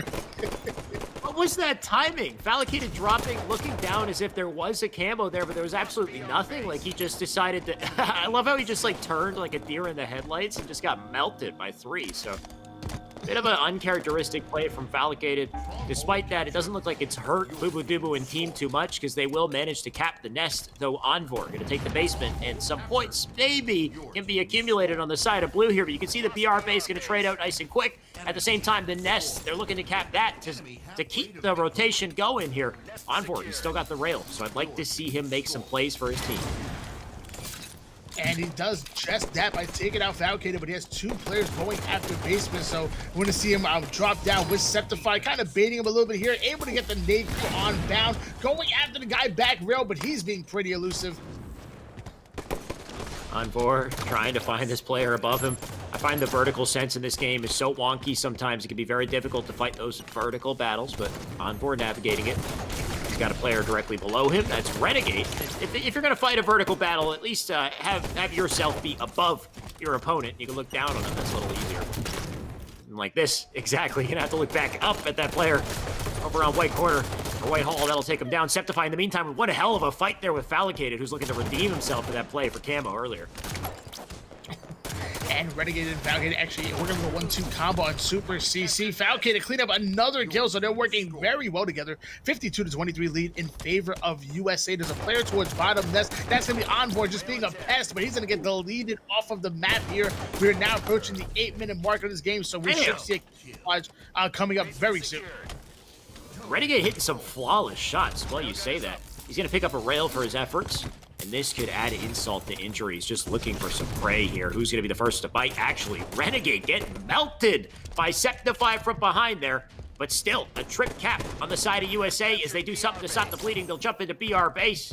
That's only going to slow things down. Septify just looked right past camo and missed it entirely. I don't know if you saw that, Tony, but he just swerved. He swiped his reticle over And here's hoping his teammate manages to pick up that camo, because that's a little unfortunate for him to miss that. Yeah, I don't know if he just simply missed it, which is most likely what happened, or he could have been just leaving it for a teammate like Comedy who was able to sneak in and grab. I'm not exactly sure what happened there, but either way, still in the hands of Flyers. Now we're going to see if they can convert this camouflage into slays and ultimately into points. They're gonna have to do it quickly because they are running out of time for this. Commonly in a big fight with Boo Boo Doo and Renegade perched up on tower, deletes him. Now Fallicated with a red bar, living in that situation. This is not what you want to see if you're on Flyers, constantly getting stuffed or snuffed out, I guess, and taken down before you have any chance to make momentum, make strides on the map here. Fallicated gonna make his way over to Nest, though opting to get out of dodge there, and he'll live for now. But quite the odds to go up against here, Tony. And Falcon proving why he's one of the hardest kills in the game. He's just so elusive and has that knack of staying alive. And then buying time for his teammates like Bound to come in and drop double kills because the whole enemy team is distracted by Falcon and his mesmerizing movement. Yeah, Falcon hit the nice spring thrust to get back up to the bridge there. And now he's up on E3, just sharing the space with his teammates. They got the 2 magnums going in, the double damage, but it's not enough to stop that player up on towers. Talk about milk there. Take down Fallicated. Honestly, I think it might be too little too late. We're looking at 93, now 94 points and counting as Boo Boo Doo continues to live up and be a nuisance, though the Nest is capped by Flyers in a desperate attempt to get back some footing here. I just think it might be too late, Tony. It just might. Boo Boo Doo actually doing a great job of just holding down these spawns here, just waiting for the enemy team to push. That's a great. You don't have to make anything crazy happen so you know that the team is pushing, and then you can put the slays on them and then turn the caps around. 95-39 lead in favor of USA. But I will say momentum kind of in favor of Flyers. It's on. It's double melee by Jesse. That was absolutely incredible. Envor's ankles just twisted and crushed in an unfortunate series of events there. I mean, ultimately, it didn't turn into any cap time, but my God, what a play from Boo Boo Doo. And there we go, the trip cap from USA will seal out this game 100-45. Tony, we talked about it. It doesn't matter if they're hot or cold. USA are just so damn dominant in general, and they're showcasing that right now. Yeah, we have a 1-0 lead in favor of USA right now. I'm looking at the scoreboard real quick, and I know there's a lot of information to be gathered here. 16 kills and only 8 deaths coming out of Falcated. Again, be able to stay alive while still doing maximum amount of damage, getting 16 kills. Renegade, 15 kills, only dying 12 times. He actually had the most damage on his team, but it was Envor somehow pulling out the most damage in the game, along with the second highest accuracy. Good stuff from Envor. Unfortunate close to his great performance otherwise, right? He had a bit of a rough play with the camo there. But unfortunately, despite the damage he put in, his team couldn't take that first win. And it looked very, very lopsided, I would say, as a game. It definitely seemed like USA had control, majority of that game, definitely held on. So I wonder what that means going on into Slayer here. Because you can definitely see on that scoreboard an advantage, not only in the score, but in slays. Not a huge advantage. Actually, relatively close, I would say. We'll see how it shakes up in Slayer, though, coming up next. Yeah, I would definitely have to agree. And Falcon is really slowly starting to make a name for himself, and he's really kind of built up a resume. He's teamed with the likes. He's been on Optic, Envious, now on Inconceivable, Straight Rippin', Elevate, right. Evil Geniuses. Falcon has just been all over the place. So really starting to I guess build a resume. Absolutely. Falcade is looking good. He's made some great plays this tournament so far. But of course, you can't deny the fact that Bound, Renegade, Boo Boo Doo, they're stealing the spotlight, if the same amount, if not more, with the plays that they're making. And I only imagine that's going to continue because we got a Truth Slayer coming up next, Tony. They'll be fighting for the camo to start this off. And of course, the combo top mid, kind of the main points of contention here. But ultimately, I'm curious to see who can successfully create those base collapses. I'm expecting to see that from USA. If they get the slays, force a base spawn, and then collapse from both sides, we can see one hell of a momentum string and one hell of a snowball effect for this game. But time will tell as we get into this matchup. Time will tell indeed. It's gonna be a Truth Slayer, which I'm trying to look at any way that Flyers can somehow take out this team in a Slayer. But then once I see it's on Truth, I'm like, wow, this is gonna be over. And it might not be pretty. That might not be pretty. Allocated right now. It's not pretty, but he's getting out with that camo. Somehow, he lives. You gotta respect the play from him to be such a hard kill. And it looks like that's gonna pay off, because you can see his team continues to lead on the board here. Fallicated putting nice shots into Commonly. Commonly gonna try to dip out of that situation. Still one shot, but good lid from him. Fallicated in the meantime, though, he's making his rotation up through Carr. Nice nade coming out from Commonly to deny his access just a little longer here, but Fallicated gonna ice up, hit those shots, gets taken out from behind, and now a 7-4 score for the game. It just might be a 8-4 lead in favor of USA. Bubu actually on the map here. Bound gonna take out Onboard. Now he's gonna fly towards Super CC. He's gonna get taken out, though. That was a little bit of a bad challenge there. Septify just kind of roaming around. I don't know what's going on. Renegade is his former duo gonna take him out there. 11-5 lead in favor of USA. Yeah, sometimes when you have no idea where your enemy is, you just got to thrust backwards melee and kind of pray and, you know, hope it's going to line up somehow, and that's exactly what Septify did. So nothing connected there. He did go down Onboard in the meantime, getting lit up by 2, but I think he threw a nade to the left with literally no time to do so whatsoever, and he stuck Renegade. So you got to love the efficiency from that man. It's part of the reason why he gets so much damage on the board, but still a massive lead starting to form here on the side of USA.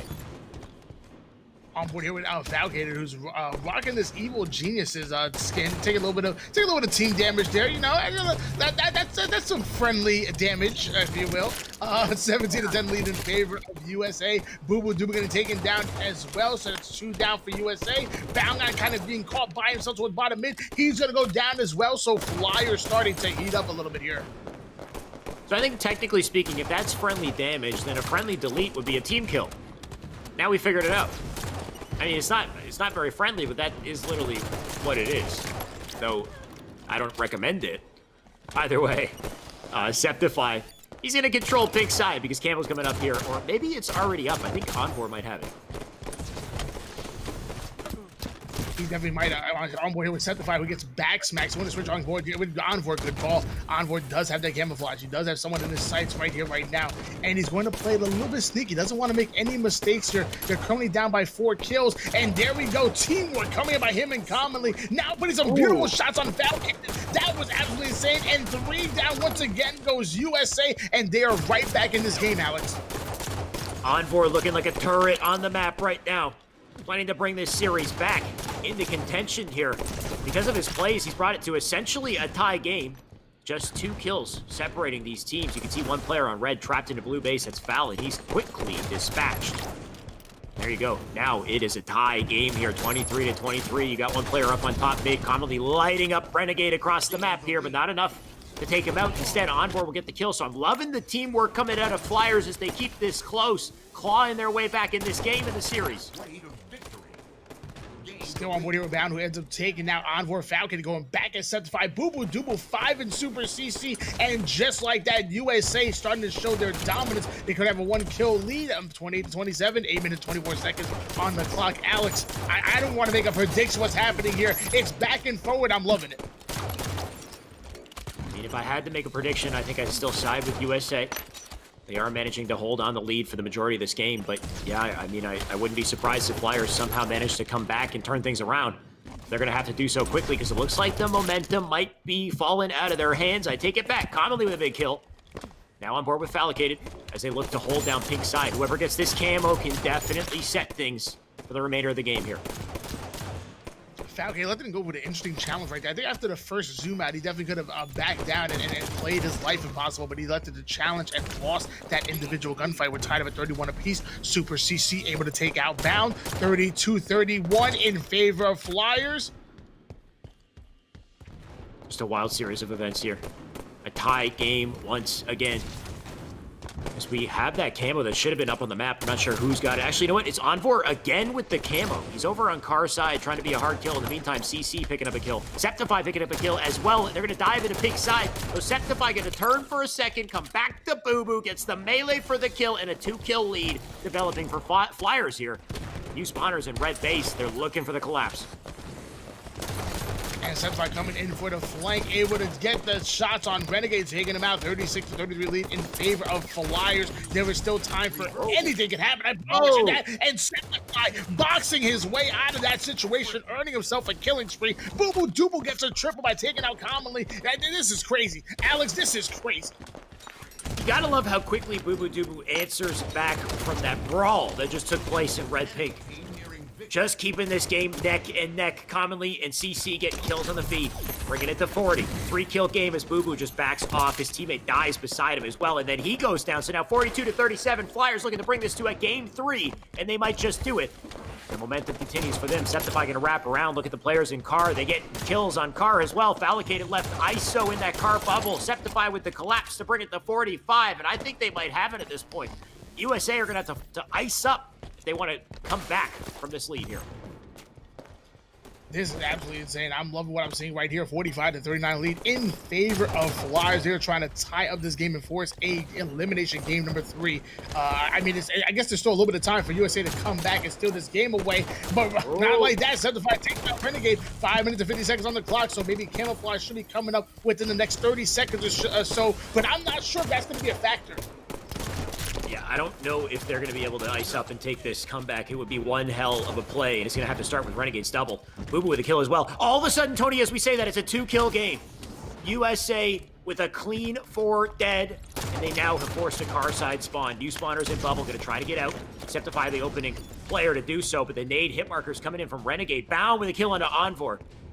And look at as they try to isolate and pick up these kills. Renegade with the massive flank. Does he get it? He doesn't get the 2 kills. Commonly hits it. A 1-kill game, a tie game at this point. Now 48 on the side of Flyers. They're doing anything they can to clutch this up. Bound, squaring off on top Red. He's going to try to live here. Envor takes him down. 1 kill to close this game. And I think Flyers might have what it takes to clutch it, Tony. Just one player they got to delete here. Fallicated up on top Pink.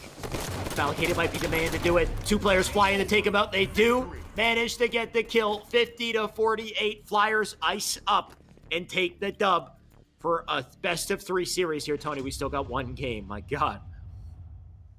And Flyers tying up this game, forcing an elimination game number 3. They play lights out right there. I love the way that at the end, they sent 2 players to fly up top P for Falcade to take him out. They didn't want to leave it to an individual gunfight, a pivotal kill, if you will. What they said instead, we're going to send 2 players out there. We're going to ensure that we get the win here. 16 kills come out of Septify, along with 11 assists, 13 kills out of Commonly with 12 deaths, but still getting 12 assists of his own. Across the board, I'm seeing great slays, great assist, great gameplay. Yeah, unbelievable, for sure. A couple things I want to point out. The assist category, definitely, I would say, is Flyers' favorite. Flyers were doing a great job assisting and playing off each other, and we saw that in the very end when they sent 2 into Pink. All they needed to do was just get a nice trade there. So they sent 2 bodies at Fallicated, made sure they got that kill to finish it off. And also, you got to give massive props to Envor for collecting at least 2 camos in that game, which was so massive, right? He had a game-changing play with the camo that allowed them to come back in the game, and then from there, they started to, really get back their footing, start to work together, and to make some big plays happen. Now, we're down to game 3, Tony. Game 3 is a CTF on Coliseum. This always worries me because CTF Coliseum is a map game type that everybody's confident in, especially a team like USA. So they might take them down quick here, unless Flyers has something to say about it, Tony. And there we go. We're going to go into game number 3. This elimination time. It's do or die. We're in the elimination bracket, guys. So mind you, it's either you're going to make it in to the grand finals and fight for that lion's share, this $1,000 prize pool, or you're going to be going home with that. I don't want to say baby cash, but it ain't that grand finals cash. That's what it is. 2 very different prize pools for 3rd, 2nd, and 1st. Boo doo boo. We're going to lock onto his POV to start the game here. You can see there's 2 players directly below him. Super CC right in front of him. Nice melee kill to start it. And then a second melee and another kill for the double there. So Boo Boo somehow living. And he'll take full advantage of that opportunity to get up on the map here. Though he does turn back to help out Fallicated, who needs no help at all. Boo Boo going to make his way to cave. on board here with Boo Boo Dubu. It looks like a player's gonna leave this lobby. There we go. They're standing still. They're shooting. Unless that was you, Alex. Nah, you're in there. You're good. You're good. Oh, but they're actually playing it out. Oh, I'm about to say they're playing it out. Hold. No, they're not. Unfortunately, it does look like somebody left on blue side. You know what? Better that the disconnect happens now than later in the game, so we know for a fact that's going to be a full reset of that game. Though I will say that Red Team, USA, they were looking better off the start there, without a doubt. With Boo Boo's double to kick things off, and then you had the snipe in the hands of Fallicated, they were looking like they were set up to maybe get that opening flag. Well, you know what? I mean, that's why they pulled. That's why Flyers pulled the cord right there. They said, "Hey, you know what? We're not going to let them start off like that. I'm going to pull the cord here." No, I'm obviously joking. But man, yeah, I would say Boo Boo Dubu and friends came out really aggressive and looks like they were about to have control and a flag cap. I would say that lag out might have been kind of fortunate for Flyers. Now we're going to see if we're going to obviously be able to do a full reset, and we're going to see if they can come out a little bit hotter than they did in that last one. Yep. So Super CC was the one who dropped out, and it looks like he's just getting back in the lobby. So we'll get back in this game in just a second. In the meantime, I want to shout out the chat and all the love that the chat's given us, specifically you, Tony. I'm sure you're keeping tabs on the chat right now, but they love you out there, man. You got to say something because, my God, I'm reading. Appreciation, because I will say, you know, when I first got into casting, I was like so worried about being trolled all the time. Like I feel like that's why every caster always gets trolled, and I come in and so far it's been nothing but love and appreciation for the community. So again, thank you guys so much. I don't know what I did to deserve it, but I'm happy that you guys are so amazing, and obviously they love you as well, Alex. Obviously, everybody loves you way more. So let me say in one word what you do that makes you so lovable, Tony, is you bring the passion. It's relentless passion. You always have it, and you have the right attitude, and I think that's why you're so damn lovable, and why this game is so fun to cast with you. So let's keep this going. Collie, CTF, Boo Boo Dubu back at our POV. I'm back on board here with Boo Boo Dubu's gonna make his way over towards window, and a little fancy jump over towards catwalk, getting shot in the back. And how is he able to stay alive? He always says on the stream, top 5 movement. That's what he does, I guess. Hold on, let me just type the lady again in the chat real quick, because she's like cussing out my sweater, my cardigan. I like my cardigan. I put it on purposefully. I literally took forever. I don't know how you type in the chat and cast at the same time. It took me like literally like a good 15 seconds to just at Echidna. She's not Lady Echidna anymore. Anyway, all right. Bound, he's taking place. I'm gonna focus on what matters here as Bound looks to ice up and hit these shots. But Boo Boo Dubu actually back at our feed here. Looks like Bound's no longer the point of contention. back on board here with Falcon, actually able to get a beautiful kill on Envoy. So let's switch gears over towards Super CC with the sniper rifle, but not for long, because Bound has something to say about that. Yep, back and forth this game goes. Back on screen with Bound, of course. He's got a DMR in hand and a player directly below him to hopefully execute with it. That's Envor out of the picture. Bound drops shortly after, so back and forth. This kill feed's gonna go here as CC drops. Boo Boo Dubu, the murderer, on the commonly. That's a double for him. Gonna still back out somehow. Envor, I don't know what happened there, but Envor couldn't finish him. Boo Boo just being the hardest kill ever. 10 minutes and 18 seconds on the clock here. Boo Boo Dubu trying to make a flank over towards the opposing enemy's base, and Super CC just hiding back there, waiting and playing the defense. 3 down. Goes USA though. Yep, and now Commonly's got a snipe. He's got 2 shots to work with here. Renegade, the first victim. Oh, it just gives him a haircut. If he's got any left to work with there. Now Commonly gonna take out Boo Boo. It's a big play from him with a snipe. Is it enough to make any strides in the map, though? Because I feel like Flyers have been playing from the back foot here. Septify with a big kill. We'll look back at Fallicated, trying to make this a double. Envor picks it up. Has 2 dead on the feed. Septify gonna opt to cross the entire map to try to get the final 2 kills here, which I'm starting to think is this what they want to do? Can't they just, get a pull through elbow, maybe? I mean, I guess they can, but you know what? I guess you want to be safe than sorry, maybe. You want to get those extra rounds of slays. Make sure that you get them down before you go for that pull. As Septify getting a beautiful 5 on Boo Boo Dubu and that DMR. And mind you, that flag is on the move. That flag has been on the move. It's in the pedestal. That is a 1-0 on the board, and USA, They're continuing to put the hurt on. They might have lost the Slayer, but that has not slowed them down at all. Renegade, though, he might get pounced on from above, and he does. Septify, in the meantime, living up, bouncing some wacky nades from the top of Pyramid here. Gonna throw another nade, and that one was calculated. That'll take out Boo Boo. Shots at a Bound as well. Bound gonna live up in that situation, leaving Septify here. One shot with no option left but to get that sniper. Though it looks like it's in the hands of Fallicated now. Fallicated going to try to get some defense, but also some offense at the same time here. He's got a lot to work with, and he can make some massive plays. And it's all going to start with CC. A second one into the body of that player on the bend. That's Septify, who drops. Going to leave it open for an elbow run and open those cave spawns as Foul makes the rotation here. He's got a double dilemma. He's got to take out these players in red base, but also watch out for the extenders that are right in front of him. There you go, Fallicated. Getting a big kill. Another headshot for the double here, and that will seal the deal on flag number 2. There's no way the Flyer saves that. Yeah, they were 4 down. You can't stop a flag if you're not alive, as Falcon actually still in the opposing team's elbow. So this is where being on that elbow, you're obviously blocking this spawn, but you're being a nuisance. You're gonna have to force this blue team to play defense and get you out of there, because you can't ignore somebody, especially with a sniper rifle sitting on your elbow. Somehow, despite the fact that Foul's been alive for what feels like an hour, he still had a shot in the snipe. So there you go. Now he's finally out of sniper. Now he's finally dead. And once they delete him, can they get rid of the rest of the cavalry here? Because you can see Renegade coming in, getting a double. You got Devil that's bounced to live it up, being a nuisance here, and he manages to somehow live long enough to get that flag out to Silver. Super CC going to dive in and get the return early on. It looks like Flyers will be successful, but is it enough to make any strides on the map here? Because I feel like they're just fighting for blue base. Gee, Falcon pulling off the reversal kill. Renegade going to be able to take out Super CC. It's a 2-0 lead in favor of USA. 7 minutes and 6 seconds on the clock. Can they fend off this flag, get the return, and ultimately get a pull of their own? They don't want, even though they have a 2-0 lead, they don't want Flyers to gain any kind of momentum here, Alex. I mean, can they even get momentum? You got the flag out in trench, so this might be their chance. Envor gonna look to try to make that a reality, but he's unsuccessful there. Renegade, in the meantime, gonna get the kill on Septify. That flag still sits out in bottom mid. It has been touched. They're gonna go in for the defense or the return. Connolly has no choice but to get the kill on the Fallicated.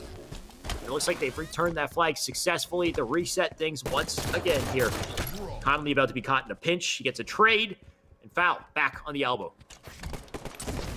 Gonna switch gears over towards Septify, who's doing a good job of defending his base. Ends up slaying outbound, has a player over towards his elbow. Might be working with a 1-2 combo on him, missing the melee. Finally gonna take him out, so that's great defense by Flyers. But once again, I mean, we've seen them make great defensive plays, but now they have to do about being on the offensive. Which is something they've struggled with all game long, that's for sure.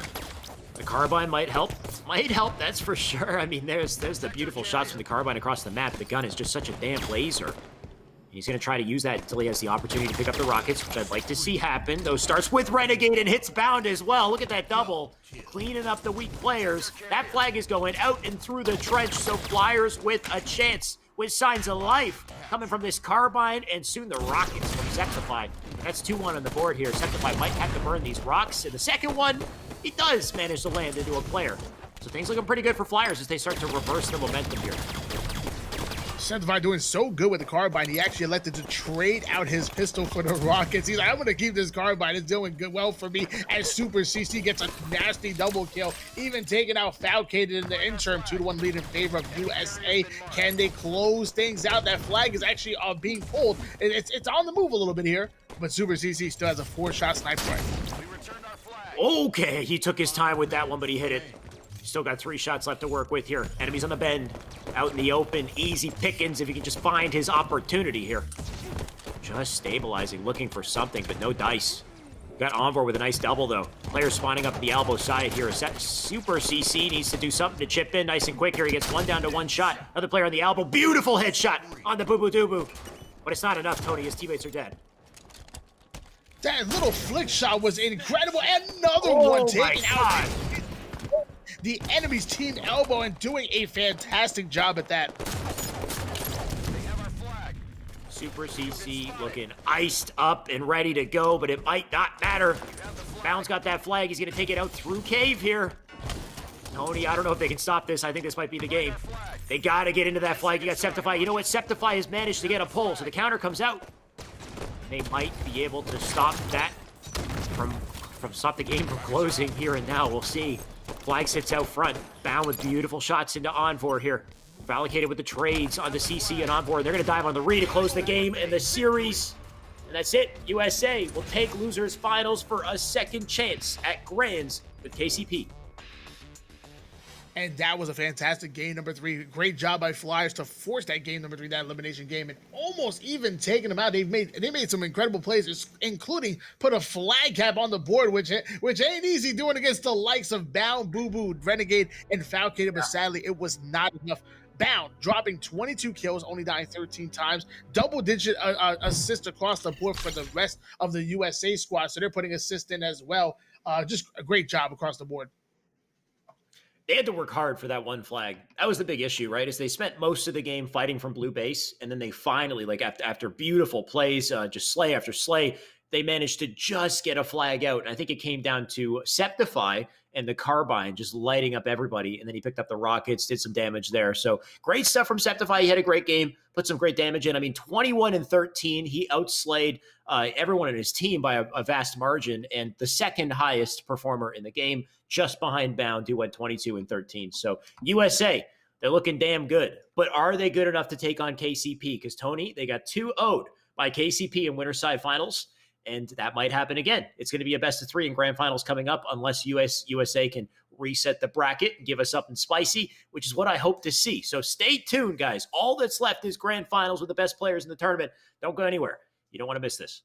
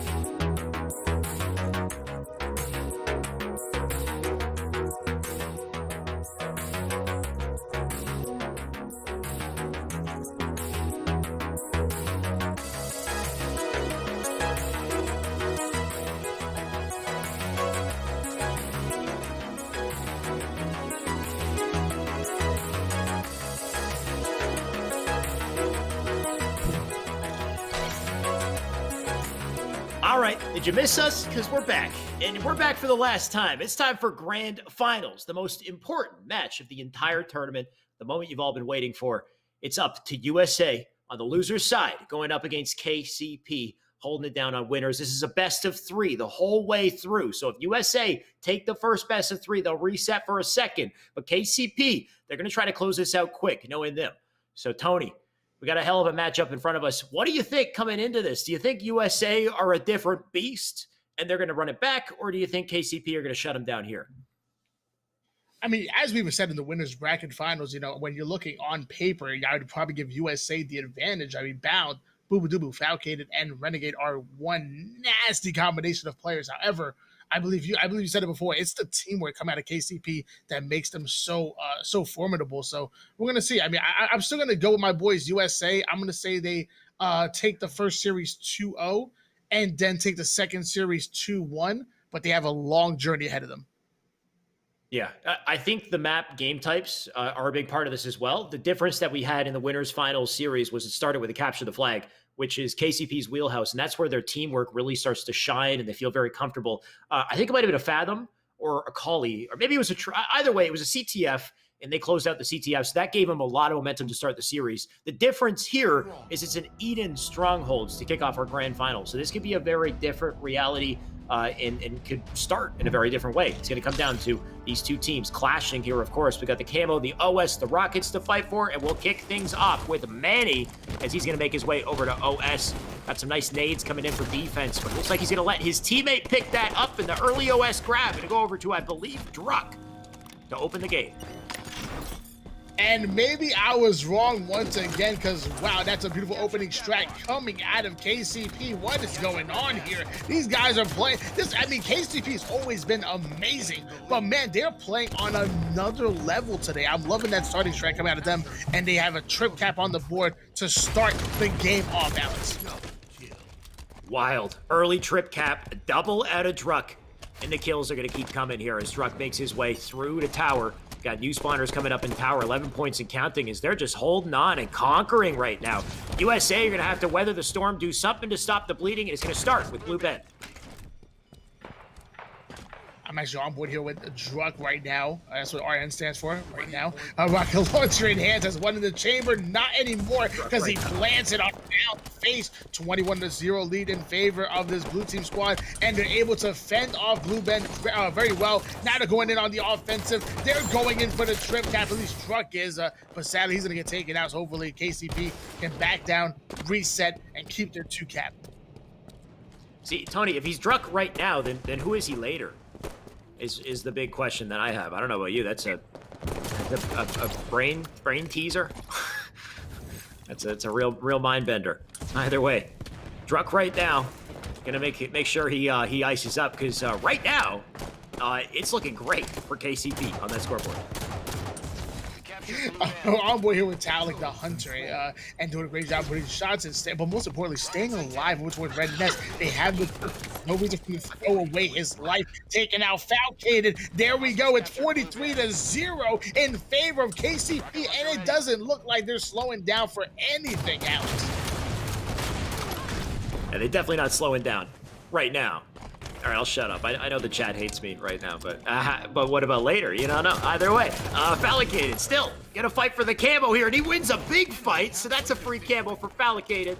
See you later, Druck. Nowhere in my contract did it say I have to deal with these dad jokes coming out of Alex.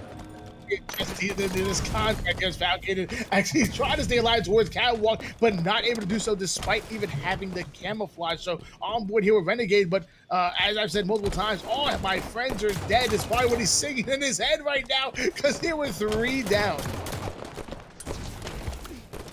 This game very quickly barreling out of control here, Tony. 60 points and counting. We've seen nothing on the side of USA to contest it, and pretty wild series of events. I talked about the maps and game types coming into play here, but it might not matter as KCP just seem to have the teamwork necessary to close it out, though. As I say it, Renegade needs the big win. He doesn't get it. Though it looks like they will continue to try to cap Red Nest here. They do have Blue Bend and Red Nest, so points on the board on the side of KCP, and maybe a trip cap if they can keep it up on top cap. Oh my gosh, Manny. Manny had a great angle from red platform, but then he got pelted with bullets from like 3 different players trying to stay alive, making his way through red. Trip cap in favor of USA. So if anything's going to happen here, it's going to be on behind the backs of this trip cap. But my question is it too little too late? It's only a matter of time before KCP gets the slays they need and puts at least 2 on the board here. We'll have to see how it shakes up. But something I've noticed with dominant teams like this is the moment they get their footing and start to dominate, they can very quickly turn the tides in the game. And we're seeing that right now. 23 points and counting as they continue to hold the trip cap. But Red Nest receiving some pressure. So Bulu Duba going to waste no time. Put the nades in. Gonna take down. Doesn't take down Druk just yet. Druk being a hard kill. Makes a big play to stop the bleeding temporarily here. But the pressure on the spawns is definitely not let up.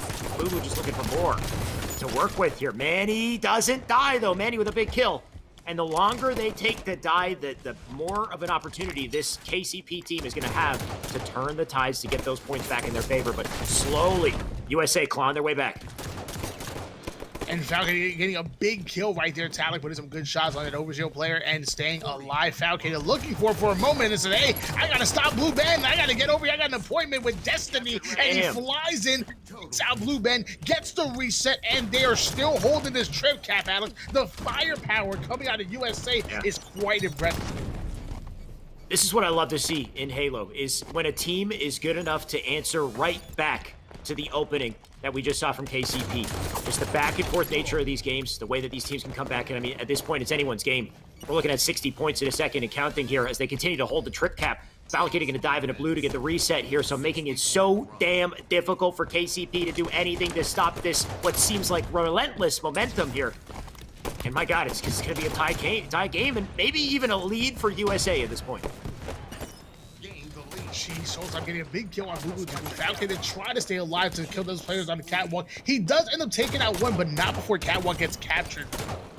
2 caps still in the favor of USA. Falcon and now we're going to fly over and miss his clamber. Luckily, he has Druk in front of him, so he's going to get a kill. He ends up missing his clamber, but it still ends up being advantageous for him as now he gets a huge flank. So somehow, despite KCP's just ridiculous opening start, they gave him a massive lead. It was, what, 70-0. We're now looking at 79-72 in the favor of USA, and they're continuing to hold on to the lead and the control. Valicated with big shots on Italic. He wants that. Looks like he's going to opt to play it patient. I like that from Valicated. Any other player might have just dove in there and missed their opportunity to get the cap. If Valicated playing the objective perfectly there. So another trip cap in their favor as they're very quickly approaching that 90-point mark. Bound getting stuffed out by a nade, which is a big kill on the Bound, and maybe an opportunity for KCP to get some power-up control. They're going to need it if they want to make a comeback here. So Manny picking up the OS. That might be the answer.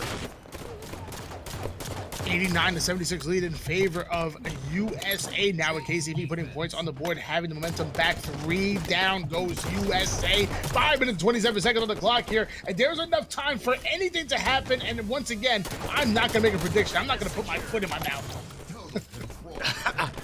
This can go either way.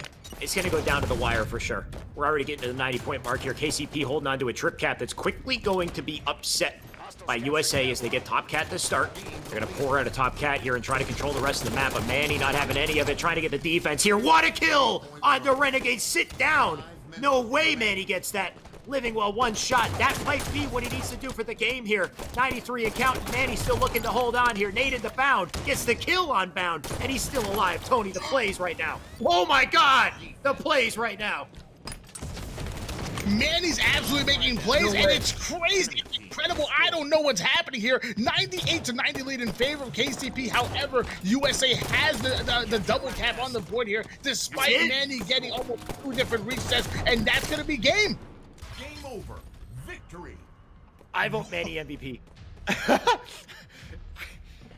I 100% vote Manny for president of that play. What the heck? What the heck was that? From living against Renegade. Renegade was what? At least half shields, and he was 1 shot. So to somehow weasel his way out of that fight and then to stop Blue Ben and to save the game. I mean, KCP as a team were a unit there, but my God, what a clutch. And that's just game 1. That's just game 1, Tony. I hope you're ready. Damn. Man, of that game, man. He's MVP of 2020 after that. Apparently we got a replay, by the way. Let's play that real quick before we jump into game 2, because I know these guys are going to want to get right into it. It will be a regret Slayer next, but what do we got here? So this is it, right? One shot. Look at Renegade. He was at least half shields. That's a massive, massive upset on Renegade, and then it doesn't stop there. Look at shots into Bound. The placement of this nade is godlike. Because the placement, if that nade was any more to the right, Bound might have avoided it. But because it was just slightly to the left and it hit the center of the stairs, it took out Bound. And then he wraps around and comes back to Ben to save the cap. My God. Wow, dude. one shot. One shot. Okay, well, I mean, if KCP can do that for game 1, then let's see what they can do for game 2, because the tournament is on the line with game 2. If they win this, they win it all. It's going to be a regret Slayer. And you know what? Might as well start on board with your MVP as you're voted. That's going to be Manny with the carbide in hand. Now doing the best he can to defend the overshield. But players that are coming and sneaking, that's going to be Boo Boo. Now let's see if they can get the Bulls triangle offense and melt away that overshield. So once again, KCP off to a fire start here. That OS does get burned, but still 4 kills. Fallicated left to stay in red base to try to play defensive here. He'll do what he can, put in some damage so they can get the opening. USA, when it comes to Slayer, I feel like USA definitely have that advantage, but I mean, so far, not looking like it. KCP gonna hold it down. Soul Snipe living, my God, how is he alive? As Boo Boo tries to chow, he does get the kill. So now bringing that game to even. We have a tied game at 6 apiece after Renegade getting a beautiful 5-shot kill on Z. Manny on board here with Bound is making his way towards top mid. This is where you want to be. You want to have top mid control as much as possible. Bound taking out Talik, putting some good shots on Soul Snipe, but not before staying alive and then coming right back at him. Bound takes out Drunk. Renegade gets his kill as well, and we have a 9-8 lead in favor of USA. USA gonna bring it back to a 1-kill lead. Dubu up on top car. Shots into Manny here. Manny, they got to make sure they shut him down. So I can only imagine this guy is feeling pretty damn good after that game. And Boo Boo, speaking of getting shut down, that Plasma Caster going to do it, but I think he dropped a stick behind them, so nice trade for Boo Boo. Allocated in the meantime, going to wrap up through blue base. Shots into Manny to take him down. Nice protector medal from him. He's got 2 remaining players on blue side, so Fallicated going to put the hurt into Soul Snipe, keep him back. But he's about to be double-teamed here. So rough spot for Fallicated, and I love how he's navigating this situation to stay up. Well, look at the milk for Fallicated. It's not good enough, though, but still a tie game here and an OS coming up shortly.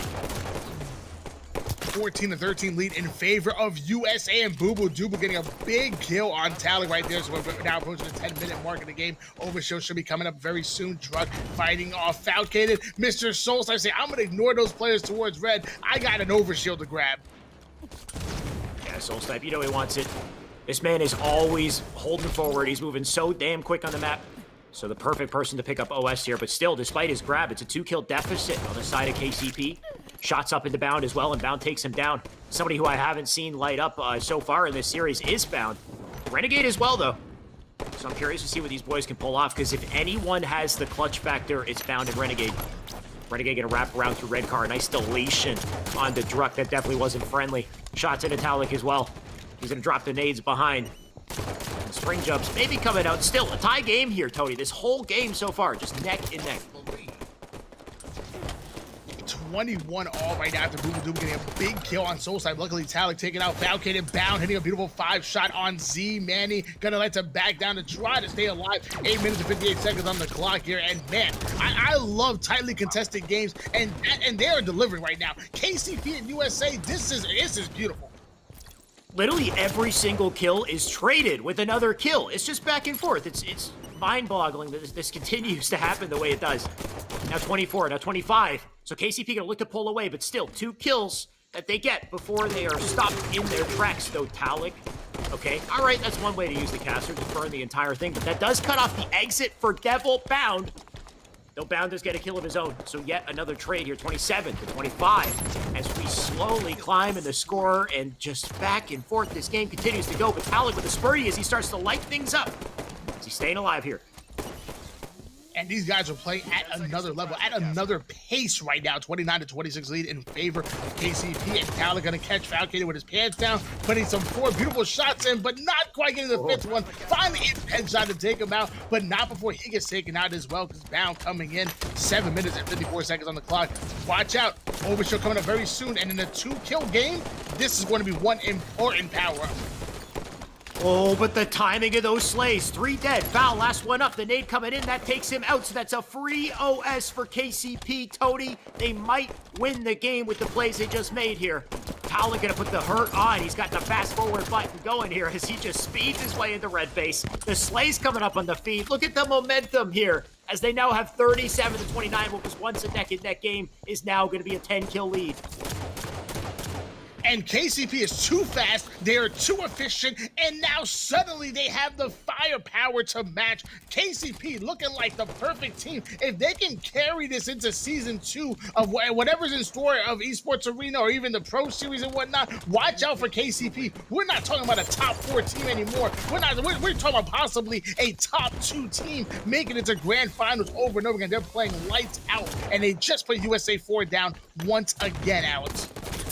KCP have put themselves in the position where unless you are a full team, like a dedicated team practicing on a regular basis, you're probably not going to take them down. Because this is a team full of champions, but it's a slight swap. You got Renegade instead of Saiyan, but I mean, this is an incredible team that KCP is just shutting down 2 games in a row here, Tony.